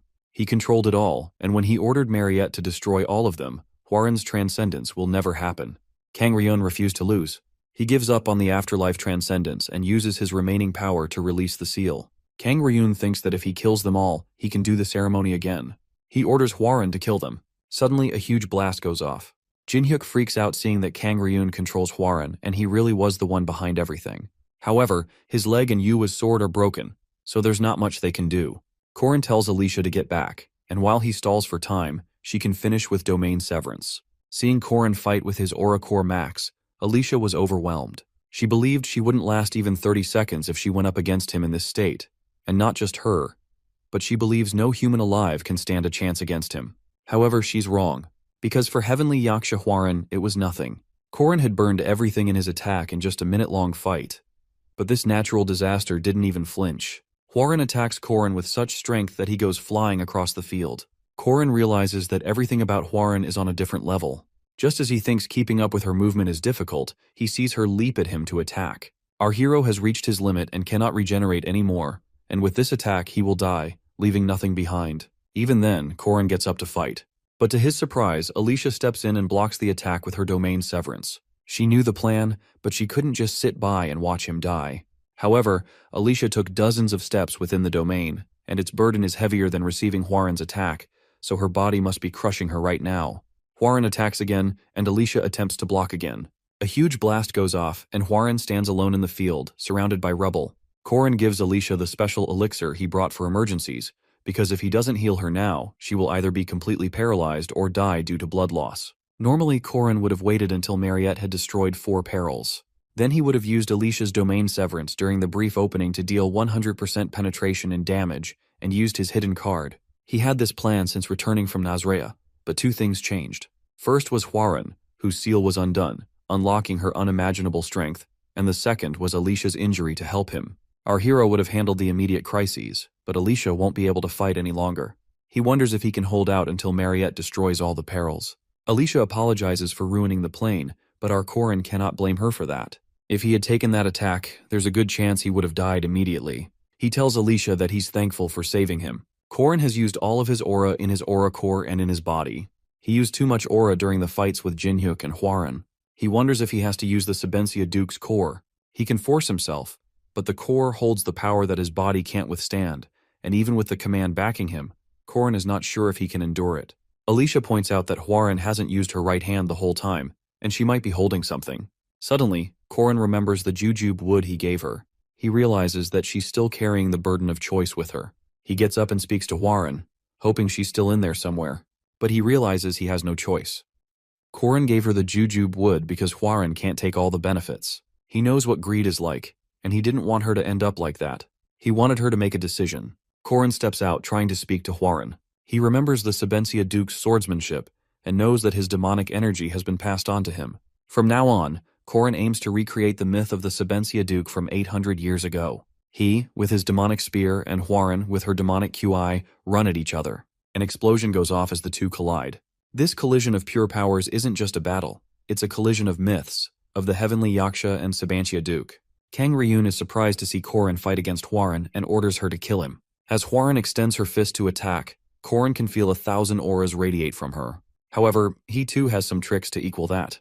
Hwarin has an aura of 100,000, but she can only unleash thousands at a time, and if our hero can use the same amount, he can face Hwarin, but all his body needs to do is withstand that power. But the Sabancia Duke's aura is crippling his body in real time. The pain in his body will eventually make it impossible to hold the spear, and his tendons will break. But even then, Corrin refuses to stop because Hwarin is still not using her right arm. As Hwarin and Corrin go hand in hand, Corrin takes a step that could cost him his life. He solidifies his right foot and pulls his left arm back. He syncs his consciousness, breath, and muscles and uses one punch that can only be used once, and he did not miss it. As he strikes her with an 8-trigram extreme fist, an explosion goes off. Corrin sighs in relief as he realizes he broke through Hwarin's absolute defense. However, that's all he could do. He couldn't subdue her because death was closing in on him. Seeing Corrin lying on the floor weak, Kang Ryun laughs at him and tells him he can't do much. Hwarin stands above Corrin with her fists closed. As she prepares to land the final blow, the chains start to restrain her again. Corrin stands up and it turns out he had been stalling so that Mariette, Yuhua, and Jinyuk could destroy all of the items within the formation. Kang Ryun is surprised to see his plan fail. Josephine steps in, points a sword at him, and tells him to not move. With Kang Ryun arrested, Corrin turns to Hwarin, who remains restrained now. He tears away the talisman that kept her unconscious. Slowly, Hwarin opens her eyes as she gains consciousness and finds Corrin in front of her. He again tells her that he will help her until she decides, and tells her to make a decision that she won't regret. Hwarin decides to repay Corrin by showing him that she's not a monster. She's the decision she makes. She opens her fist only to find out that the jujube wood had turned into dust with her strength. She starts crying and feels meaningless that she won't get the result she wants. Corrin is surprised to see her strength turn jujube wood into dust, but he tells her that there are other methods. He hugs her and thanks her for repaying his trust. Hwarin still feels upset for hurting him and taking over Rand's body. She wonders if she can still be forgiven. Corrin tells her that he doesn't know that, but they can find out together. After Kang Ryun's failure, the incident was dealt with as was decided, by keeping it a secret. Borome's senior professor causing such an incident is already a problem, and this ceremony involving Hwarin would draw more attention to her. Those who feared her would denounce her, and others would seek her power. Josephine informs Corrin that they're trying to make it look like Kang Ryun had an unfortunate accident, and even Borome's chairman agreed, given that it's a great consideration for them. They even requested compensation for the damages, which the chairman tried to avoid, but it worked out. Josephine knows they're in no position to trust anyone, but still, she's thankful to Corrin for his help. Corrin is hopeful that they'll come to trust each other. Josephine says her goodbye and leaves Corrin to rest. Meanwhile, Mariette gets excited seeing Corrin awake. She checks up on him and tells him he lost his fingernails. She feels sad that he always pushes himself and ends up hospitalized and starts crying because she feels hurt because Corrin will hurt himself. Corrin asks her if she's okay considering that she had to destroy all the stone soldiers. Thanks to Jinhyuk and Yuhua, our hero was on time and barely made it out alive. They weren't bad people. They just had a tough position. Jinhyuk was just avenging his family, and Yuhua wanted to save her cousin. It was Kang Ryun who exploited their desperation. He is the villain. He should be the one blamed. As always, Corrin asks Mariette to call him Appa for being mature, which makes her think he's obsessed with that word. Mariette knows it's impossible, but she wants Corrin to not be hurt. Our hero is tasked with saving the world, and yet he's nothing compared to the player. He's an ordinary sub-player with nothing but his spearmanship to rely on. His body is bound to suffer. Seeing Corrin not even denying that he's going to hurt, Mariette offers to fight with him, regardless of who he fights. Corrin is glad to hear those words because he's going to fight the evil beings and the great enemies who seek to destroy the world, and he's going to fight them, together, with Mariette. Mariette tells him that since Harvest Day is almost here and the holidays are coming up, she's applying for the Guardians thing earlier because, with Corrin as a leader and her as vice leader. Meanwhile, the nurse brings Alicia in on a wheelchair. Corrin sees her covered in bandages and starts laughing because she looks like a mummy, but he also knows she pushed herself to that point for him. He stops laughing, apologizes to Alicia, and thanks her. Even though with Mariette's elixir, her bones remained intact, she will still need at least 2 weeks of rest. With 1 more week of the festival left, Alicia won't make it to the campfire at the closing ceremony. Alicia is upset that she has to rest because she really wanted to go to the campfire. It's sad because it would be the first for Alicia. However, Corrin offers to buy her a Jeskier dress for the winter ball, which lifts her mood up again. Corrin starts teasing Alicia by calling himself her Appa. As for the rest of the Guardian members, Corrin suggests Alicia, Lenya Claire, the lady from Intelligence, and the Wolfman siblings Ren and Ron. He wants to invite UL too, but Corrin thinks she's too ambiguous. Mariette is surprised that Yuel and Corin are close, and Alicia tells her they're close enough to hang out together. As Corin mentions Hwarin as the last member, Alicia gets shocked. Mariette gets quiet. Corin tells her Josephine gave him the permission, but Mariette asks him if he really wants to see her lose her mind. People have always feared Hwa. They've hated her and stoned her and called her a monster. This time Corin got hurt because of her, and she almost killed people like before. Corin's words run through Hwarin's mind. She believes her strength was the only way to justify how she took over Rand's body. She thinks she can't depend on anyone for help. She finds Corin's kindness hurtful and hates him for that. She was always used to people using her, which is why she was closed off. Corin steps in to check up on Hwarin, but she hurries at him to change her back to Rand. Corin tries to start the process, but before he even touches her, she stops him because she wants to eat fish. Corin realizes she's scared. He tells her it's okay and that he'll buy her fish after. Outside, Hwarin starts levitating as they prepare to start the process. Corin takes the Death God's orb that always hits the mark and separates the body and spirit while ignoring defense power. The orb is an overpowered soul reaper that exists only as a data value, but when a human uses it instead of a Death God, its accuracy rate drops significantly, so it's basically useless. But our hero doesn't perceive spirits, so what if he throws it? Its accuracy will be 0. He throws the spear, but it deflects and falls down. He remembers the Mana Stone and how its diffusion range lowers the accuracy rate. The diffusion effect for this system has a maximum range of 100 meters when the accuracy is at its lowest, around 1. But what happens when our hero, with an accuracy rate of 0, uses it? The diffusion range will become infinite, ignoring the fact that he cannot perceive spirits, and its effect will activate. In other words, it gets registered as an attack on the soft Mana Stone. Corin throws his spear and strikes it accurately. He catches Hwarin as she falls. He tells her he used a little mana. Hwarin wakes up and calls Corin Appa, leaving him surprised. Hwarin calling Corin Appa triggers some memories of him wanting to be called Appa. Tears run down his cheeks as he realizes it's Rand making her first impression. Rand tells him that she noticed him wanting to be called Appa by Hwa, which makes him realize she was watching everything all that time when Hwa possessed her body for 3 years. He asks her if she hates Hwa for taking over her body, but Rand doesn't answer and starts running in excitement. Thanks to Hwa, she can walk for the first time since getting sick, and she's using the energy Hwa gathered. Rand tells Corin that she hated Hwa at first and screamed at her to return her body, but then she realized that her voice didn't reach, and Hwa would only talk to herself. Rand knew her talking to herself was her way of dealing with the guilt. She knows how hard it is to go against fear and anxiety because she was in that body too. Rand doesn't hate Hwa because she was brave and returned her body to her. Corin feels warm seeing Rand forgive Hwa, even though she possessed her body for 3 years. Rand tells him that her time stopped at 14, but Hwa was only 3 years old, and she's got the little sister that she wanted, which Corin agrees with. Corin assures her that he will always save her anytime she needs. Rand tells him she likes sushi too, and Hwa and she have the same taste in everything, including men. She starts touching Corin and tells him that if he marries her, he will have 2 wives, and demands an answer from him. At first, Corin thinks she's teasing him, but Rand tells him she's serious, and back in her town, everyone has done it by this age. Corin tells her to ask Hwa's opinion too since they share the same body. Rand kisses his cheek and suddenly, Hwa takes over. Hwa tells him to not take it seriously because she was talking nonsense. Seeing Hwa talk to herself, Corin realizes she's talking to Rand. Hwarin tells Corin to be at their usual place for dinner at 7. Corin realizes food is Hwarin's way of apologizing. As Hwarin's proposal runs through his mind, he wonders if she really is a kid.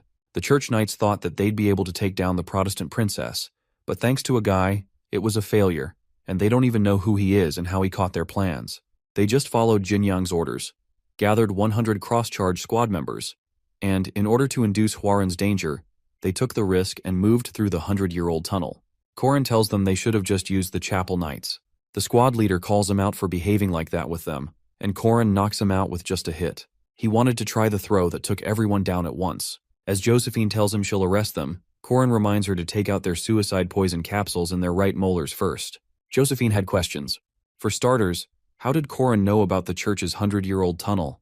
And why did he ask her to keep an eye on the Catholic Church? For now, Josephine was just glad to have him as an ally. Being born with strength and a body that didn't get injured, the Jiangxi girl's vitals were made to be slower than others, so Hwarin was really lazy. Hwa and Rand start arguing to wake up, and at last Hwarin decides to get up. As she walks down, she sees Corin sleeping on the couch. Rand tells Hwa to wake him up because his mouth will get twisted if he sleeps like that. Rand asks Hwa if she likes him. Hwa tells her she doesn't understand him because he does things she doesn't ask for, and he works too hard. Hwa tells Rand that she doesn't like Corin, she hates him. Meanwhile, Mariette sees Hwarin up early. Realizing that she couldn't sleep because of Korin, Mariette asks Daeoku to lift him onto the bed. As Mariette leaves after telling Hwarin to sleep, Hwarin suggests putting Korin on the sofa. Mariette tells her that he will get cold without any blankets. She then tells Hwarin to eat the steamed potatoes in the kitchen, and she will eat her corn with her. Meanwhile, even though the festival didn't end, the classes continued, and since our hero has heard everything in his previous life, he decides to do something else. He checks his stats and realizes he has crossed Alicia's beginning stats and gained his third aura core as well as unlocked demonic QI release. Now, his aura core is currently lower than or equal to a normal knight with their first core. However, our hero has the core he obtained from the White Silver Mandrake, and the demonic nature's core he obtained through Sabancia Duke. So while the other knights had their first core, he already possessed 3. Alicia also obtained her domain at this time. The countless steps within the domain have also helped Alicia gain some amount, so her aura rank has also risen to a lower high this time. She had upper middle at the beginning, and she's developed half a year faster than normal, so Korin is excited to see her future. Now the only thing left is the demonic QI release. Korin's current aura is over 8,020%, and 1,600 of this is an instant release. It is a really absurd amount of instant power, but the problem is when Korin tried testing it out in the hunting ground, he couldn't feel it at all. He starts getting excited thinking he'll be able to split skies and cut dragons with a spear. Suddenly, the teacher reveals that she will be checking notes. Korin snaps back to reality and wonders if Lurala is mad that everyone has been sleeping in her class. It is likely that Lurala will punish them by making them clean the classroom. The problem is that this classroom is exclusive to alchemy faculty, which means it will be filled with dirt from experiments. Korin knows he needs to write something if he wants to avoid punishment. He starts looking around. On his left is Jagar, but on his right, his hand touches someone, and he finds Ran holding his hand, and she offers to show him her homework. Ran tells Korin to copy her homework. She then invites him to lunch. Korin accepts and offers to buy. Meanwhile, the other students see him and wonder if he was always that close to Hwarin. The other student points out that he was the only one who talked to her, which says a lot. Ran tells Korin that Hwa was sleepy, so she took over and let her rest. Korin asks her if she met Jinhyuk and Yuhua. Although the two were used, they still need to take some responsibility. Kang Ryun will be unofficially executed, and the nation's royal family will do it secretly. Yuhua is the lord of the Kang family now, which means she's in charge of everything from small housework to the family's marriage too. Ran teasingly tells Korin she got permission and calls him husband, which makes Korin wish Hwa would wake up soon because it's getting difficult for him to deal with Ran. Meanwhile, Mariette orders Daeogu to tell her everything in detail. Daeogu, who kept eavesdropping on Korin and Ran, tells her everything. Mariette knows Korin and she aren't dating, but she can't help but feel bad. Mariette is a reasonable person, but it is obvious that her making food has a special meaning. Daeogu tells her everything about the two wives and Ran's proposal. Mariette realizes she can't just sit idle and needs to do something special. She thinks about doing potato farming or diamond mining, or if she should go bold. However, she refutes the bold idea, thinking she can't be any bolder. She starts freaking out and asks Daeogu if he knows what it's like liking a male, but all he can answer is bone. Mariette gives Korin the oxblood soup, a dish that the workers at her ranch used to make. Korin gets excited seeing the oxblood soup. Mariette thinks he won't like it due to the blood, but the moment he tries it, he finds it delicious. Suddenly a pop-up appears saying that his strength has increased by 30 points. Korin gets overexcited seeing his upgrades and tells Mariette that he loves her. Mariette feels good to have listened to Daeogu. Meanwhile, Ran tells Josephine that her friend has a problem. Whenever she sees a certain person, her heart starts to pound and she feels so light and fluffy. Josephine knows she's talking about Korin because he's lucky with women, and he's the only one that Hwarin talks to. And Korin is a natural-born playboy that Josephine has even received complaints from second-year female students about. Josephine knows it would be hard mode for Hwarin against the experienced playboy. Hwarin refuses it when Josephine says that her friend is in love with the boy. Josephine then tells Hwarin that guys with many women around them don't approach them. The girls approach them. Josephine tells Hwarin about a 100-year-old romance novel and tells her to be bold, passionate, and determined and get rid of the other girls if she wants to attain love. The misfortune for these girls was that they were taking romance advice from a 100-plus-year-old unmarried witch. Since Hwa and Ran lacked experience, they decided to accept the lame novel-based advice. Josephine wishes Hwarin luck and leaves after saying goodbye. Meanwhile, Hwarin decides to approach Korin. She finds Daeogu outside, but inside she sees Korin with Mariette. Hwarin sees the two together from the window, and her heart shatters. She thought Korin would be with her. He'd help her. But she was also aware that his kindness went to Mariette too. And yet, she was hurt seeing them together, maybe because she thought she was special. As she sees Mariette dig her fangs into Korin's neck, Hwarin realizes that it was something more than a senior and junior. Ran asks Hwa to leave it to her and tells her that she will get rid of anyone who gets in their way. As the group has dinner together, Alicia gets excited for dessert. She's from a remote countryside, so they didn't have dessert stores. Korin wonders how remote it must be to not have a dessert store. He has been to the east a few times on quests, and he came to have dessert and never thought he'd gather this many people. Suddenly, Hwarin and Mariette offer Korin cake at the same time. Korin takes Hwarin's crepe. Hwarin takes Mariette's strawberry cake. To make Mariette jealous, she asks Korin to feed her. Mariette and Hwarin start to talk in a passive-aggressive way. Hwarin asks her about her potato farm cakes and whether or not they can be called a cake. Jaeger notices the atmosphere getting weird and asks Korin with his eyes if he did something. Jaeger, Lark, and Korin get up to go to the bathroom. Mariette and Hwarin continue to talk about how living in the countryside is fresher than the city. Although they're smiling, Alicia knows it's not a smile, and she focuses on eating. Mariette tells Hwarin that Korin is going south with her to relax in a hot spring. Hwarin tells her she's going to ask Korin to go to Xi'an Chapel with her because getting blessed by the Saintess is better than a smelly hot spring. Mariette gets angry and tells Hwarin that Korin is coming with her. Korin, who is still in the washroom, feels a sudden killing intent. Alicia steps into the conversation and tells Hwarin and Mariette that Korin had some business to the east and agreed to watch a solar eclipse with her. Suddenly, hearing that increased Mariette's killing intent even more. A few days ago, Yule told Korin about a spirit from the eastern forest. Druids, loved by spirits, are said to move with them regardless of their affinity, but even then, making such a long journey is quite rare, which means the druids named Uskas and Findius are found. Findius is the place where Klaus Solus, one of the 4 great secret treasures, is hidden. The druid that protects the land is Uskas.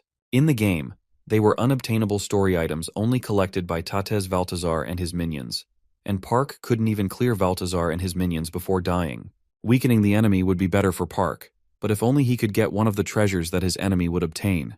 Korin wouldn't know where to look, but thanks to the reward he received from defeating Firmak Daemon, he had the information transferred into his mind. Korin can obtain Klaus Solus during the solar eclipse when the sun is at low power. During 3 years of his playing, there was only one solar eclipse, on February 8th. Both Findius and Uskias are past the eastern part, in the territory of the Beast King. Findius is the druid's domain. It's a hidden location, but Korin was sure Yule, with her increased strength, could find it. Korin is happy that everything is working as planned, and soon he'll acquire the Klaus Solus and ruin Valtazar's plans.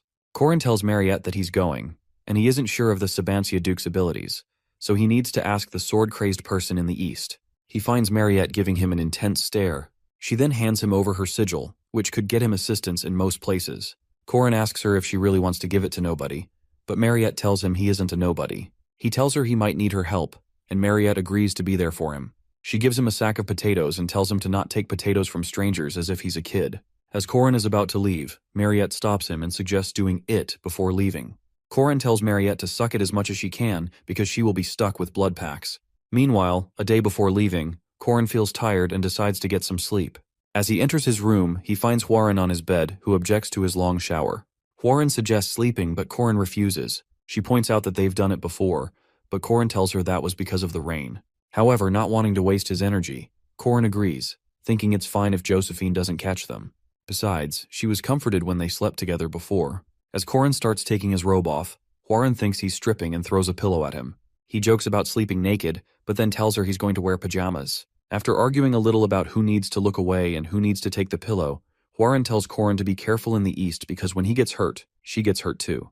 Hwarin tells him to get hurt less and that she'll come to the east soon too. Meanwhile, the next day, Korin reads the news about the Sword Emperor Garen leaving his granddaughter Alicia the 5th Sword Pavilion, which Alicia had no idea about. Alicia tells him she brought her coat and bag with food and clothes as snow equipment, and Yule thinks nature will protect her. Korin tells them they're amateurs because they're heading directly east on a wyvern, and they'll soon find out what that means. As they get 1 kilometer in the air, Yule and Alicia soon realize that nature doesn't protect anyone. When they fly over Taklakan, Alicia points towards a horde of Oliphants and tells Korin that they will wreck the town if they keep going. Since they have enough time, Korin tells Yule to make roots sprout in the Oliphant's path and tells Alicia to handle the rest. Yule uses the roots to tie down the Oliphants, while Alicia attacks them with her sword. But to their surprise, the Oliphants block the attack. Korin tells Yule to focus on tying the front ones while he does the rest. Suddenly, the monster hunters from Arden step in and slay the monsters in a moment. Lunia, Alicia's sister, calls Alicia pathetic and too slow. She tells Alicia that she could have caused even more damage. Corin wonders if Lunia is warning Alicia about the news in the newspaper. She then hands them over the honey bomb candy and tells them to be more careful next time. Lunia appreciates Corin for making it to first rank. Just as Corin thinks Lunia is too dry, she turns around and proposes to him for marriage, which leaves Yule, Alicia, and even Corin himself surprised. Dunilef, with its bountiful lands and the largest family in the south, controls the major trade routes. In comparison, the eastern regions border not only a country of heretics, but also face an untamed nature, and they have to fend off countless monsters from uninhabitable lands. Despite these conditions, the eastern region has maintained their reputation, thanks to the Arden family, the defenders of the wastelands. Upon Lunia's orders, her servants show Alicia and her friends to their rooms. While Yule and Corin play chess, Yule worries about Alicia and thinks she might get punished for not slaying Oliphants properly, but Corin assures her that won't happen. Suddenly, a servant tells Corin that Lunia is calling him. As Corin enters Lunia's room, he thinks she called to punish him. After confirming that Corin is turning 18 and is unmarried, Lunia asks him if he would like to marry her. At first, Corin thinks she's joking, but Lunia assures him she's serious. She tells him that his mature mindset, martial arts skills, and looks are perfect and definitely her type. Corin didn't think she would be the type of person to go for looks, but Lunia tells him she's still a woman, so she wants to choose the man whose face and body she will be seeing. Lunia tells Corin that she's doing this because of him.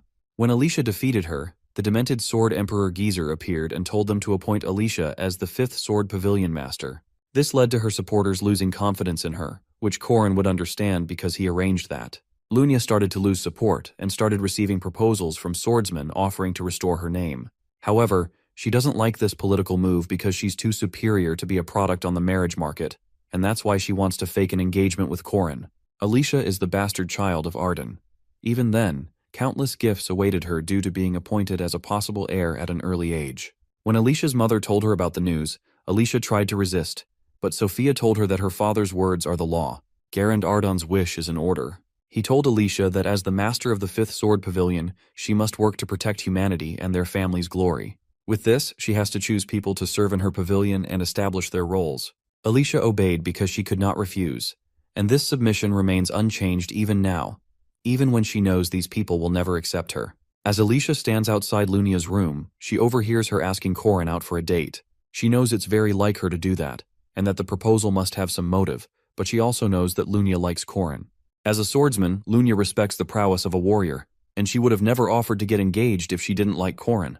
Alicia likes the idea because Lunia played a motherly role for her, and even if they were at odds sometimes, she wants the best for her. Corin, too, is special because he helped her realize her talent, believed in her, and saved her from her sister's followers. Alicia believes the two of them are good for each other, and she's happy for them because she loves them both. Meanwhile, Sophia hands Lunia over a list of heirs of renowned families and skilled swordsmen. Since most of her supporters are from her mother's family, Lunia couldn't ignore that. So she brought up the proposal on a whim. She believes Corin is a good man, but more importantly, he's power-hungry. Lunia's grandfather, Garand Arden, will choose the next head of the family, and Corin Locke has enough talent to reach the domain, so he will not hesitate to silence any opposing opinions. Lunia can't help but wonder if Alicia is just a friend for Corin, or if there's something more. She cares about her sister after all. Jenny walks in on Lunia and asks about the proposal. However, she does not seem to have a problem with Lunia's choice because Corin is strong and suitable to be her partner. However, what she does object to is Lunia's dressing for the date. As Corin reaches the place Lunia asked him to be at, he is left speechless seeing how gorgeous Lunia looks. She grabs his arm and they leave to enjoy their date. Meanwhile, Alicia, with her people, hunts down the monsters. While Lunia and Corin are being swayed by beautiful music, Alicia is covered in scars and the blood of the monsters. While the singer hits his final notes of the song, Alicia blows the final swing of her sword. Where the musician wins the hearts of his audience, Alicia shows his people how to hunt a monster. At the end of the date, Lunia asks Corin if he had fun, and Corin assures her that he did. Lunia gets on her knees and kisses his hand. Corin reminds her that usually the guy has to do that. Lunia tells him that she's used to dealing with girls like that and will leave it to him next time. Before she leaves, she asks to meet again because she has some plans for him. As Lunia walks back to her place, she finds Alicia standing covered in blood. She tells Alicia that she had fun with Corin in the city today. Alicia points out that this is the first time in 7 years that she's wearing traditional clothes. Lunia, without any comment on that, tells Alicia that she's going to get changed and asks her to come to the training grounds to spar with her. Usually, Alicia would have avoided the situation, and even though she wasn't sure why her sister offered to spar, she still couldn't say no. As they stand in the training grounds, Lunia points out that usually, Alicia wouldn't have said yes. She tells her that no one's watching, and she can say what she wants to say. Lunia and Alicia say their phrases before sparring and start the fight. The first attack from Lunia leaves Alicia surprised. Lunia continues with her moves and tells Alicia to keep up with her. As Lunia continues with horizontal lines and no light, her attacks should be visible to Alicia's boundary eyes, but her reflexes are too slow. But if she can anticipate Lunia's attacks and not just react, maybe Alicia can counter them. As Alicia counters the attack, Lunia dodges it easily. Lunia tells Alicia her breath is unsteady and throws her flying with a punch. Thanks to Alicia's supernatural reflexes, she stands a chance against her sister. Lunia realizes Alicia is better than before, and thinks it's because of Corin that she's changed her mind. Lunia tells Alicia that she and Corin fight the same way. They don't waste fancy moves on humans, and it only takes them a distance of a finger to breach the lethal gap. Lunia closes that gap and attacks Alicia and hopes she can dodge her next one. Alicia can dodge Lunia's attacks easily, but how is she supposed to dodge this one? So, she lost. After her victory against her sister, she thought she was better and stronger, but now she thinks it was just luck. And now there was a gap between Alicia and Lunia that couldn't be crossed. Lunia tells Alicia to keep working because if she doesn't, she will be left watching Corin and her back. A few days later, Sophia brings up Lunia's marriage again and tells her that if this new boy is a fling, she can indulge after she's engaged because a man is only a tool to carry the family's name. Sophia was celebrated as the greatest swordsman in the East, but after her husband's adultery, Jade Arden's ideals for marriage had changed. Sophia tells Lunia she can marry whoever she wants.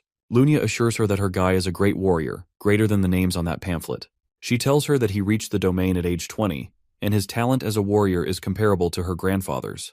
Lunia further adds that it's more than just raw talent, a talent of a victory kind. And he's handsome, and taking away something from Alicia gives Lunia a thrill. Hearing the last part, for the first time in her life, Sophia started to reconsider her view on marriage. The New Year ceremony took place 9 days after they arrived at Arden's, and the village theme looked similar to Korea.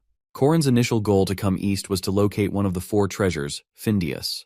The domain of druids, Findius, is a land filled with nature, mountains, and monsters, and it is beyond the border managed by the Ardens. As they continue their journey, Yule finds a spirit to ensure that they don't get lost in a forest.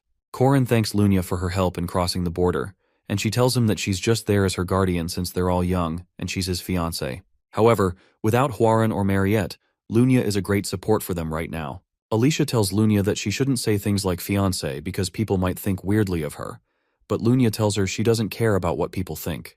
Alicia insists that she shouldn't bring down Corin's potential like that. At last, they reach the entrance, and they only need to cross the entrance. As everyone crosses through, Corin is separated from his team, which is expected of a place guarded by a sage-level druid. He recognizes the spell designed to charm those entering through the barrier. Corin wonders if it's the 8-array formation like last time. It is a test to determine whether the travelers with the druid are worthy of entering. Corin is ready to take on any monster or illusion they throw to test him. Suddenly, Corin hears a voice and starts sweating. As he turns around, he finds the main player standing before him, with a grin on his face, calling him brother. Corin is surprised to see the main player, but without wasting any time, he starts fighting. As Corin attacks the main player, he just touches his spear and decimates it. Park Sihu, the main player of this world, may be evil, but his power is equal to that of a god's, and he's eons stronger than our hero is now. Park tells Corin he should be proud of killing him, but he doesn't have what it takes to save the world. Park failed despite hoarding so much, and he believes Corin is nothing in comparison. He can't defeat Tates Valtazar. Corin tells him that he can by stealing one of his 4 treasures, and that he's trying to secure a happy ending. However, Park thinks if he really wanted that, he would have chosen him. He tells Corin that he enjoys sacrificing himself, and the time he spent saving the NPC, he could have spent focusing on the bigger picture. He could have been a lot stronger, and Corin knows he's not playing as he should. Park sacrificed whoever got in his way. He believes that's how one gets stronger. He asks Corin to let people die and save the world with him. Corin tells him that he started the game again and regretted missing items, and those desires are the reason he's seeing this vision. Corin swears that he'll save the world and create a place for all the people he saved, without putting efficiency first. He charges his energy and punches Park with all his might. He thought the vision would scare him, but it helped him gain his focus back. Corin knows now that even if he had the chance, he wouldn't change a thing. With his focus gained back, Corin conjures up his spear again. As Corin gains his senses back, he sees his friends around him. Yule is a druid, so he knows she wouldn't have been affected, but he wonders how Lunia got through. Lunia tells him she just saw her grandfather talking nonsense, so she cut him down. However, Alicia is the most vulnerable, so they hope she wakes up soon. Suddenly, they hear a leopard talking. He's impressed how quickly it took them to clear the fog. The leopard transforms into his real shape and welcomes Yule and her friends. The leopard turns out to be the guardian of Findias and Uskias, and he offers to lead them to Findias. It is only now that Lunia realizes this place is the domain of the four treasures, Findias. Yule tells her that all the people here are her kin. However, Lunia is curious if she can get a place here. Uskias knew about a young druid searching for this place, and he asked them why they're here in the wild. Corin tells him that he's looking for the Sun Sword, Claw Solus, and because he's here as the first spear of the Queen of Paradise, Erin Danwa. Our hero is the rightful successor to his master, even after regressing. Corin realizes Uskia said he too is looking for the treasure. Suddenly, a tall shadow walks in and recognizes Corin, but he wasn't expecting him to be that unhinged. The shadow is the monster of Murias, the king of the shade, the beast king Dune Skaes. He tells Corin that there's only one throne, and when the age of shadow comes, his goddess will be devoured by beasts. Now, since Corin and Dune Skaes both want the Claw Solus and Uskias can't bestow it to either of them, he decides to test their worthiness. The druid is neutral, but our hero doesn't know the contents of the test. Although Dune Skaes doesn't either, Veladazar successfully acquired all four treasures in his previous life, so there's a risk involved. The druid tells them both to wait in their rooms while they discuss. If it follows the canon, Dune Skaes passes the test. While everyone sleeps, Alicia imagines a happy family with Corin and Lunia married and her little nieces calling her aunt. Even though she knows it'll be good, she doesn't know why she feels bad. Corin checks to see if Alicia is awake but finds her asleep. He hopes that she wakes up by tomorrow because he needs all the help he can get. Just as he's about to turn, Alicia grabs him and pulls him to her bed. As she sits on top of him, she removes something from his finger, gets close to him, and whispers in his ear that her sister isn't home today. Alicia, after telling Corin that her sister isn't here, falls asleep next to him, leaving him flustered. The druid announces the second task. These people didn't realize it, but they completed the first task already. It was the test to determine how far they'd go for what they want. They all prove themselves in front of the druid. Suddenly, Alicia remembers the events of last night and gets embarrassed. Lunia tells Alicia to follow her beliefs because that's where their strength comes from. Yule tells Alicia to rest if she's tired, but Alicia is too busy looking down on herself. The druid announces that they'll have their druid by their side and their task is to find the mistletoe oak and craft a wand until sunrise tomorrow. Before the task started, everyone signed a pledge to accept the results and not attack each other for 60 days. Corin asked Uskias for it specifically because he was worried that Doomnorix might get involved because, unlike other druids who are neutral, Doomnorix supports Valtazar. Although Yule has specialized skills, Doomnorix is a sage, and even with the condition of not attacking each other, there's a significant gap between them. On top of that, the spirits aren't answering to Yule because they're all helping Doomnorix, which makes it more difficult. Suddenly, Alicia screams that she's found it, but it turns out to be a hackberry tree. Mistletoe usually doesn't leech off of oak trees, and finding the oak tree is already difficult enough in this forest, making it quite a gamble. The task would have been difficult even with a spirit guiding them, but they all are on Doomnorix's side. Alicia suggests finding a mistletoe and sticking it on an oak tree, but Yule thinks it would lose its meaning.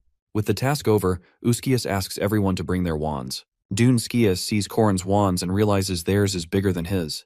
Alicia found a few mistletoes, which they stuck on the oak tree and used Yule's magic to grow. Usually it would have died, but the potion from the east worked. Uskias approves everyone's wands and announces the final task. The final task is to bring the crimson fruit from the magical rowan tree in the northern forest. As they reach the place, Sharvan tells them to prove their worth if they want the fruit. Sharvan is a sky titan from the heroic legend of Arhan, which belongs to the same race as the sky titan that protects the son of Findias.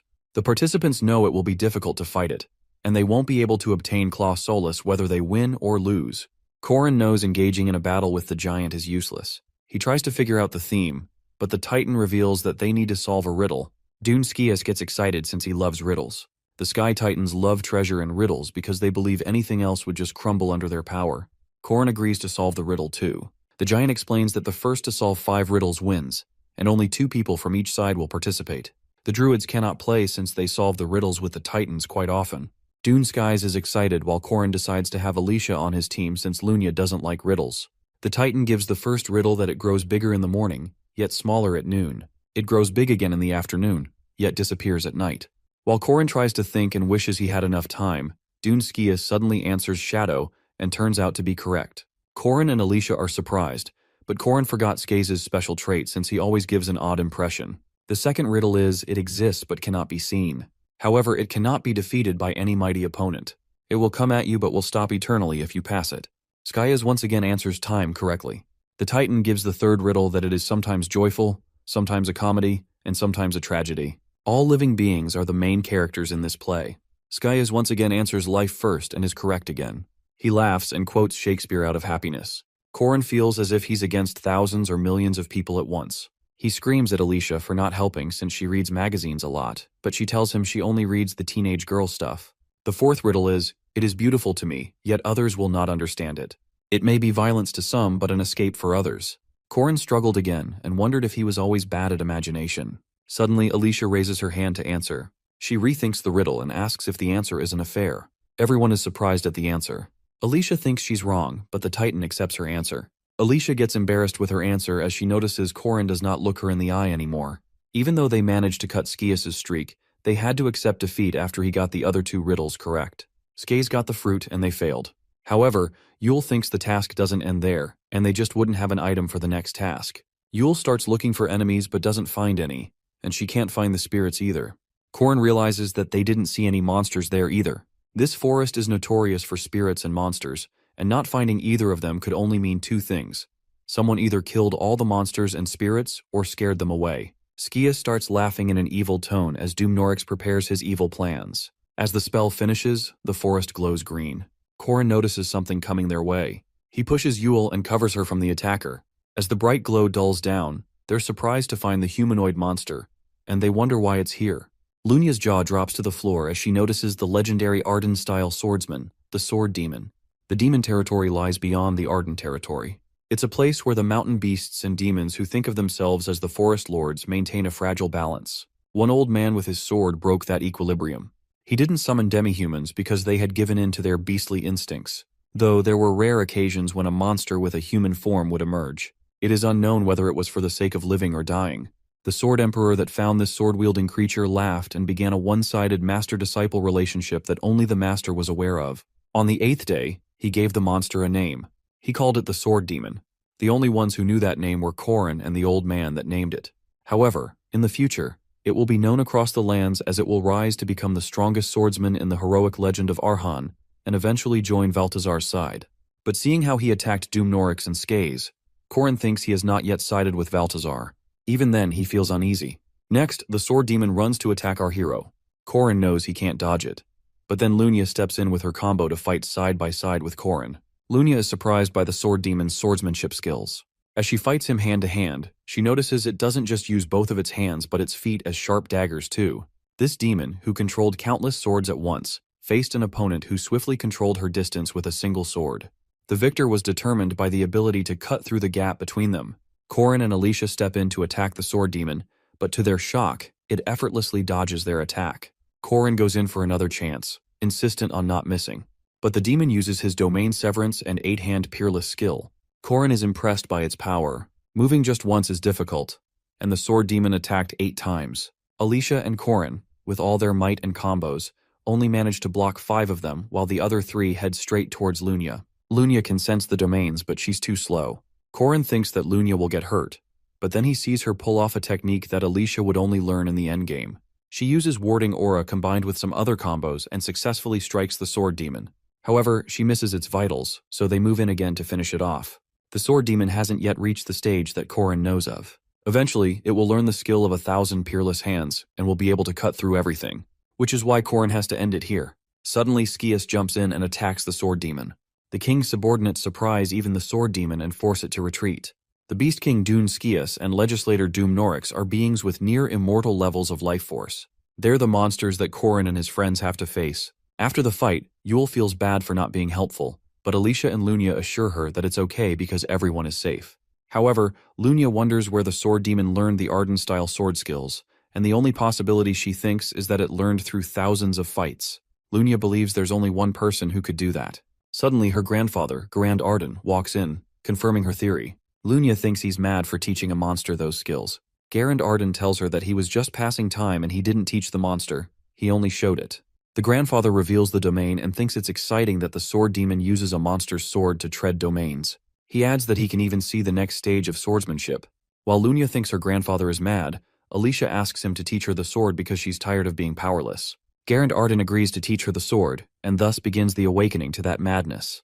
The group goes back to Uskias and Korin asks him about them not having the fruit. He asks Uskias whether they can still be a part of the last test or not, to which Uskias permits them but upon a consequence. Uskias mentions how their lack of fruit will advantage Skaze and Doomnorix. Skaze's sarcastic laugh upon this annoys Korin and he protests to Uskias, asking for a favor since their loss is due to the sudden interruption on their way.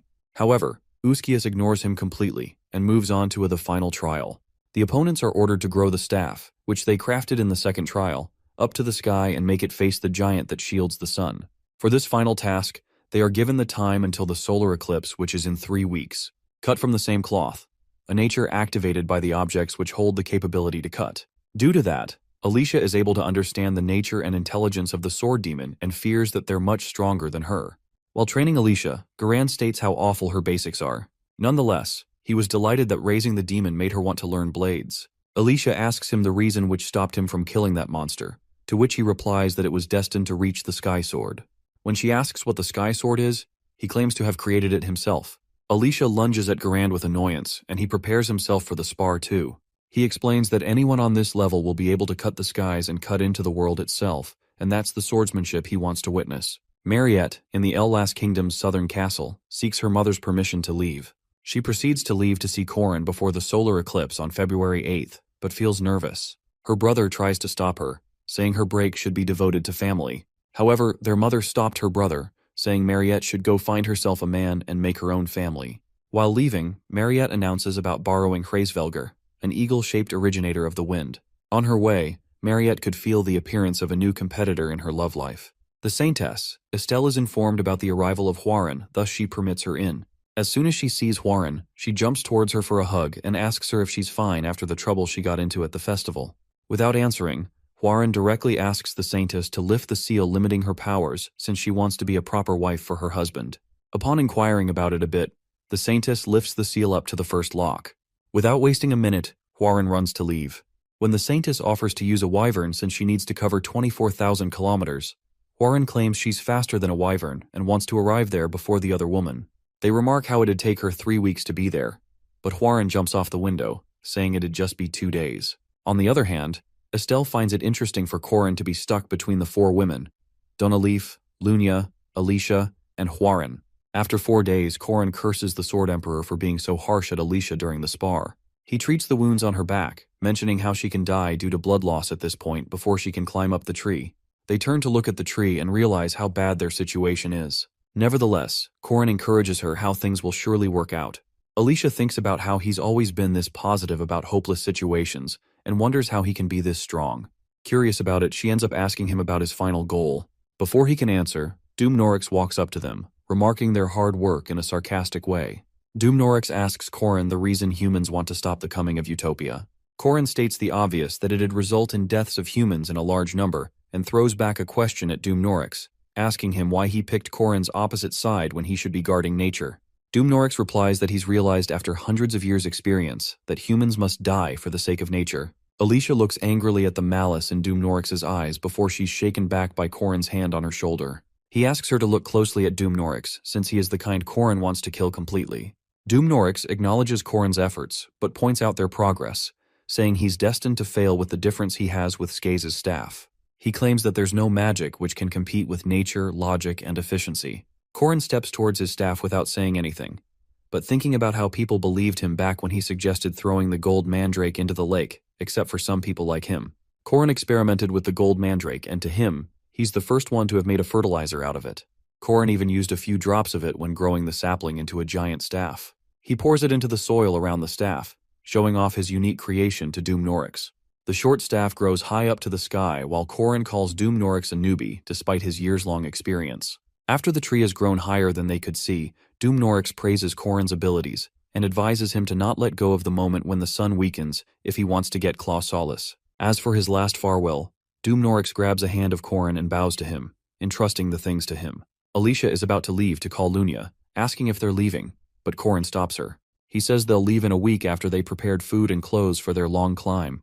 With that said, He looks back at the tree and thinks about how the battleground will be set above the skies. He tells Doomnorix to be well prepared since he has gathered a strong team for himself. A week passes by and it's finally the day of climbing.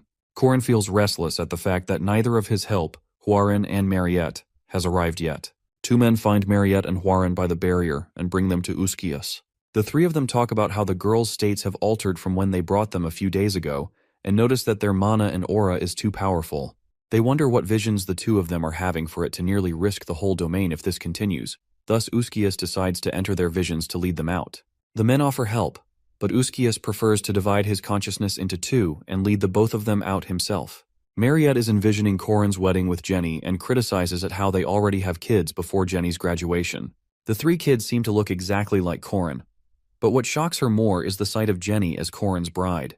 A year after the wedding, Mariette feels bitter to see the couple and thinks about how that kid should have been hers. She looks at the efforts Corin's putting in to get ready for the anniversary, but when she notices him wearing the same clothes he wore on his wedding, she gets envious and thinks about how she would have gotten her new clothes, food, and all the treasure and powers he deserves. Even now, she wishes to give him all that just if he greets her once with a smile. Right after she thinks this, Mariette is striked with an idea and decides not to give up on him. She plans on turning Corin into a vampire, using her elderly vampire privilege when he dies after living his life of mere 100 years. At this point, she doesn't care even if her relationship with him is that of a mother and child. Her plan extends to giving him another 100 years of life until every trace of Jenny fades away from his life. Next comes Hwoaran's visions where she sees Corin getting married to Mariette. While sitting on the branch of a tree outside her house, she accepts her defeat for losing Corin to another woman. She feels devastated about the only person she ever loved or touched as a nun, but she's taken out of her thoughts by her conscience's voice. Her alter ego asks her about her wishes, to which Hwoaran confesses about how she wanted to live a life filled with love by Corin's side and to have a normal family. Her alter ego pushes her to work on her desires, so Hwoaran gets up from there and enters Corin's house. Corin greets her, but without greeting him back, she grabs his hand and jumps onto him, caging him beneath her. When he confusedly questions her behavior, she blames it on him for looking at someone else besides her and digs her teeth into his skin. She says that his first time should also be reserved just for her, the way she has given him all of her first times. In her vision, they sleep together, hand in hand, and a bird leaves them a baby in the morning. She feels satisfied after winning Corin, but her happiness doesn't last longer as she's finally led back to reality. Instead of Corin, Hwoaran seems to be sleeping holding Mariette's hand, and they both look at each other with bewildered looks. Uskias clears his throat to grab their attention and introduces himself as they both sit up. He informs them that they're late to meet Corin since he's already started climbing the tree 4 days ago. The girls as Uskias with confusion about how he knew they were looking for Corin, so out of embarrassment, he turns away, saying he knows it all, being the sage druid. He feels quite embarrassed about the things he has witnessed in the visions of the two girls, and swears never to speak up about the dark desires of the 3 girls. Corin, along with his 3 members, keeps climbing up the tree but reaches nowhere. Corin remembers that Balthazar's army obtains all the 4 treasures, Ariadbar, Klaus Solus, Undri, Leah Fail, canonically, and while chasing them in the game's story, he could visit Gorius and Marius, but the treasures were already gone as expected. However, Corin remembers the text from the game, stating that Undri of Marius is in the deep darkness, like it was in the pit of snakes. Similarly, Corin thinks about how Uskias mentioned reaching the skies and grasping the sun. He wonders what if it was a euphemism hinting too. Yule alarms Corin about the clouds descending, to which he clarifies that it's the tree which still hasn't finished growing. They soon arrive at a castle with walls about 50 meters long. However, Lunia claims that it seems too small to be the castle of a sky giant, and guesses that it might just belong to a normal giant. After hearing this, Yule gets confused and reminds them of Uskias' words when he told them that the giant guarding the sun would be here. Therefore, whatever is here, they just can't use the front door to enter. Corin gets an idea after hearing this, and realizes that their way inside was the fruit they couldn't get. He suggests just knocking the door and shouts out loudly, calling the giants outside from the castle. Alicia feels unsure about Corin's planning, but he tells her that they're just going all in at this point. The giants question who's outside and open the door. They are surprised to see humans, whereas Alicia's astonished to see the giants being almost higher than rank 1. When the giant demands the key, Corin refuses. Just as he's about to crush Corin under his punch, Corin asks him to stop and states that they're the forerunners approved by Uskias. He further clarifies that their master will bring the crimson rowan tree fruit as the key. The giant asks the name of Corin's master, to which Corin tells the name of Duneskays, planning to impersonate someone who has the fruit. Corin makes the giants believe that their heroic master will surely bring the fruit as he has the approval of Sarvan and Uskias. He further claims to have brought even a druid with himself to deliver the sage's words, and points at Yuel. Yuel gets nervous at being dragged forward, whereas the giant demands her to prove it. She conjures up a walkerman using her powers, which makes the giant believe in Corin's words. However, he still feels skeptical about the key. Once again, to convince the giant, Corin says that they were told to announce their arrival first to the great giants as good manners. At last, the giant agrees to accept them as his guests, but reminds him of his conditions about the sun. When the giant returns inside the castle, letting the door open for them to come inside, Lunia asks him if this is what his plan was. Corin smirks at her question and tells that his plan is what's going to start from now, which is to loot the entire castle. Along with Alicia, Corin enters the castle and leaves the other two outside. He feels weird about the fact that being a thief was once part of his life in his last attempt where Sihu had a cheat skill called inventory. Therefore, no matter where they were, they'd always look for the treasury first. As they finally arrive at the treasures, Alicia asks him how he found it so easily. Corin states that treasures follow a usual pattern, and then emphasis upon their need to find the sun sword among the treasures. The room has an open ceiling for Claw Solis to absorb sunlight during the day. Thus it may be obtained just when a solar eclipse occurs and its power weakens. While they're busy thinking about a way to find Claw Solis, a chicken appears. Corin rushes Alicia to hide, informing about someone's arrival, so they both hide behind a pillar as a giant enters the room to get the chicken. The chicken suddenly looks towards their direction, which makes Corin and Alicia panic. However, to their luck, the chicken just lays a golden egg and looked away. They realize that it's the chicken which has laid around all this treasure, and Corin drools upon the thought of having unlimited gold if they just steal the chicken. Alicia shakes him out of his thoughts, reminding that they're here for the sun and not gold. The giant picks up the chicken and leaves, but Alicia keeps lying over Corin as they were while hiding. She suddenly gets reminded about her dream from earlier and asks him what he thinks of Lunia. She mentions her good traits and confesses about feeling drawn to her as any man would be, which makes Alicia's heart break. Corin then tells her to be quick, since they just have 2 days left before Skaze gets the sun through proper procedures. Alicia gets up from Corin and through the ceiling. She looks up at the moon while Corin also thinks about the traits they have been told about Claw Solis. Together they come down to the question if Claw Solis is the moon floating above them, which should be a half moon today, instead of a full one like now. They return back to their rest place and the other two girls enter too. Corin tells them about how Claw Solis looks like the sun in the days and like the moon in the night, floating above them. He further explains that it won't be as far as the actual moon and the sun, however it must use a barrier around the island to float. He decides to use the remaining 2 days wisely, thinking about a way to reach Claw Solis. The group fails to find a way, and the time of Skane's arrival draws closer. However, Corin manages to make another plan when he overhears the giants planning about eating the humans. To Corin's luck, the sky giant Sarvan had engraved an order into their bloodline which stops them from attacking druids and urges them to give the sun to the bearer of the red rowan tree fruit. After hearing about the giants' plan to eat humans after handing away the sun and going down to Earth, Corin feels at ease that his days aren't completely wasted. The solar eclipse occurs and Skaze arrives at the castle. Skaze is excited to get the sun, but the door of the castle forcefully opens from inside by a walkerman, followed by Corin and his members, and the shoots of the giants calling out for them. Before Skaze can grasp the hold of the situation, Corin starts calling him his master while carrying the chicken from the treasure room, and saying that he has followed the orders of Skaze about stealing the chicken. The immortal Locke side of Corin seems to be awakened as he executes this evil plan and hands over the chicken to Skaze. The giants threaten to kill them until they notice Skaze, whereas Skaze feels confused about when he gave away such an order. Doomnorix realizes that they've got tricked. The giants start attacking everyone while they shout out for their life. Corin turns wild with his powers and swears to turn Claw Solis into dust if he can't have it. Along with his friends, he starts getting down from the tree, saying no one can stop him, neither Skaze or Balthazar. Lunia asks him if he isn't ashamed of his actions, but he claims that immortal Locke feels no shame. She hands Corin a tissue to wipe off the crazy makeup from his face of the immortal Locke, which she feels weird about her fiancé. While he wipes his face, Alicia questions the possibility of Skaze killing all the giants and obtaining the sun, but Corin assures that it doesn't matter since he'll cut down the trees once he gets back on the ground. Yule calls him demonic, but he claims that only winners get to write history. Therefore, if he can't get Claw Solis, he can just cut down the trees and trap 2 of the king's servants in the sky forever. To their misfortune, as soon as they're about to get to the surface, they are met with the beast lusting for the Song of Blades, waiting for them to have a duel of life and death. So when they get closer, they are devastated to see the Sword Demon. To deal with the Sword Demon, Lunia steps forward and uses the warding aura to protect herself and others. The sword demon, however, dodges Lunia, which makes her wonder if he's trying to target the domain users first. Sword demon is so powerful that he got recruited into the king's servants. However, he's just a monster now, with little to no connection to the end of the world.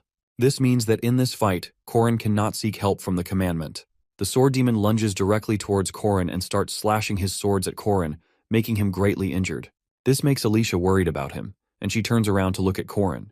However, he scolds her, saying she should only keep looking forward during a fight. Alicia cannot even process Korin's advice when the sword demon starts racing towards her. Luckily, Lunia steps in and tells her to move away. She yields her sword and swings it towards the sword demon angrily for ignoring her.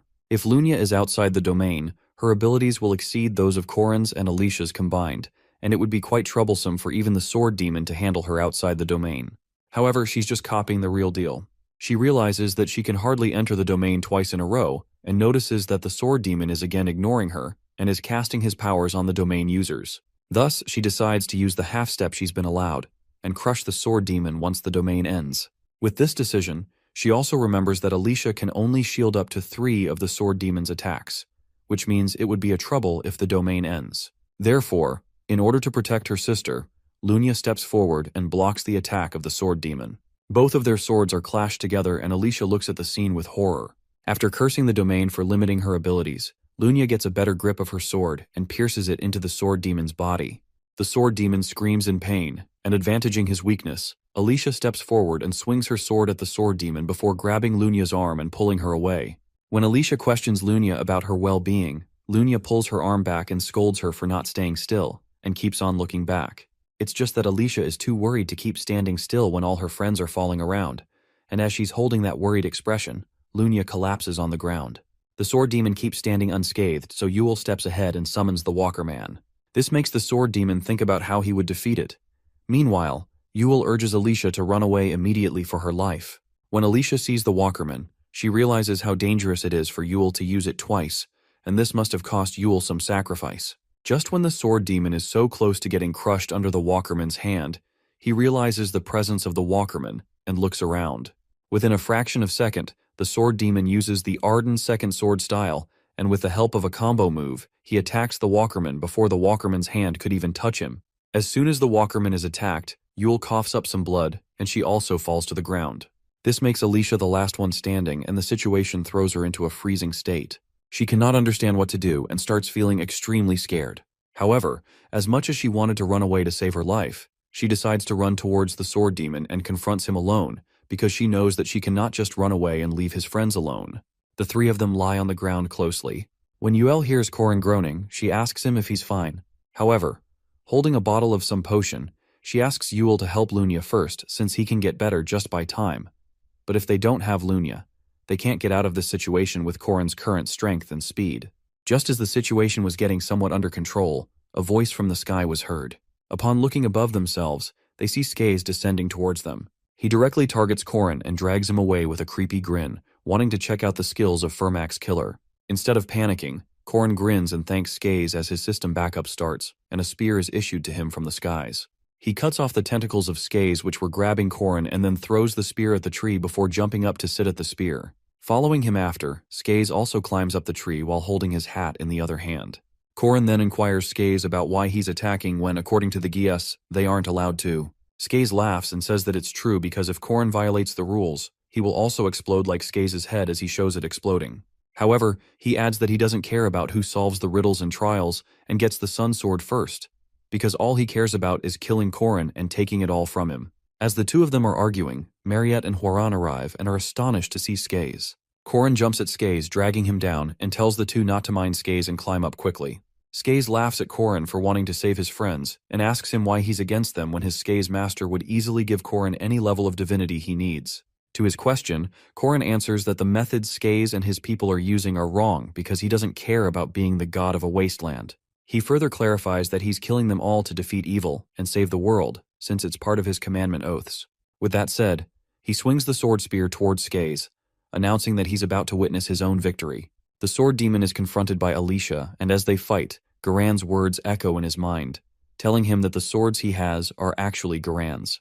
The sword demon is confused about what Garan thought before deciding to teach him blades. As he continues to have a fight with Alicia, he can't help but get reminded of Garan, and wonders if Garand knows that he didn't learn the blades by himself. It is because whenever he fights an enemy, the sword reduces his body's capabilities, and even after gaining a lot of strength, he still feels nothing as compared to Garand. Alicia seems to be doing pretty fine against the sword demon. However, he can't understand why he's here fighting against humans when he could just be in the skies after climbing the trees. Alicia takes the hits easily and keeps coming back with strength. By this point, her eyes light up blue when she shows up again and asks him if he thought that she can't cut him. When the sword demon lunges at her for another attack, she swings her sword swiftly and cuts him before he can touch her. The sword demon doesn't seem to grasp the situation. Being the predator, her prey can easily be torn apart by him. Yet he can't cut her, and she is still standing unscathed. Moreover, seeing her laugh, he questions it even more in confusion. No matter what powers and spells he uses on her, she easily dodges them and laughs at him, making him even angrier. As Alicia calls him slower after dodging his attacks, he finally realizes what the gap between him and her is. It is that despite still having enough energy and stamina, he's unable to keep up with her pace anymore since she's got faster. He uses multiple spells and powers, but being no match to Alicia's speed, he receives several cuts from her sword before he can even react. This makes him realize that it's the first time he's felt nothing after using Domain Severance power-up. It is because it seems like Alicia is able to predict his next moves. On the other hand, Alicia uses different other powers and spells to keep cutting him down. It is when the sword demon receives a cut on his shoulder that he understands his reason for being here. He realizes that just like him, Alicia is also possessed by the sword, along with having a spectral talent. This is why he's come here to cut her down and finally reach the level of Garand which he always wanted to. On the other side, Mariette and Huaran reach the skies and fight against the giants using their strength. But no matter what is happening around him, the sword demon seems to find everything boring, except for Alicia. He now believes that she's indeed here for him to cut her down and level up. On top of that, he starts to believe that even her Bertha and her whole life happened just for him, and he becomes definite on this belief. Therefore, using all of his strength and powers, he moves forward towards her to fulfill his newly found life objective.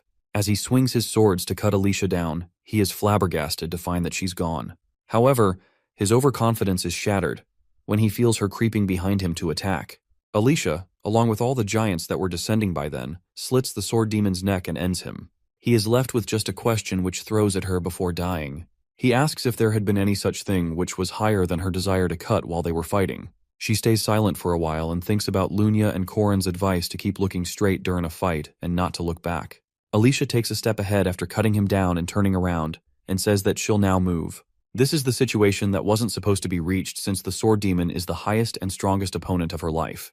However, there is still something higher than him, which is what can be formed by a single step forward. A momentary miracle. Using Endless and Domain Crusher, Alicia cuts down the tree which they had planned earlier. As the sword demon falls closer to death, he finally realizes that he was what's made for Alicia, not the other way around. It's him who learnt blades just for her to take a single step forward.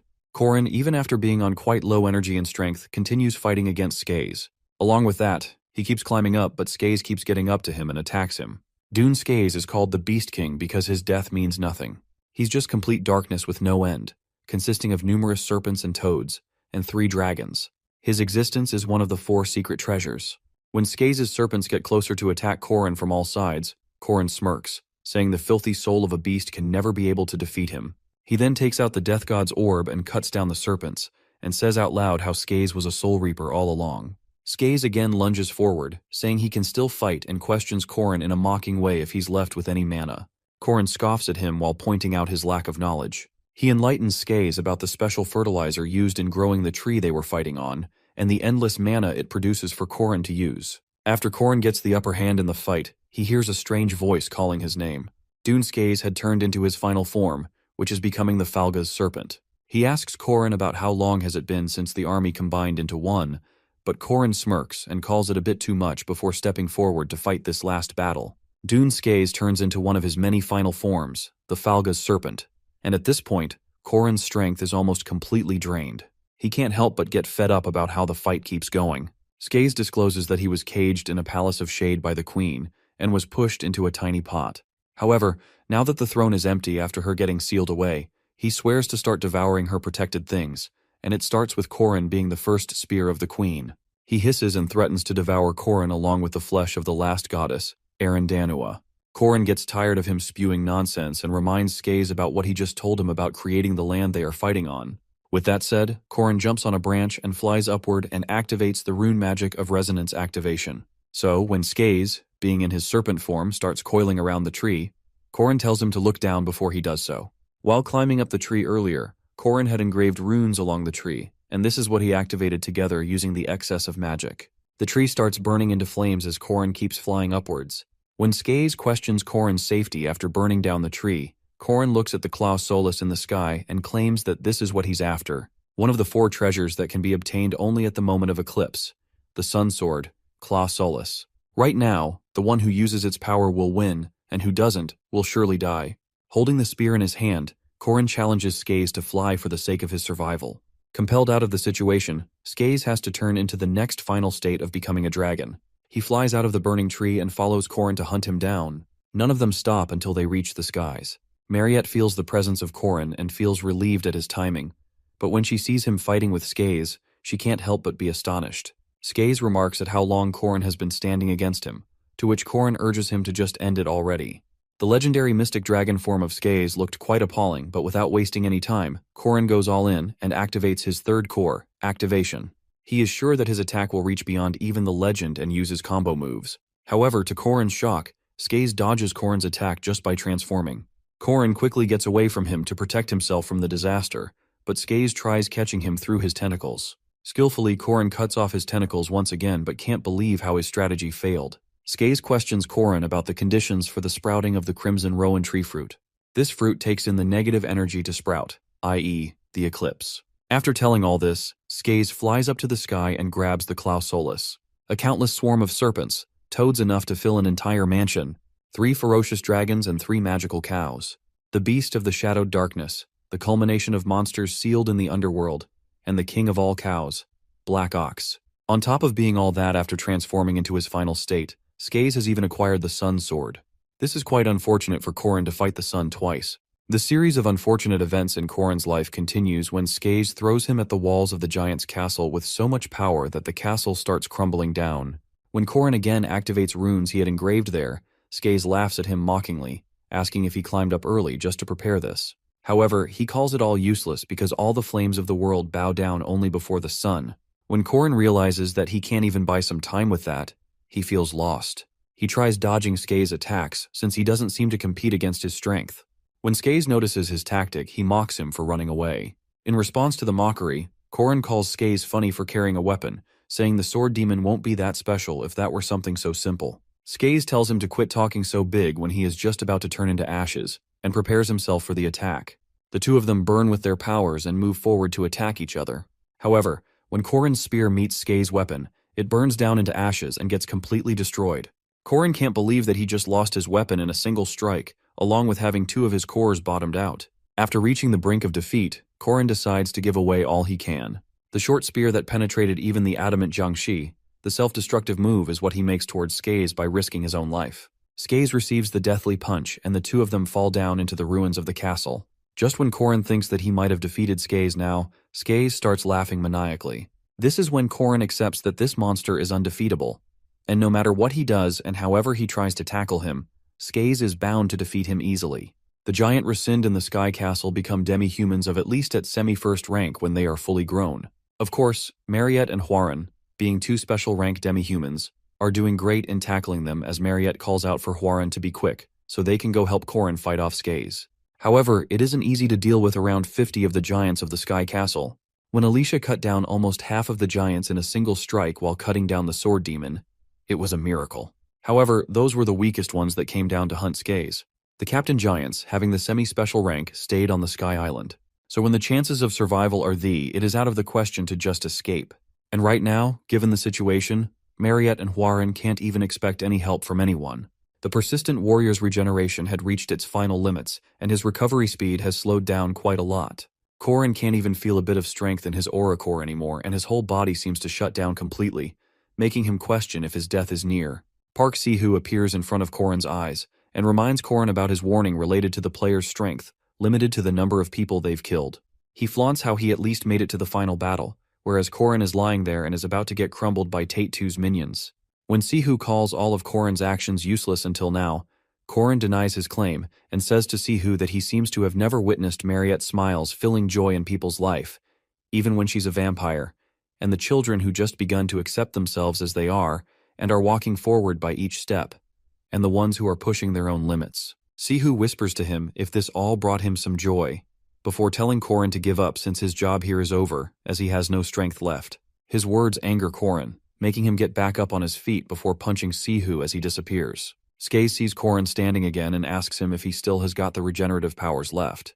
Without answering Skaze, Korin reactivates his rune of regression, and the spear appears once again. When Korin throws the spear in Skaze's direction, Skaze catches it in midair and throws it towards Korin, telling him to catch it if he wants it that much.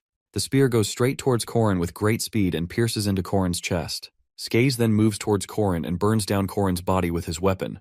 After he has made sure that Korin is completely defeated and is deep into the crumbles and fire, Skaze turns around to leave. However, just when Skaze takes a few steps forward, he hears some movement. When he turns around towards it, he is shocked to see Korin standing there. This was enough to fuel the burning fire of anger within Skaze, and he grabs Korin by his hair to pick him up, confusedly questioning how Korin's still alive. He then throws Korin up into the air and grabs his own weapon, wondering if Korin will be able to revive if he is burnt down to complete ashes. Skaze transforms back into a dragon and flies up to the sky and breathes fire towards Korin, telling him to just stop playing with his spear already and die. Suddenly, while breathing fire, Skaze notices that his fire is getting sucked in, which he can't understand how. He then sees his own weapon coming towards himself, having the rune of regression engraved on it. When the weapon hits Skaze, Korin mocks him for his multiple states and says that he is just a servant of the king at the end. When Korin asks Skaze about what he thinks Korin is, Skaze calls him an unfunny person and yells for him to just die as he breathes fire once again. In the preview game, Park Si-hoo and Korin reach to the final boss, which means the king's servants, users of the four treasures, were somehow defeated. Korin is the first spear of the queen, and the only human to be fully aware of Claw Solace's true powers. Its owner in the last game was Korin himself. The weapon of the Skyas transforms into a small ball of Claw Solace and Korin consumes it. As soon as he does so, Claw Solace accepts him as its user and a great warrior. He gains the light of the sun, Agatram. When the fire from Skaze reaches Korin, he remains intact, standing between it, and claims that it's the second time he is using the sun. Skaze gets furious and punches him across the face, making him crash into the ground. However, he once again says the spells to activate the runes of regression, and the place fires up. The Claw Solace absorbs all the heat and fire around it, while Skias grunts at Korin, saying that it belonged to him. When Korin throws the weapon, made of Claw Solace, at Skaze, he burns down into ashes while screaming and grunting in pain until he is no more. Korin stands between his ashes and the ruins of the castle, challenging him to come back at him even by increasing their numbers, because he would do anything and won't stop anytime soon until he has completely saved the world. Hwarin and Mariette continue fighting against the giants, using multiple deadly techniques like Crimson Bow, which pierces the bodies of the giants. Mariette suddenly shouts out Hwarin's name and asks her if she also felt something strange on Korin's side. She affirms but also mentions the large number of giants still alive. To help out Korin, Mariette suggests that she'll pave the way for Hwarin with Deoku. But before she could complete her sentence, a bright light shines above their heads. The two of them, along with the giants, look above themselves and see Korin descending between them while shining with the light of the sun. The powers of the giants being sealed by the power of the sun leaves the giants no option than to obey Korin, who holds the light right now. They get on their knees and bow to Korin, whereas the girls run to him. Mariette quickly hugs him, which makes Korin worry about her since he holds the power of sun, and Mariette, being a vampire, must be uncomfortable right now. However, when he inquires if she's fine, she claims it insignificant and asks him about why he is so much injured.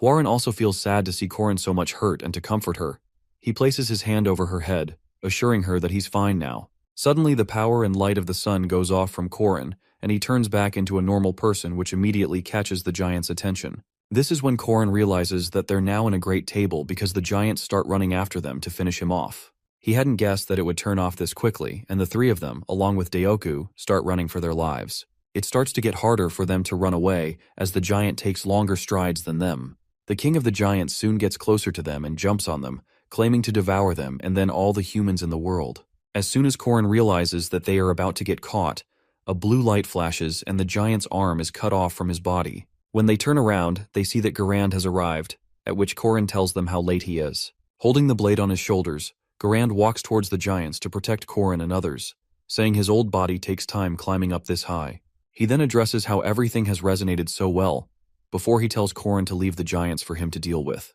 As Korin and others run away, Garand fights with the giants, thinking how he missed such a good scene of the sword demon getting killed.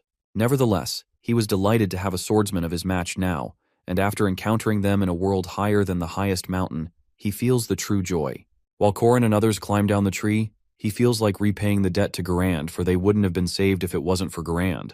He asks Mariette and Huaran to cut down the tree to repay the debt of Garland, but they feel confused. He explains how enraged he is at the fact that he almost died to the sword demon whom Garand trained.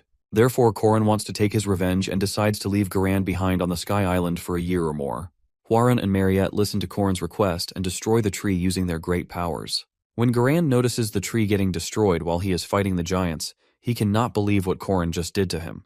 At night, Korin sits on a branch of a tree, looking up at the moon, when Alicia wakes up and walks outside.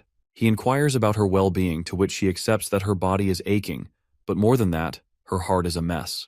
She explains how all she wanted was to live an ordinary life after entering the academy, and just wanted a normal school life by having fun and doing the ordinary things. However, due to the turn of events, she's become too far from ordinary and has turned into a person who can't help but be drawn to cutting people down.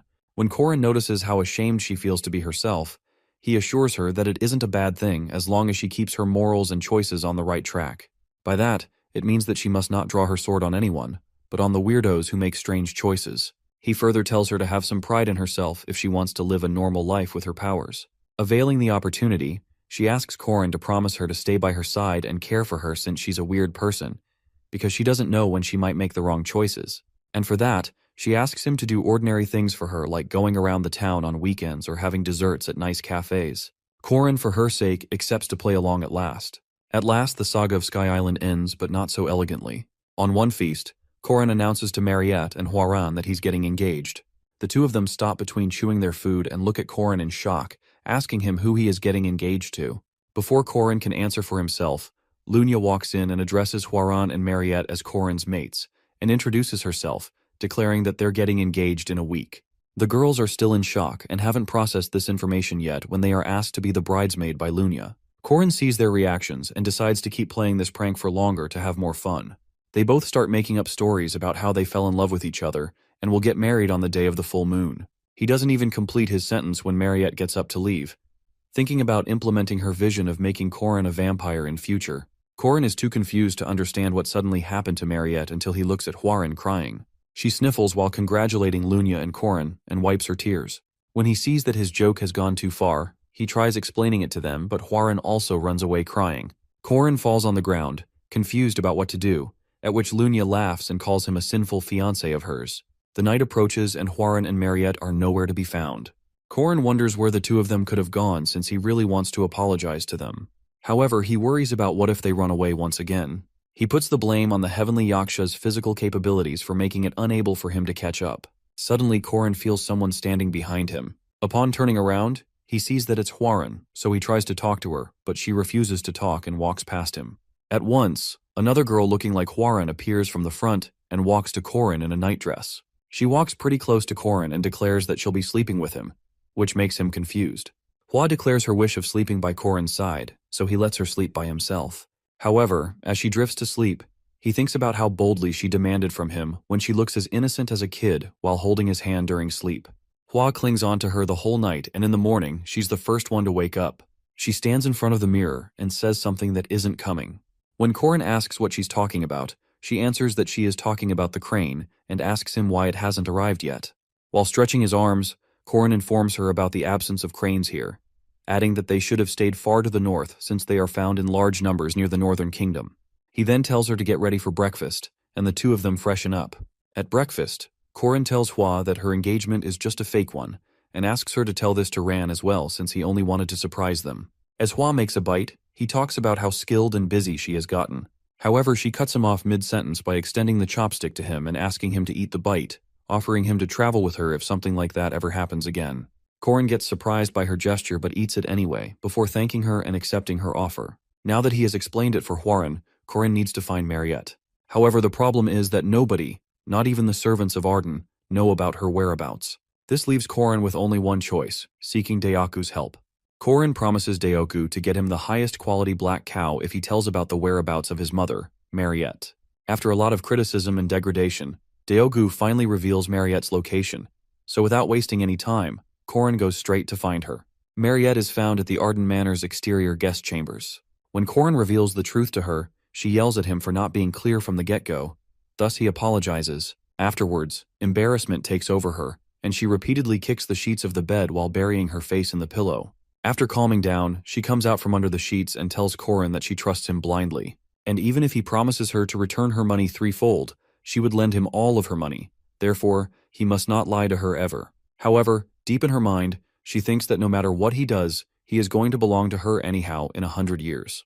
Eventually, all the girls, who like Corin, find out that his engagement with Lunia is fake, and their dates are just to trick others. But Alicia is still in the dark, oblivious about their engagement being fake as she finds herself on the neighboring table of Lunia and Corin in a restaurant, trying to spy on the two with jealousy. She can't understand why she's here, nor does she remember how and when her feelings for Corin were born. She wonders if it's from the beginning, the sword-breaking incident, the serial-killing incident, or if it's recent after he promised to stay by her side. However, Alicia is shaken out of her thoughts when she sees the scene unfold in front of her eyes. Lunia gets up from her chair and grabs Corin by his chin while leaning into her face. He says her name in a questioning way, to which she replies that they should give people a sweet scene to look at. When Corin realizes it, he also gets into the character and starts flirting back at her. Seeing him flirt so efficiently, she mentions to him that he's still slow in some regards. Corin asks Lunia if he's missing something, but she denies and turns back to look at the empty table where Alicia was sitting a while ago. Lunia then informs about leaving, mentioning how wonderful the date was that she might actually consider him as her fiancé. On the engagement day, Lunia and Corin look stunning in their white dresses, and the ceremony begins. As the ceremony continues and the couple dances, they suddenly hear a voice. When they turn around, they see Alicia crying, refusing to accept the engagement. Seeing Alicia standing up for herself, Lunia gets reminded about how Alicia lived up with a sparkle, but gradually lost her spark until today. She wonders if Alicia has finally made up her mind when she sees Corin getting dragged by Alicia to somewhere mid-ceremony. The woman urged Lunia's mother to go after Alicia, but Lunia suddenly pretends to faint due to the shock. Meanwhile, Alicia drags Corin to Hwarang, and the three of them fly off using the eagle. After Lunia has made sure that they're off, she gets up from her mother's arm and declares that she's too shocked to meet any other men for a while. This is how the wedding ceremony in the East Arden falls apart. After Corin and Alicia get inside the eagle, Corin questions her about what just happened, so she hands him a letter from Lunia and tells him that Lunia already knew about his plan, so they gathered a trustworthy team, consisting of Alicia, Mariette, and Hwarang. When they ask him where they should head to, he tells them to keep going as they've got a lot to do. This way, their break spent in the eastern regions comes to an end. The queen fights against the increased army of the king for 4 consecutive nights, and the enemies continue to get stronger. She continues to fall closer to her limits, and gets reminded how Corin's life will be ruined if she fails to purify the place. When the last question is thrown at her about why she isn't nervous by the arriving deadline, she confesses that she's rather happy because this means that Corin going to come back soon. 3 years ago, before Corin locks regression, Corin was fighting Eren, but after a moment he gave up. However, Eren could see the way he has practiced tirelessly, and his fundamentals are solid. Eren then asks the reason behind him focusing on the 8 trigram spearmanship. Corin explains how it was the first thing that caught his attention in the martial arts section of the library, and he chose a spear because he heard it was easier to tackle than a sword. Corin thinks of learning Eren's techniques as well, but Eren suggests he shouldn't because they just consume him, and he should stick with the 8 trigram sperm for at least another 6 months. Balthazar's secret art, the 6-step spearmanship, was something Corin wanted to learn. Sihu introduced him to the NPC to begin training, but even after over a month, Corin made little progress. Thus, he couldn't help but envy Sihu's skill. The fact that Sihu only had to open his skill window and he could unleash extreme magic. However, being greedy and envious won't help anymore. This is why Corin decides to slowly make progress. Daily he used to swing his spear unleashing a great amount of mana, the energy enveloping the surroundings, and ending up learning the basic 7 forms. After mastering these 7 forms, he tried doing the advanced 8 forms, and after trying, it actually worked. In just 2 months, Corin was successful, and Eren could see how badly his hands were hurt. She was holding his hands in shock, stating how she thought 6 months was a short estimate. She doesn't understand why Corin wants to get stronger. She explains if it was about being stronger, then Sigu is strong enough. Corin explains how sometimes even the hero needs a companion, someone to whom the wagon could be driven,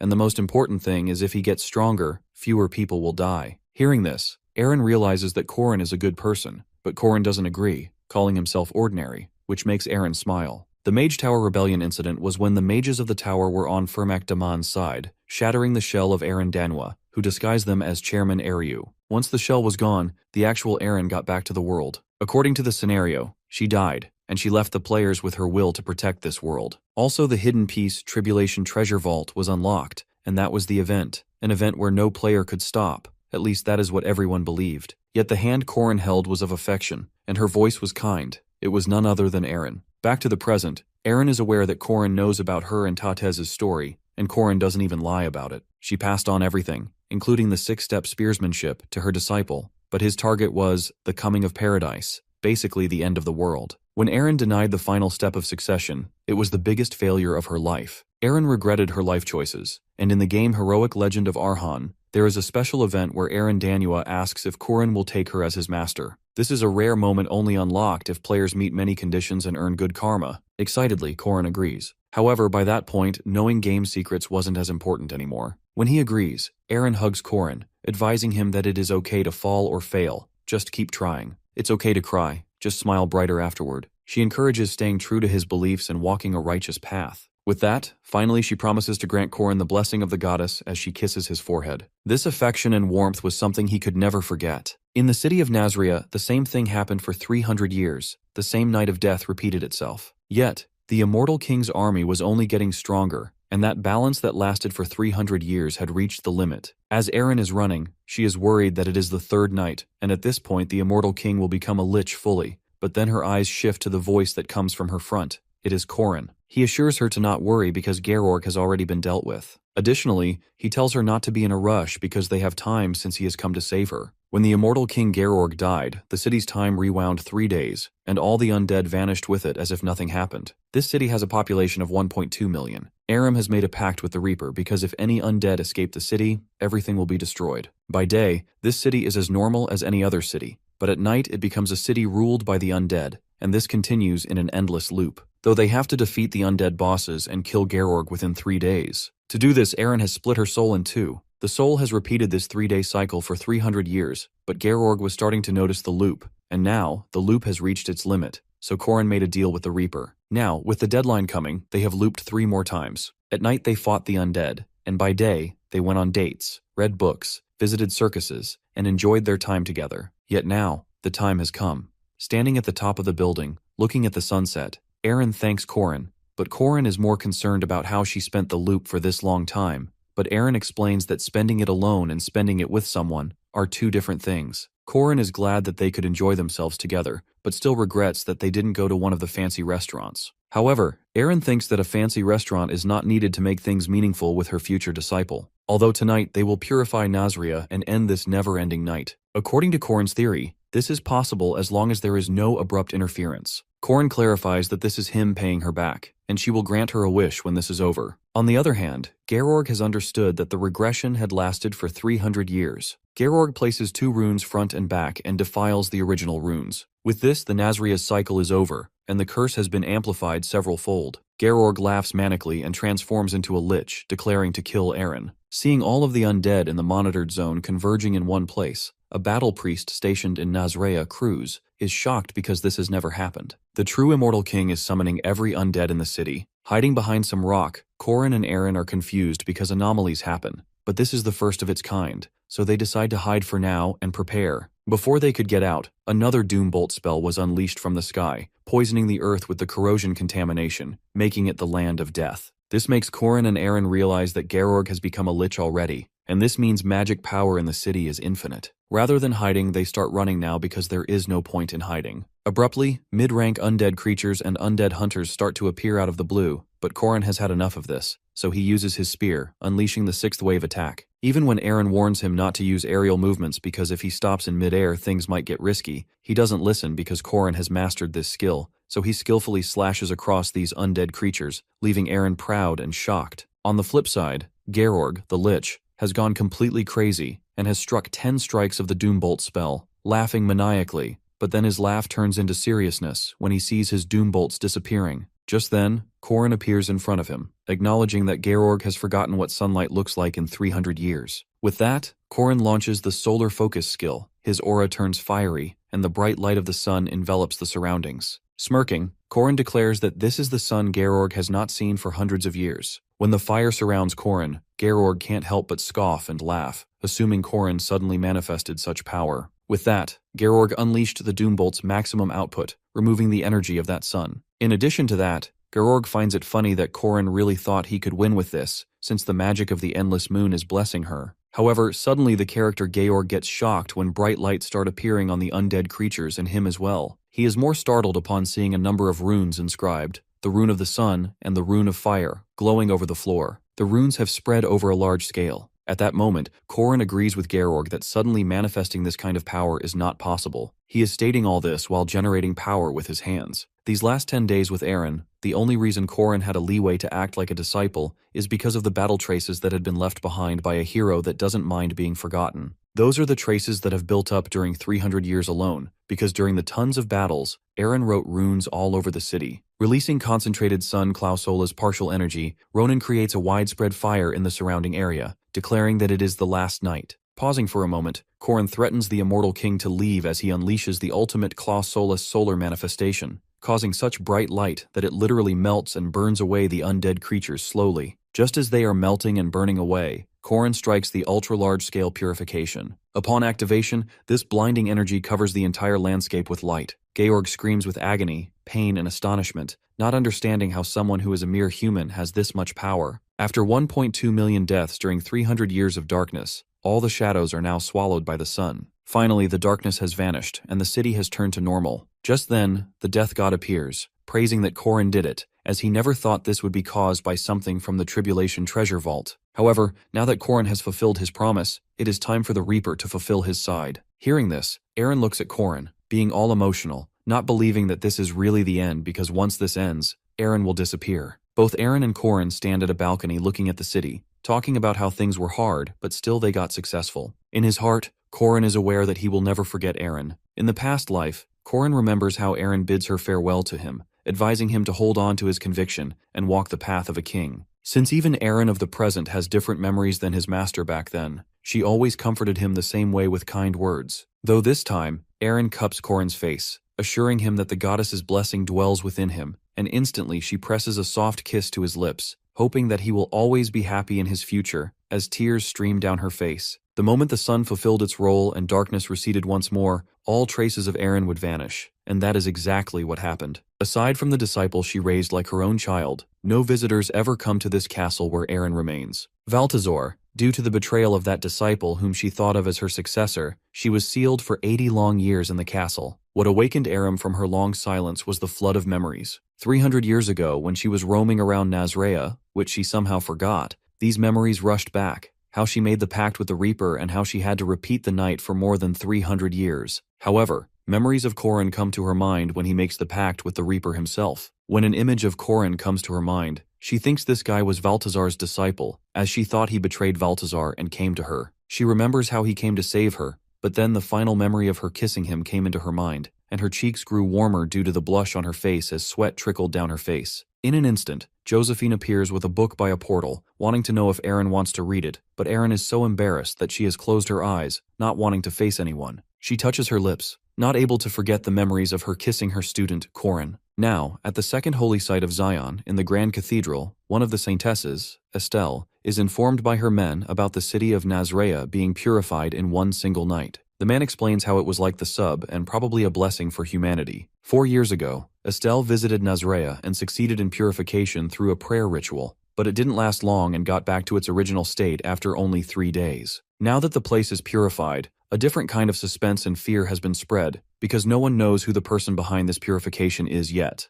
Estelle orders to find out who purified Nazrea. This news was the highlight across the continent, even in the Mage Tower and the church, and also towards the freezing north. In the northern kingdom, the Dingle Peninsula, in the freezing atmosphere, where monsters are always roaming around, the people are always ready for the battle. Thus, this place inevitably became a place where only strength is admired, and 80 years ago someone appeared in this place. This place was the only suitable place for this person, Tates Valtazar. Now sitting at his throne, Valtazar is interrogating people. One of the guys is begging him, trying to explain he was not the one from whom the sun was taken. But when Valtazar unleashes bolting light at the poor guy, he reveals that it was Corrin, as he is also the one who might have killed Fermac. The guy explains how Corrin called himself Eren's first spear. When Balthazar mutters Corin's name, it makes the people around realize that Balthazar is aware of this name. Thus, Valitzer reveals that he knows him, because his rival has shifted from the boy Park Sihu to him, and Valitzer thinks to actually personally meet Corin if he claims to be Aaron's spear. On the flip side, standing in front of the academy, Corin smiles because now he is a second year. This academy is created to manage special demi-humans in the school called Integrated Dormitory. Basically, it is a dormitory made to isolate Huarab and Mariette,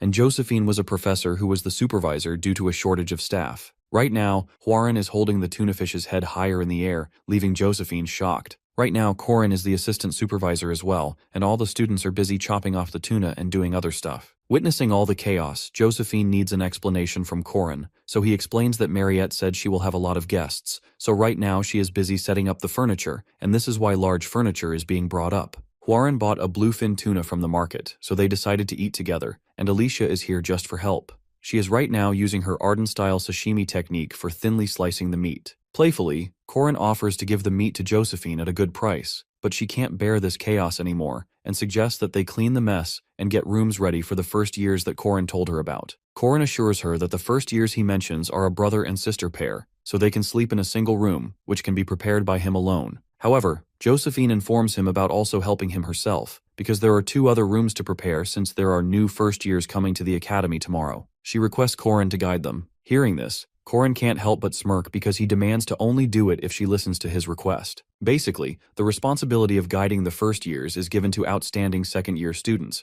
and Mariette is now a third year. Thus, the one guiding them is Corin. Now, in the train, Corin explains the academy to the students and guides them while Huaran has a happy enrollment board in her hands. As he gives the tour and waits for the students to ask any query, the male students end up complimenting Corin's dress, leaving Huaran awkward. Upon arriving at the academy, Huaran decides to leave as someone annoying comes to find her. Before Corin could dig in more, Huaran left while flying, even though flying inside the academy is not allowed. However, now it finally feels real to Corin after guiding new students that he is a second year, though his attention shifts to the 2 sibling pairs of Ren and Ron, who are going inside the academy and deny the offer of help from Corin, claiming they will handle it on their own. Seeing them, Corin is sure these are the students who will get the most attention. Right then, his gaze shifts to Alicia and he asks who is in charge of the West Gate, but she is busy guiding the students. Unexpectedly, a voice calls out his name, confirming if he is Sir Corin.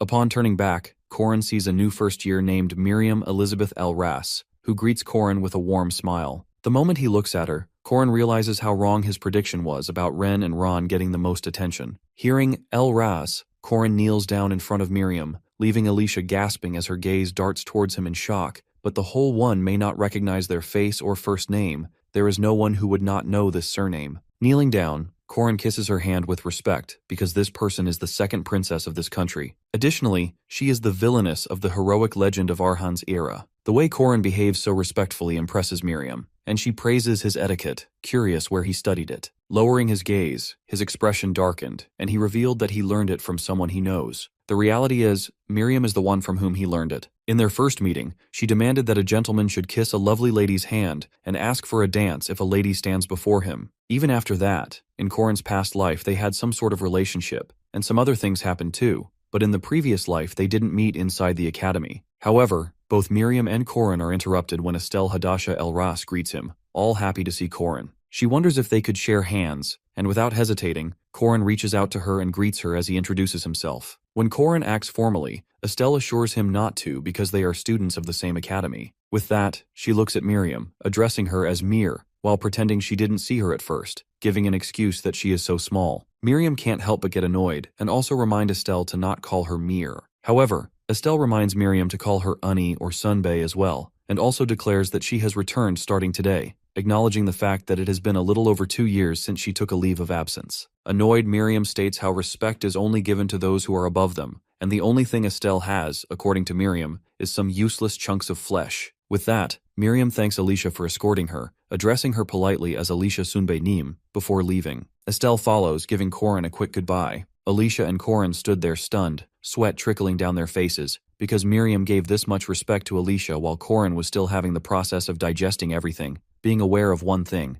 he is doomed. Now on the way to the hall, Ren and Ron are a little scared, but still they try to act confident. This is when Miriam greets them and offers to shake hands with them since they are from the same year. Hesitantly, Ron steps forward and extends his hand, but that is when Miriam holds his wrist harshly, stating how they killed each and every beastman, but still these disgusting mutts are left. With that, she threatens him to never ever touch her staff and throws him on the ground as his sister consoles him. At the same time, Korin is confused as hell and feels like walking on the ice, not knowing what will happen next because these two characters were introduced very late into the story, so they weren't even supposed to be here. Still, they appeared in the academy at the same time. Not having much of an idea, Korin thinks that it is maybe because of the purification of Nazria. He was too careless. Later on in the class, Korin is not focusing on anything, knowing that he is in big trouble. The professor in the class spots him not focusing and asks him a question, but when he doesn't answer, the professor ends up deducting his marks. This makes things more frustrating for Korin. Pressing forward, he is walking down the corridors, calling it an unwritten rule to go through orientation and finish class early on the first day.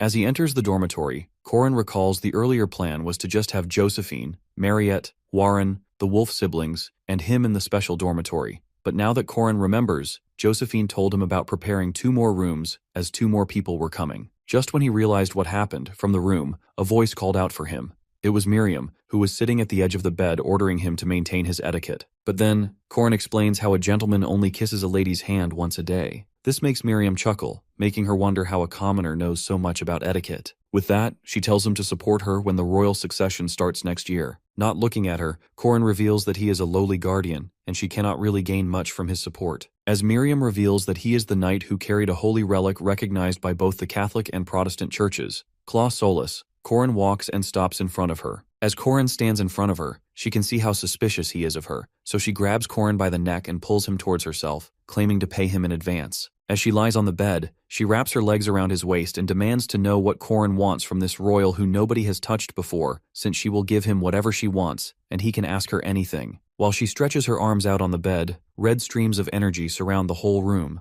and Korin looks at her as if he is hypnotized. Lying on the bed, Miriam grants Korin permission to do whatever he wants as red energy envelops the room. With that, she gets closer to him, declaring how he is her destiny, so he should devour her and make her his, as her eyes shine with a red glow. When Korin realizes what is happening, he jerks out of bed, stumbling to his feet, panting heavily, realizing that she even used aphrodisiac incense to tempt him, and finding it disappointing because a noble who is about to inherit a throne shouldn't be doing this. However, Miriam has other games in her mind to use the sun god's champion as a political card. She explains how marriage and child conferencing are the oldest forms of transaction. Ignoring that Korin wants to know what Miriam meant by destiny earlier, but when she doesn't care to explain, Korin begins leaving. Once he reaches the door, Miriam offers to set the mood for another day, but when he refuses, she explains how her conditions might change his heart, wondering how confident he is with his decision. Looking back and smiling at her, he reveals that he learned it from someone he knows, to be careful when it comes to beautiful women. With that, Korin gets out of the room, leaving Miriam smirking as she thinks of working hard. Korin is panting, as this was very dangerous, and the weird part is that he has been getting in these kinds of situations more often. Korin recalls an incident with Mariette, also with Alicia, where she said stuff to Korin because she chose theater as her elective and chose to play about an affair, and then Hwarin holding his hands every chance she got. Ever since Korin swallowed the sun, his body has been flowing with yang energy. Because Hwarin releases an endless amount of yin energy because of her 9 yin meridian physique, even touching him feels good. At break time, she keeps holding his hand and insists on staying for a little longer. Later on, at the cafeteria, Korin discusses this issue about women clinging to his body with Jaeger and Lark. However, at first, Lark and Jaeger remain calm, but then start to grab him in anger, calling him a playboy and suggesting he pick one woman. All of them freeze in their position when Miriam approaches them, though both Lark and Jaeger sit at their places and hear their conversation with their jaws dropped, since Miriam requests Korin to give her a tour because she is going to the city center soon. Seeing him, Jaeger thinks that they don't have to give this guy any advice, as it feels that he will be split in 5 ways any second. Lark agrees. At first he was jealous, but now he is taking this academically. He thinks that Korin's body is releasing pheromones, and for some reason their immune system prevents them from affecting them. When Jaeger doesn't get what Lark is saying, Lark signals him to look at Korin, who is now talking to Professor Airyu. Jaeger's eyes widen with shock because both these dumb guys pretending to be smart think that Korin has some issues, and he is interested in men too. Later on, Professor Airyu announces to the first-year students about Marikaba's ritual, which is practical training at the hunting ground. However, this time, rather than monsters, a few second years will be their opponents. With that, the practical training begins. At the hunting ground, some innocent students are impressed by a new student, German Luther, as he is a second-ranked student. They decide to form teams and plan a strategy. On first impression, German Luther looks like an ordinary kid just like the others, but he can't help but feel disgusted to be on the same rank as the wolf siblings, because there is nothing he could do about losing to Princess Miriam, who was ranked first. German is aware that he would have left this academy if he was not appointed for his holy mission. Last semester, a covert unit from the Order infiltrated the academy to eliminate the monster, but got captured. At that time, Bishop Renaud denied any connection in order to save them, but now they sent German Luther, so now he has to hide that he is from the Order and act as a model student at the academy. Running, the 3rd and 4th ranked students call for German to follow them as they see their opponent. However, German has no choice but to build trust by completing practical training with them. Some students find it unfair that there are more than 400 students, so it might be tough for the seniors. However, German has other concerns. The main thing is to defeat these seniors and steal their insignia, so he has decided to act and lead these kids, and later on, use them as his pawns to achieve the goal. Everyone's attention shifts to their back when they hear a loud thudding noise from behind. From afar, Josephine looks at students being scared and recalls how Corin decides to do new student orientation, but puts a condition to include the returning students that he chose for the hunting ground test. Standing there, Josephine wondered if listening to the request was right. At the time when students thought that second-year students might have a tough time fighting 400 students, they had no idea who the second-year students of Merkaba Academy were. At first it is UL, who has mastered the ultimate druid technique of wicker men in half a year, then Drawn, the magic swordsman mercenary, who got a super expensive magic sword set because of successful investment, and Cransel Rude, the Golmancer who now controls a super golem. Other than that, there's Huaran, who needs no introduction. Lastly, the head of the Arden family, Alicia. They all are giving a hard time to the students, and chaos has erupted in the hunting ground, with no one able to fight back or even raise their weapons to defend themselves. On the flip side, some students are running away by seeing a figure emerging from the shadows having clown makeup on his face. It is obviously Corin, yet the German stands frozen. Confused and a little hesitant, German takes his weapon and hears how the person calls all the students fools because they all ran away by seeing clown makeup. Inscribing runes of fire on the ground, Corin unleashes fire, spreading horror in the hunting ground, creating more commotion. As fire erupts everywhere, German shivers with fear as horror slashes across his face. Corin is aware that German has no idea that the person who turned Merkaba Academy's notable second years into super soldiers was the clown before him. While some students faint and cry, German is unable to move from his place because of fear, and Corin can't help but enjoy this sight, demanding to know why he is so serious. With that, he gets a little closer, grinning and ordering him to smile. Meanwhile, German trembles as sweat trickles down his face. After being born in the St. Michaela Monastery and walking down the path of faith his whole life,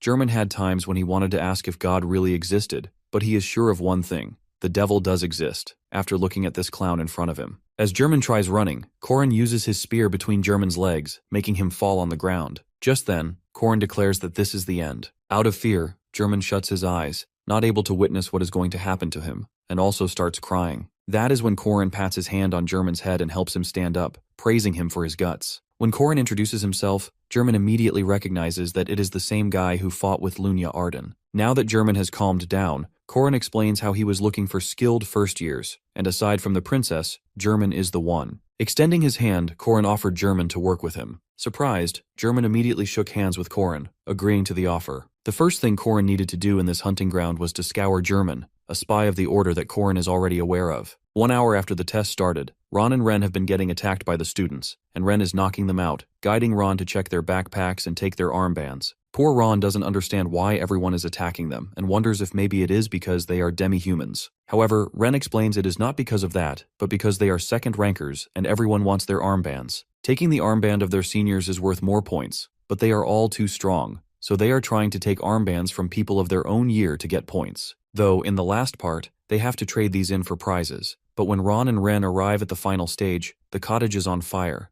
But then an earthquake appears, and a giant tower-like building appears in front of them, likely made by Yuul because it is covered with vines. As the wolf siblings stand there, Miriam also comes from behind, sensing the scent of fur. This tower has 3 entrances, so Ren and Eon decide not to follow Miriam and enter the other gate. When they enter the gate, Drom is already inside, sending lightning strikes to the ground, making it hard for the siblings to stand on the ground. Dron makes it clear that these are the situations he was hired for, so he can't go easy on them. This place has 3 entrances, 3 rooms, and 3 guardians. Then, the corridors join, and there are 2 rooms on the 2nd floor. Lastly, there is the 3rd floor, where Corin is waiting for the students. Although one of the first-year students is already hiding using his infiltration skills successfully, no one can deceive Corin the moment he senses someone. He comments on how he heard that there is someone killed in stealth. With that, Korin doesn't waste a second and strikes his spear at the side of the pillar, where he senses the presence. The way the spear unnaturally curved when the person thought it missed made the first-year student shocked. In an instant, this guy feels like his soul is being messed with.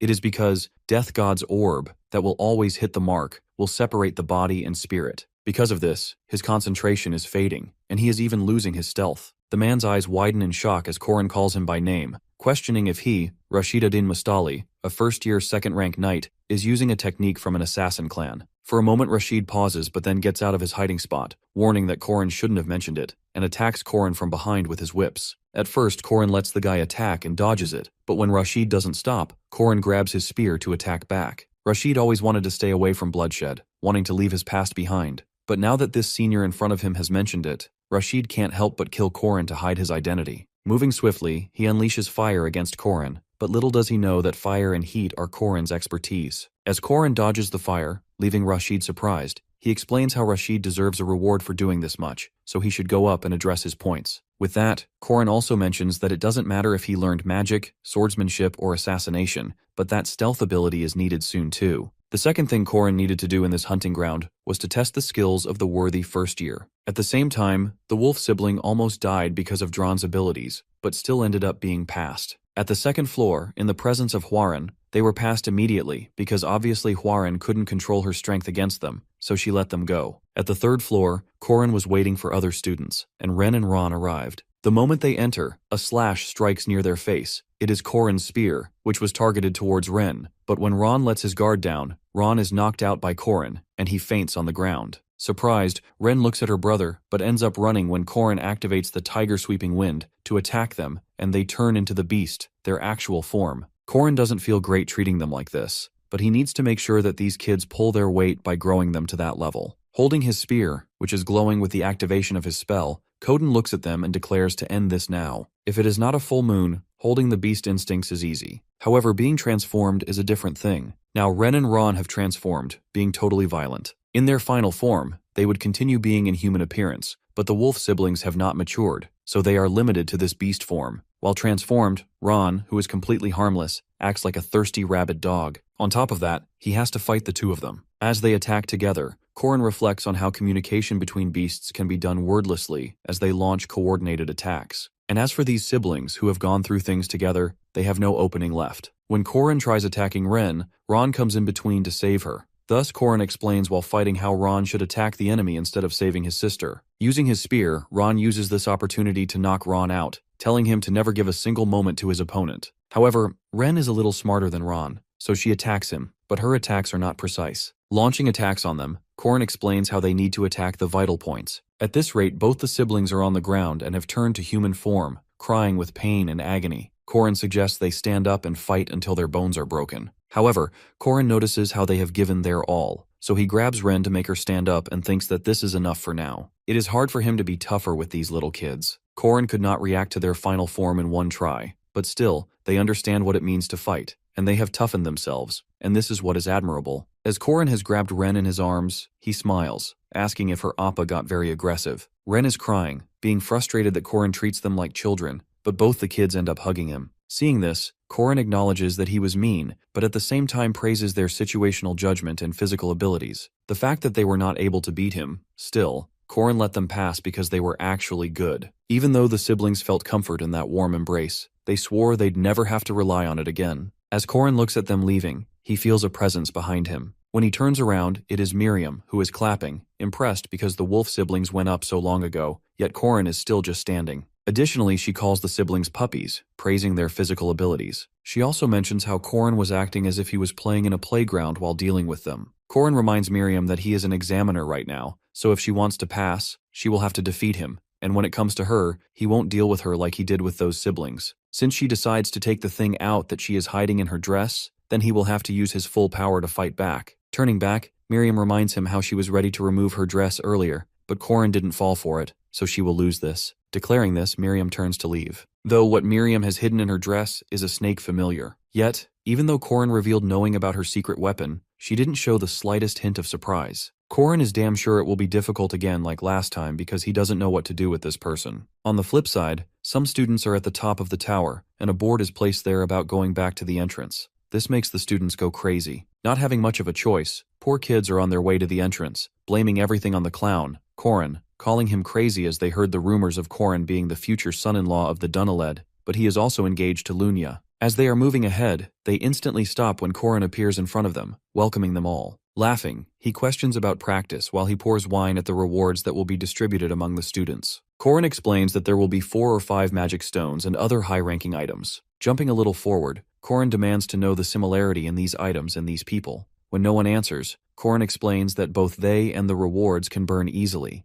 and with the flick of his fingers, he burns those rewards. The students are angry, wanting to kill this jerk, but obviously they know that they will end up getting beaten by him. Just then, Mariette appears with a chest having rank 3 and 2 magic stones. With that, Corin introduces the students to the craftsmen that will make them free weapons. They are top blacksmiths from the capital. He also praises Huaran and Mariette for transporting the material and the blacksmiths. On the other hand, Alicia places the dinner table for the gourmet dishes made with the best ingredients. Seeing the food, the students go crazy and dig in. After all, today is a day for them all. The ingredients and chefs were transported by Mariette. Also, the scammer blacksmiths whose weaknesses had been exposed were all summoned by Huaran. However, the way these seniors are being now is shocking for the students because they all are acting so sweet and kind when they are not fighting them. Alicia looks at Corin, reminding him how the expensive magic stones that he gave to 4,000 people are on him. Corin explains how, aside from liquid assets like the inn, he did spend his entire net wrong. Though to him, money is not important, but their lives are. He was planning for the money from the beginning for this moment,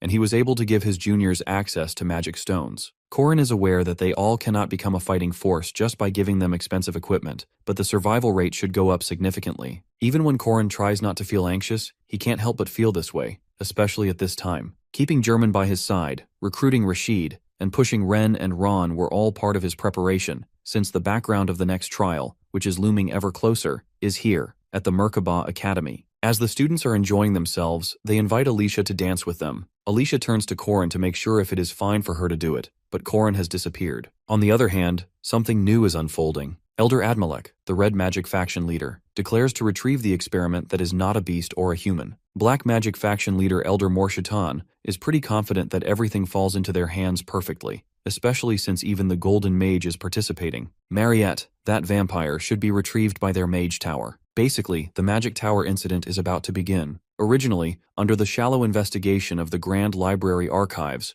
they would have abducted the vampire girl and conducted experiments in the basements. But history will be twisted since Corin has already been waiting, standing at the Magic Tower, noticing and examining everything. The special dormitory housed students that are important to the academy. Firstly, it was Corin and Huaran, but now it is almost full. Every morning, Corin fights with Huaran, showers, and then sees the new students have arrived on the second floor. At the end of the floor, the 2 princesses have their rooms. The Princess Etel went to the chapel for morning prayers, while Miriam went to her lab. It is not like the original story, and as both princesses are living at the academy, Corin is worried about the changes. However, on the other end of the hall are the Wolf siblings. Smiling, Corin opens the door of their rooms and tries waking them up, but these cuties demand to sleep for a little longer. Though, these kids would have grown to be villains. They obviously are tired as Corin pushes them past their limits during the test, but they are obviously like toddlers. Thus, Corin helps them brush their teeth. According to the original ploy, these siblings are very useful since they were mid-bosses, so it would be nice if they grew up quickly to their final forms. Though right now, Corin doesn't care because these kids, who went through something so awful, have turned out to be this cute instead. Looking at them, Corin can't help but think of changing the future without even hesitating. At the chairman's office, Ariu informs Khotin about mages from the Mage Tower visiting here. When Corin asks them the reason, Josephine explains that they are here to access research materials of the Merkaba Grand Library and search about careers of students studying magic. Corin understands that the Mage Tower is always short-handed, so the students prefer working at the academy rather than the Mage Tower. Frowning, Josephine realizes that Corin knows well about the Mage Tower. At first, the Mage Tower had a monopoly on magic and mages. It was a place where corruption was common, and elder mages were always giving a hard time to juniors.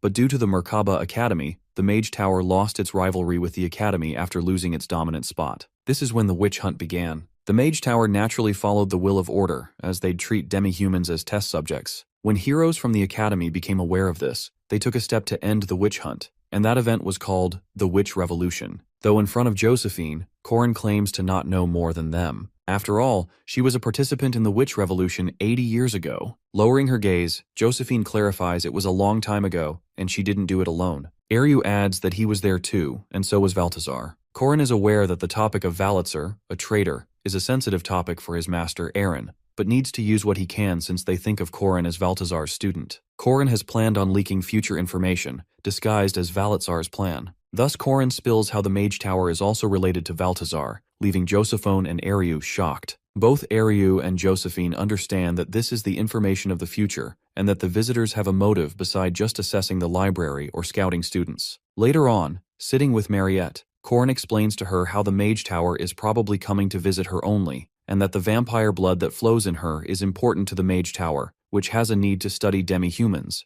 But Mariette is aware how problematic it will be if they try to lay a finger on her. The Dunaleff family is the most influential and responsible for supplying the continent in the south. But Corin knows that the Mage Tower might not care about all of this since they follow Valtazar Tates. Looking at Corin, he decides that it is time. He tells her the truth about Valtazar and his plans. Before revealing anything, Corin gives Mariette the heads up to keep this conversation between them. After hearing everything, Mariette understands that the coming of paradise that the chairman's evil is trying to do is to collect all 4 real runes and all 4 secret treasures, then use that energy to ruin every civilization and create a place they wish. Corin agrees, elaborating that this is the reason the Catholic Church and the Mage Tower don't care how powerful or influential their opponents are at this point, since they have this thing in mind that everything will be demolished anyway. At this rate, Mariette looks scared and worried, as the plan is kind of horrific. However, Corin acknowledges that the Valitzar plan looks unrealistic, but it will be executed because this is Valtazar they are talking about. Thus, Corin asks for a favor from Mariette, but Mariette is more than happy that Corin shared everything and assured of doing anything for Corin. Before leaving, Corin tells Mariette to come to the Happy Inn at midnight since he has some things to prepare. As Corin leaves, Mariette's face turns red, not believing that she will be with Corin at the inn alone. Later at night, Corin is stalking the mages who are staging at the hotel for the night and are planning to stay in the academy during the day. There are 50 mages visiting from the tower, and out of them, 3 are classified as named. The first is the Red Magic faction, Elder Admalek. He is a grumpy old guy who is the head of the fire mages. Then there is the Black Magic faction's Elder Morshutan. Lastly, there is Idrin of Gold, who collaborates with Valitzar and is also the final boss of the Magic Tower incident. Hence, this is the guy Corin needs to take out the most. But as he is stalking them with a telescope, they all have cloaks, so Corin is not sure who exactly he is among those 50 mages over there. Meanwhile, Lark has become their servant, as he thought to get the Magic Tower. He is getting orders by the mages to carry their stuff, and they even threaten to squeeze their mana heart if he doesn't work properly. Though, Corin's gaze shifts to one of the mages running towards the back door. It is the 4th floor black mage of the Mage Tower, Manroji, having his gambling game with the other mages. Using his skill, Manroji is using his third eye skill to see the other mages and their cards from the floor's ceiling, obviously cheating. This is when Lena comes up to play with them. Later on, in the bedroom, Manroji was about to grab Lena, but Corin appeared in the room, using lesser curse magic on him. Corin grabs him by the face and throws him on the ground, having the eye that Manroji placed on the ceiling. Corin explains how he deserves to have an arm cut off for cheating, but worse for messing with a girl. The guy is freaking out, clarifying if Lena asked for it, but his eyes widen with shock when Corin clarifies that Lena is not the girl he is talking about, but Mariette. Corin reveals that the Mage Tower's plan is to abduct the demi-human, Mariette. Corin is aware that the Mage Tower doesn't see demi-humans as living things, so he brought Mariette with him to the room, and as she steps into the room, he guides Mariette to turn this guy into a vampire. A red aura surrounds Mariette and Corin as Mariette agrees to do whatever Corin is saying, while Corin smirks widely, looking horrific with his clown getup. Elder Morshutan is frustrated and asks where Manroji is because he hasn't seen Morshutan since the day before, and it's starting to bother him. They're inside the Merkaba Academy library. After that, Relin nervously responds, guessing that Manroji is probably out gambling again, to which Morshutan sighs because it's not unusual that Manroji often disappears for days, drunk and wasting time in gambling dens. Morshutan is clearly annoyed, because he had already made it very clear how important this operation was, and now he's stressed that their carelessness might make the Black Magic faction look bad, especially in front of Tower Master Idrin. Then a strange thought comes to Morshutan that maybe Idrin was pretending to be Manroji all along. Since Idrin is the only one talking directly to Tates, it's hard to know what's really going on. Moreover, Morshutan starts to worry that Idrin could be secretly working with the Red faction behind their backs. Suddenly, Morshutan tells Relin to find Manroji right away. While all this is happening, Morshutan hears someone making noise. He looks over and sees 2 people talking and acting annoyed. One of them reminds them to stay quiet because they're in a library, while the other sulks and looks upset. clearly not liking being told off. As Morshitan looks closer, something strange catches his attention. The features of the two people look different, and he wonders to himself if they might be demi-humans. Relin sits in a noisy bar, clearly annoyed and tired. She mutters to herself, frustrated that someone like her, a third-floor disciple of the black magic faction, has to waste time running errands. She curses under her breath, complaining about Manroji's disappearance and thinking about switching to the red faction just to escape this nonsense. All she needs is to get close to one of the old men over there, and things might get easier. As Relin orders 2 martinis, stirred and not shaken, a young boy named Corin Locke suddenly appears and tries to start a conversation. Corin seems confident, maybe too confident for his age. After seeing Corin, Relin immediately senses trouble and questions why someone so young is even at a bar. Corin tries to charm her with compliments, acting like he's used to getting attention, but Relin is clearly unimpressed and irritated. Plus, Relin shuts him down harshly, wondering out loud why children are trying to flirt with her tonight. Meanwhile, a girl named Alicia seems completely lost in thought. She's thinking about a drama script she loves, one that's about a cheating scandal, and she can't understand why Relin isn't falling for Corin's act. As if the night couldn't get worse, Relin yells for another drink, shouting at the bartender about kids being allowed in a bar. Then, out of nowhere, a calm and elegant woman named Estelle appears and gently touches Relin's lips and tells her to stop swearing, speaking with grace and authority. The mood suddenly shifts, and Relin is unsure of who this new woman is or what she wants. Relin stares in shock as Estelle leans in closer, commenting on the color of her lips. Without hesitation, Estelle casually offers to buy her a drink, speaking with a boldness that doesn't match the usual grace expected of someone in her position. Relin becomes shocked, and also all the people wonder why the Saintess Estelle Hadasha El Ras is here, in a bar, flirting so openly. Estelle isn't just any noble. She's the first princess, and also the saintess, someone said to be loved by the gods themselves, but despite her divine title, her personality is far from holy. Estelle is known for being a shameless narcissist and a pleasure seeker who chases beauty, regardless of gender. Further, Estelle quickly learns that Relin is 26 and immediately suggests they hang out together for the night. Relin becomes flustered and mumbles something about Estelle being pretty, trying to hide her confusion, to which Estelle giggles and compliments Relin in return, saying she's cute, even if not quite as beautiful as herself. Afterwards, Estelle hands Relin a drink, encouraging her to enjoy the moment. Relin is overwhelmed by Estelle's energy and beauty and insists she's not drunk, though she's starting to question her own reality. Before she can fully process what's happening, Corin steps forward and firmly announces that they'll be taking Relin with them, as if the decision has already been made, and further explains that he took theater classes just to prepare for this very mission. Estelle, always proud, quickly adds that the mission only succeeded because of her beauty and crosses her arms, clearly annoyed that they're just going to leave after everything. Also, someone reminds them that they've been planning this operation for a long time too. Suddenly the mood shifts, and the other customers in the bar start reacting. Alicia and her partner shout, revealing that they're both first-ranked knights and demanding that the strangers back off. But Corin quickly tells Alicia to stop because he already knows the truth, that these people aren't just random troublemakers. Instead, they're part of the church's secret squad, the one that punishes anyone who harms demi-humans. Morkai is shocked and questions how Corin could possibly know such a thing, to which Estelle warns that knowing too much can be dangerous, but Corin confidently says there's no danger for him, and also he claims he can handle all of them, even without Alicia's help. Vice Captain Morkai angrily steps forward, but Estelle, in control as always, calls him out by name and tells Morkai to stop. Besides, Estelle's thoughts confirm what she suspects, that this boy, Corin Locke, might truly be the one said to possess the sun. Corin then suggests they make a deal and lays down 2 conditions. Estelle assumes the first one is about taking Relin with him, and asks how he plans to pay them back for that favor. Furthermore, Corin names Elder Morshitan, the leader of the Black Faction, as their primary target if their goal truly is to punish those who harm demi-humans. He even offers proof of the illegal experiments Morshitan has been secretly conducting. Estelle listens closely, considering the offer, but reminds Corin that the intel needs to be reliable. After hearing this, Corin gives her a specific location, behind a mountain near the Magic Tower, in a hidden shack within Antec Village. Estelle's surprised at how much Corin's revealing without asking for anything first and immediately questions his true intention. That's when Corin reveals his real condition, that he wants every single mage from the Magic Tower involved in this mission to be arrested, from the high elders all the way down to the low-ranking ones. Even Corin calls the entire tower a corrupted den that has lost its way. Though it sounds extreme, Corin argues that if they're left unchecked, they'll end up betraying humanity to the powerful enemy, Tates Balthazar. Assistant Morkai hesitates, saying capturing that many people is nearly impossible, to which Corin simply offers to focus on Elder Morshitan, and says they'll handle the rest on their own. After hearing this, Estelle agrees and says she'll hand over Relin to Corin. Morkai, alarmed by this, tries to object, but Estelle silences him with a smile, clearly pleased by the advantage she's already gained. Curious, Estelle asks for his second condition, to which Corin responds by proposing they cooperate from now on.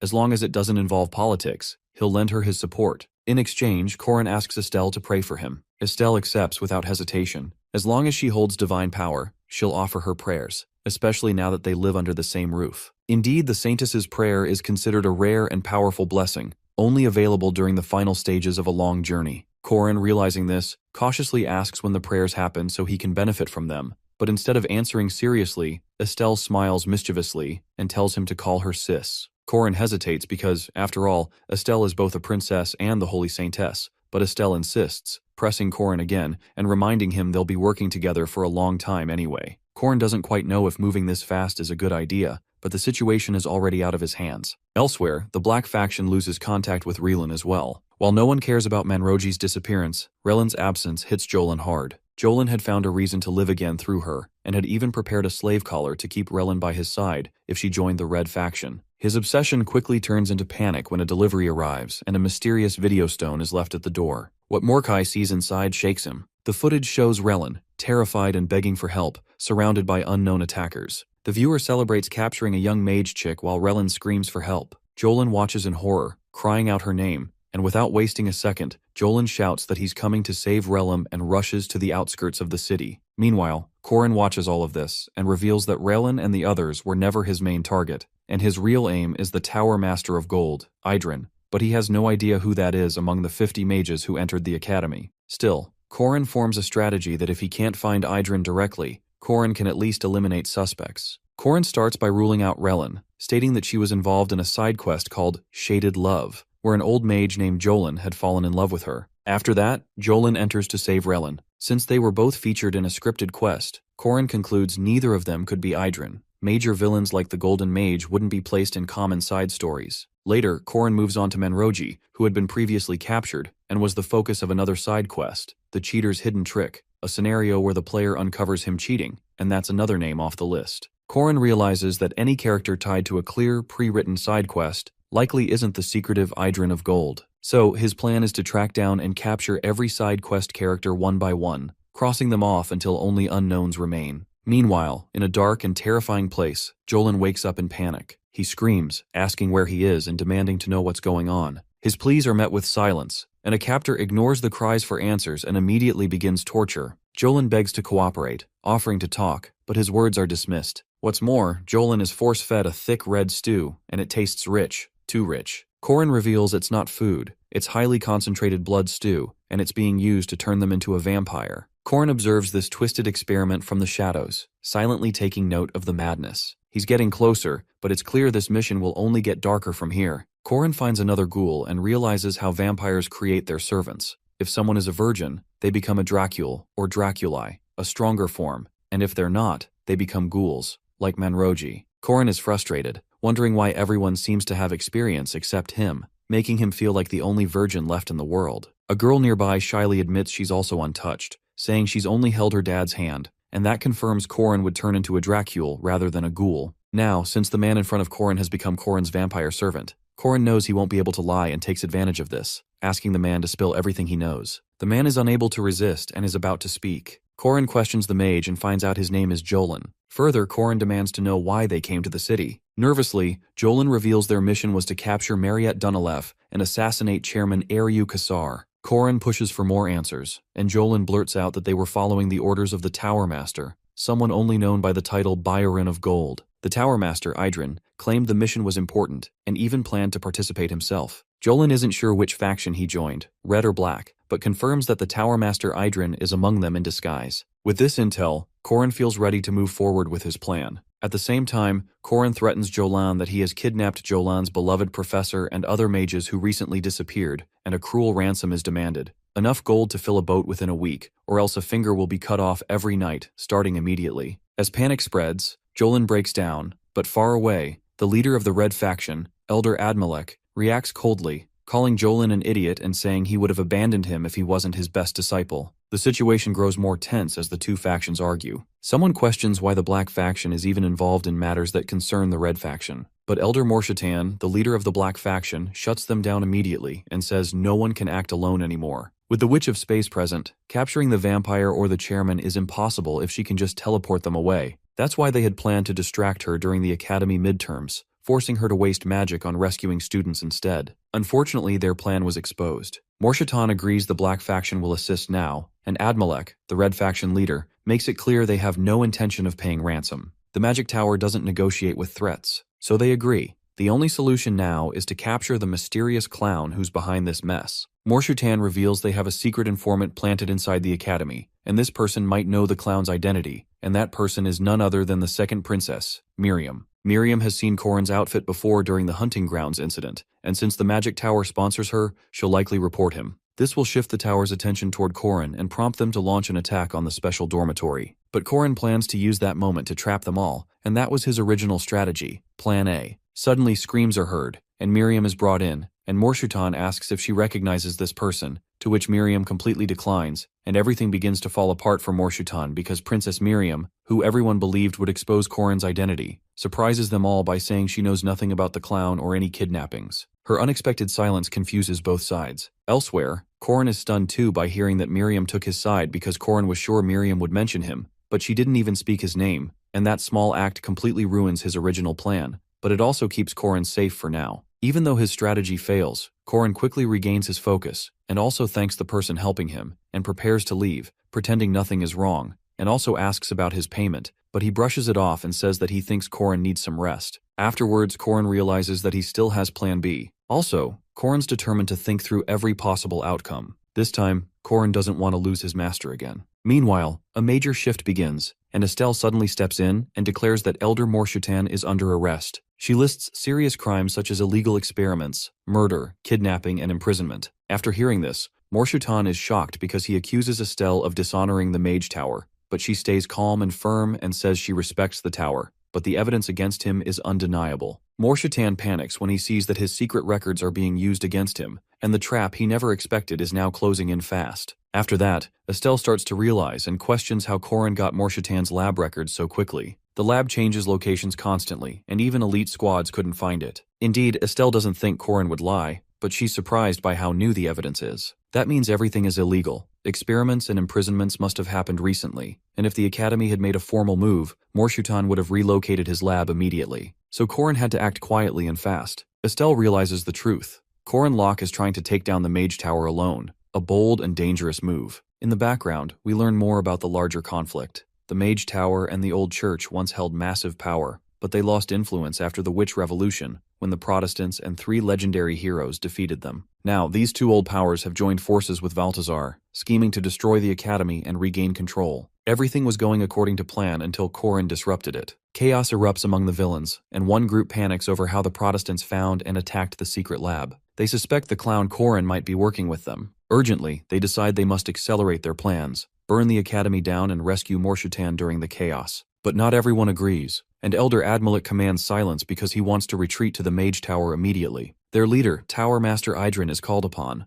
and with Morshitan gone, the rest can't carry the plan alone. Now, it's Idrin's turn to act, and the war between the Academy and the Mage Tower is about to escalate. Tower Master Idrin is shocked to hear that the witch has been captured but quickly regains his composure and understands the situation and orders everyone to move. Their destination is northwest of Merkabah, where a hidden marker lies, a secret from the time of the Witch Wars. Only 2 people were ever supposed to know about this location, Aaron Manhwa and Josephine. So when the marker was activated, the witch assumed it was Aaron calling her, but to her surprise, it's Idrin who appears. After this, Aaron demands to know how he found the marker, to which Idrin explains that he has a powerful ally, and also there's one more person, besides Aaron and Josephine, who knew of this place, Tatez Balthazar, one of the legendary 3 heroes who fought in the Witch Wars. Aaron is stunned, and questions whether Idrin has joined forces with someone like Balthazar, and what about the consequences of such a decision. But Idrin dismisses her concerns and reminds her that rules and ethics don't matter to them anymore. According to her, mages were wrong to ever follow such ideals.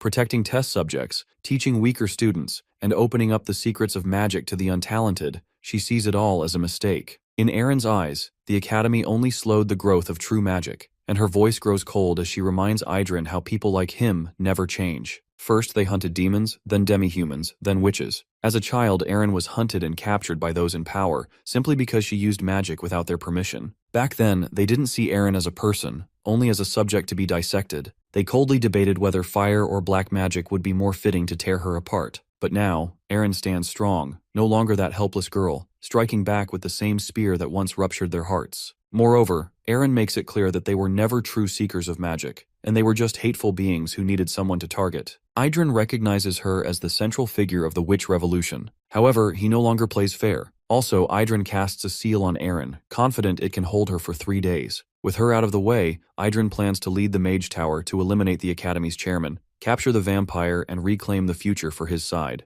To him, the current world will collapse soon, and in its place, a paradise will rise, one where only the chosen can practice magic freely. Just then, the Flamehounds Corrin arrive. After that, Corrin tells Eren that people like Idrin never change because they've never truly suffered and they've lived without pain, and that's why they stay cruel, but now it's time to fix that. Corrin moves forward with Plan B, ready to deliver the pain they've avoided for too long, starting with a direct and ruthless strike, and Corrin's goal is simple: to rescue the professor, no matter what it takes. When Ren and Ron arrive, Knight Professor Ogun expresses his disappointment. He reminds them that today marks the first day of their monster hunts. Though the Fanboar is only a 4th-ranked monster, their lack of focus disappoints him. The professor claims he hates repeating himself and questions what he told them earlier. Both Ren and Ron straighten up and state that a good guardian must be skilled, but more importantly, they must be punctual. Ogun hums, steps forward, and signals them to begin the mission. Ron mutters in frustration that it's because Corrin isn't there. Ren whispers that Corrin usually wakes them up every morning and wonders where he went so early. Far from them, Corrin stands amid burning fires and cornered mages. A girl grins, surprised by his arrival, but it's clear Corrin came prepared. He used a rune of tracking. He steps in and launches a strike. He speaks, voicing disappointment in Elder Admalak, saying his rightful place isn't here, but beside his disciples. Elder Admalak glares, recognizing the voice. He shouts, confirming Corrin's identity as the same as the clown. With a lifted hand, he conjures a massive fireball and declares himself the leader of the Red faction, and no easy opponent. He invokes his ultimate technique, Sky of Muspelheim, a flame meant to turn all things to ash. Fire roars toward Corrin, but he stands unmoved. A dark smirk curls on his lips. The flames disperse before him, ineffective. The Elder stares in disbelief. The resistance Corrin conjured isn't mere protection or elemental superiority. Corrin's eyes burn like coals. He speaks. If the Elder relies on fire, he will never defeat him. Corrin compresses the surrounding flames into a single strike, forming a solar genesis. With one overwhelming blow, lightning carves through the enemy. Bodies drop. Corrin kneels, breathing heavily. The girl lands and calls out, impressed. She clarifies her praise is for Corrin Locke, not his power. She claims he must have foreseen the attack on the magic tower and prepared for this too. Corrin nods slowly, struggling to stand. The girl studies him. Something about Corrin unnerves her. She wonders at his silhouette, shadowed by purpose, echoing the symbol of justice. She lends him her shoulder, asking what comes next. Corrin lifts his head and says the next target is Mariette, and that preparations are already in place. The Mag faction has 2 goals: to kill Chairman Ariu Kassar and to capture Mariette Dunalef. Corrin claims he originally intended to become their target, but Princess Miriam acted unpredictably and shielded him, disrupting the plan. Fortunately, he holds a plan B. He continues, stating that during the official opening of Dunalef distribution, Josephine will make a public appearance at the event, then move to a less crowded area, an ideal moment for an ambush. Josephine, moving ahead through an alley, reflects on the plan. She wonders aloud, if they wanted to kidnap her, why not just take her in the carriage? At that moment, 2 women step from the shadows. One of them reminds Josephine that Corrin warned them to prepare. Josephine halts. A chill runs down her spine. Meanwhile, deep in the western forest valley, Ren and Ron are hunting. Ron proudly claims he caught a massive boar. Ren scoffs that his is even bigger, but Ron frowns and mutters that something feels wrong. He recalls that Professor Dana bought many fanboars last year for testing and questions why there are so few now. Ren narrows his eyes, questioning the same. They've come far into the forest, but the numbers don't add up. Then Ren sniffs the air and claims there's a stench of rotting flesh. He spins and shouts at the shadow behind. From between the trees, Professor Arkai steps forward, smirking. He notes the value of elder vampires, but says wolves with golden pelts match them easily. Ren and Ron are still immature, and he states that capturing them will be simple. He adds that the mountain's fanboars are already dead. His monsters now surround the boys. Ron calls out to Ren. Ren nods, he knows. Arkai chuckles darkly and mutters that it's unfortunate they intend to fight. He orders his monsters to attack. The boars circle closer. Back at the forest entrance, Professor Ogun cuts down a charging monster. He shouts for the students to form protective formations and defend one another. Fan boars, due to their rapid reproduction and enormous appetites, require population control each year. That's why he brought the students, but he never expected the boars to return to life. Then the black mages arrive. Professor Ogun warns them not to harm the Academy students, saying that would be a massive treaty violation. One of the mages calmly responds that they're not interested in harming students or him. If he stops resisting, no one will be hurt. Professor Ogun demands to know their true goal. The mage reveals they seek the two monster wolves. Hearing this, Ogun's brow tightens. The mages clarify that Ren and Ron may not be highly trained yet, but they are growing. At that moment, Ren and Ron transform into their wolf forms and tear through the surrounding monsters. Professor Ogun swings his blade, declares that whether demi-humans or wolfmen, if they study at his academy, that means they are his students. A black mage stares, stunned, and questions does he truly intend to defy the mage tower. Professor Ogun steps forward without hesitation and shouts that they laid hands on his students, now he will face them all. In the special dormitory, Corin is confused when Mariette tells him that she never saw the ambush he warned her about. He wonders if the enemies noticed the trap. The plan was to target Josephine, Mariette, and Chairman Eru simultaneously, but instead, 30 black faction mages vanished. The red faction mages were dealt with, but no one knows where the others went. Princess Miriam appears, interrupting their conversation with a knowing smirk, implying she might know where the missing mages are. Meanwhile, Ren and Ron are locked in battle against the black faction. Their Golden Wolves state struggle against the Hellsvander monsters, which are resurrected using dark magic and corpses. These monsters are not just strong, they are usually durable. Professor Arkai watches with amusement as his beasts overpower the wolves. Ren and Ron recall Corin's advice: distract first, then strike at weaknesses. Ren goes in aggressively but ends up hurting herself. Ron watches as Ren loses consciousness. Arkai smirks. He wanted to test on Ren but is content that Ron survived. The bond between the wolf siblings runs deep. When one falls, the other loses control. Ron snaps and goes berserk, panicking everyone. Just as she is about to kill Arkai in rage, Corin intervenes. Ron is angry that he is too late, until he pulls her into a hug and tells her Ren is alive. Mariette nearby is giving Ren a potion, saying they were just in time. While comforting Ren, Corin is uneasy about Miriam's earlier tip. She is supported by the Mage Tower and shouldn't be helping him. He suspects there is something more behind her actions. Corin then makes the Black Faction mages kneel. He thanks Professor Ogun with a smile for risking himself to protect the first years. Ogun credits the students' survival to their gear, made from expensive magic stones. Suddenly, Madame Josephine arrives in a rush. The chairman's marker is reacting. Corin realizes this is what Miriam intended by giving him the location of the mages. The Red Faction had ambushed Madame Josephine, and the Black Faction targeted Ren and Ron. Still, no sign of the Golden Mage. Corin, along with Mariette and others, heads to Chairman Eru. They find her unconscious but not fully destroyed. There is still time. There, Corin sees the 4 great treasures of Luada de Danaan gathered. Undri's vessel, Dune Skaze, Lawgiver Doomnorix, and the enchanting monarch Ohard Bress. As he watches the coronation of paradise unfold, system backups activate, and events spiral beyond his understanding. Then the final boss, Tates Valtazar, appears before him. Sweat trickles down Corin's face, and now he has to save the world by defeating evil. He looks at Valtazar in shock,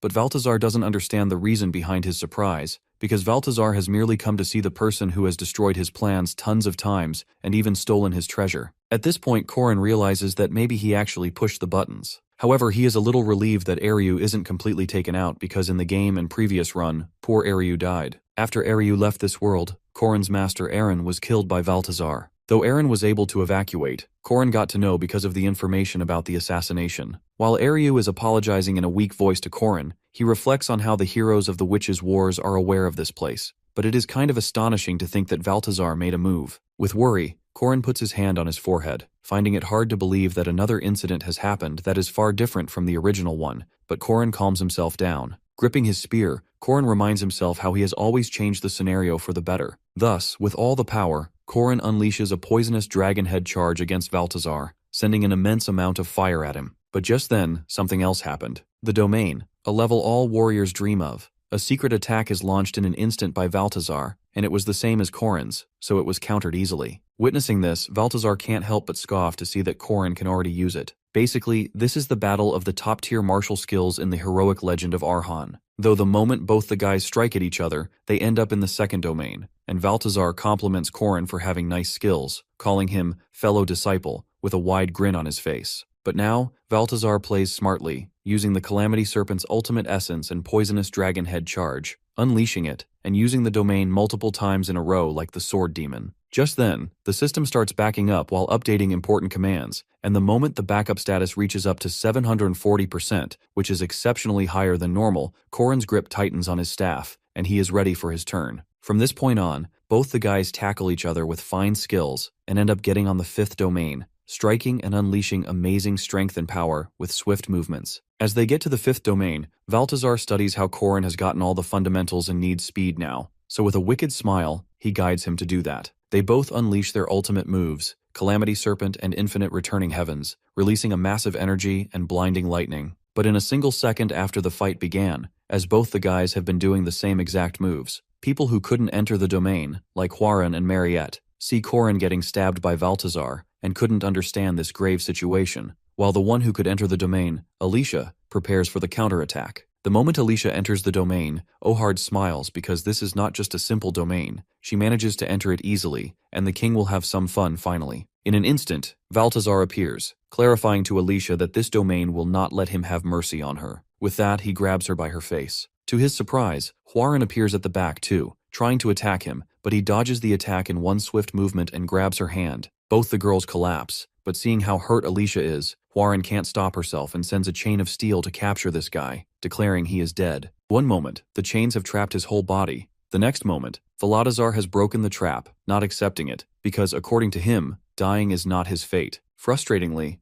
Hwarin approaches him, but she is thrown away, all shocked as Balthazar remarks how she lacks experience no matter how strong her body is. With that, he grabs his staff and raises it in the air to end her, but this is when his body starts to freeze as Mariette casts snowflower spells at him, but Balthazar breaks the ice. As for now, he stands firm as, using Spear of Light ahead hair, this skill can never miss the hit no matter what happens. As the Spear of Light moves swiftly, while Mariette unleashes Deogu, the Spear of Light passes it and directly goes towards Mariette. Seeing this, Mariette knows this is the end, but this is when the speed of light was sent to another dimension, and Balthazar immediately recognizes that this can only be done by none other than Josephine. While Josephine clarifies that she is not here to change things, Corrin uses the Solar Genesis, Claw Solus, as bright fiery light surrounds the whole area. This is the maximum output he can unleash right now. Turning back, Balthazar scoffs since he missed the heart while attacking Corrin but acknowledges his regeneration skills at the same time. He explains how this is not just his innate ability, but a commandment. He engraved the opposite ones as Balthazar. However, he mocks Corrin, as the Solar Genesis on the level he is trying to hold is something he cannot handle. On the flip side, Josephine uses her special magic to create multi-teleportation. Ohard, Dune Skaze, and Doom Norix notice this and try to stop them, but Corrin has cast the bright fiery energy on them to stop them and orders everyone to move immediately. Hearing this, Mariette grabs Eryu, and Hwarin is holding Alicia. They all pass the portal. Before entering the portal, Corrin looks back at Balthazar, grinning widely and winking, hoping to see him soon. The portal was about to disappear completely as they all got out of the place, so Dune Skaze thinks of following them, but Balthazar smirks because his spear always connects to the target that he aimed at first. While everyone takes a sigh of relief after getting back from the slightest hole of the portal, Balthazar's spear appears in the direction of Mariette, so obviously Corrin becomes her shield to protect her and take the attack instead. But this is when Eryu pushes both of them and the spear pierces through his body. As the spear hits him, Eryu smiles at them. Horror slashes across everyone's face. Corrin tries to grab Eryu's hand, but he disappears to the other side of the portal, with a smile on his face. Corrin always thought that he changed the scenario into something better. This was what he thought. However now, he sits on the ground, frozen, because he couldn't change anything.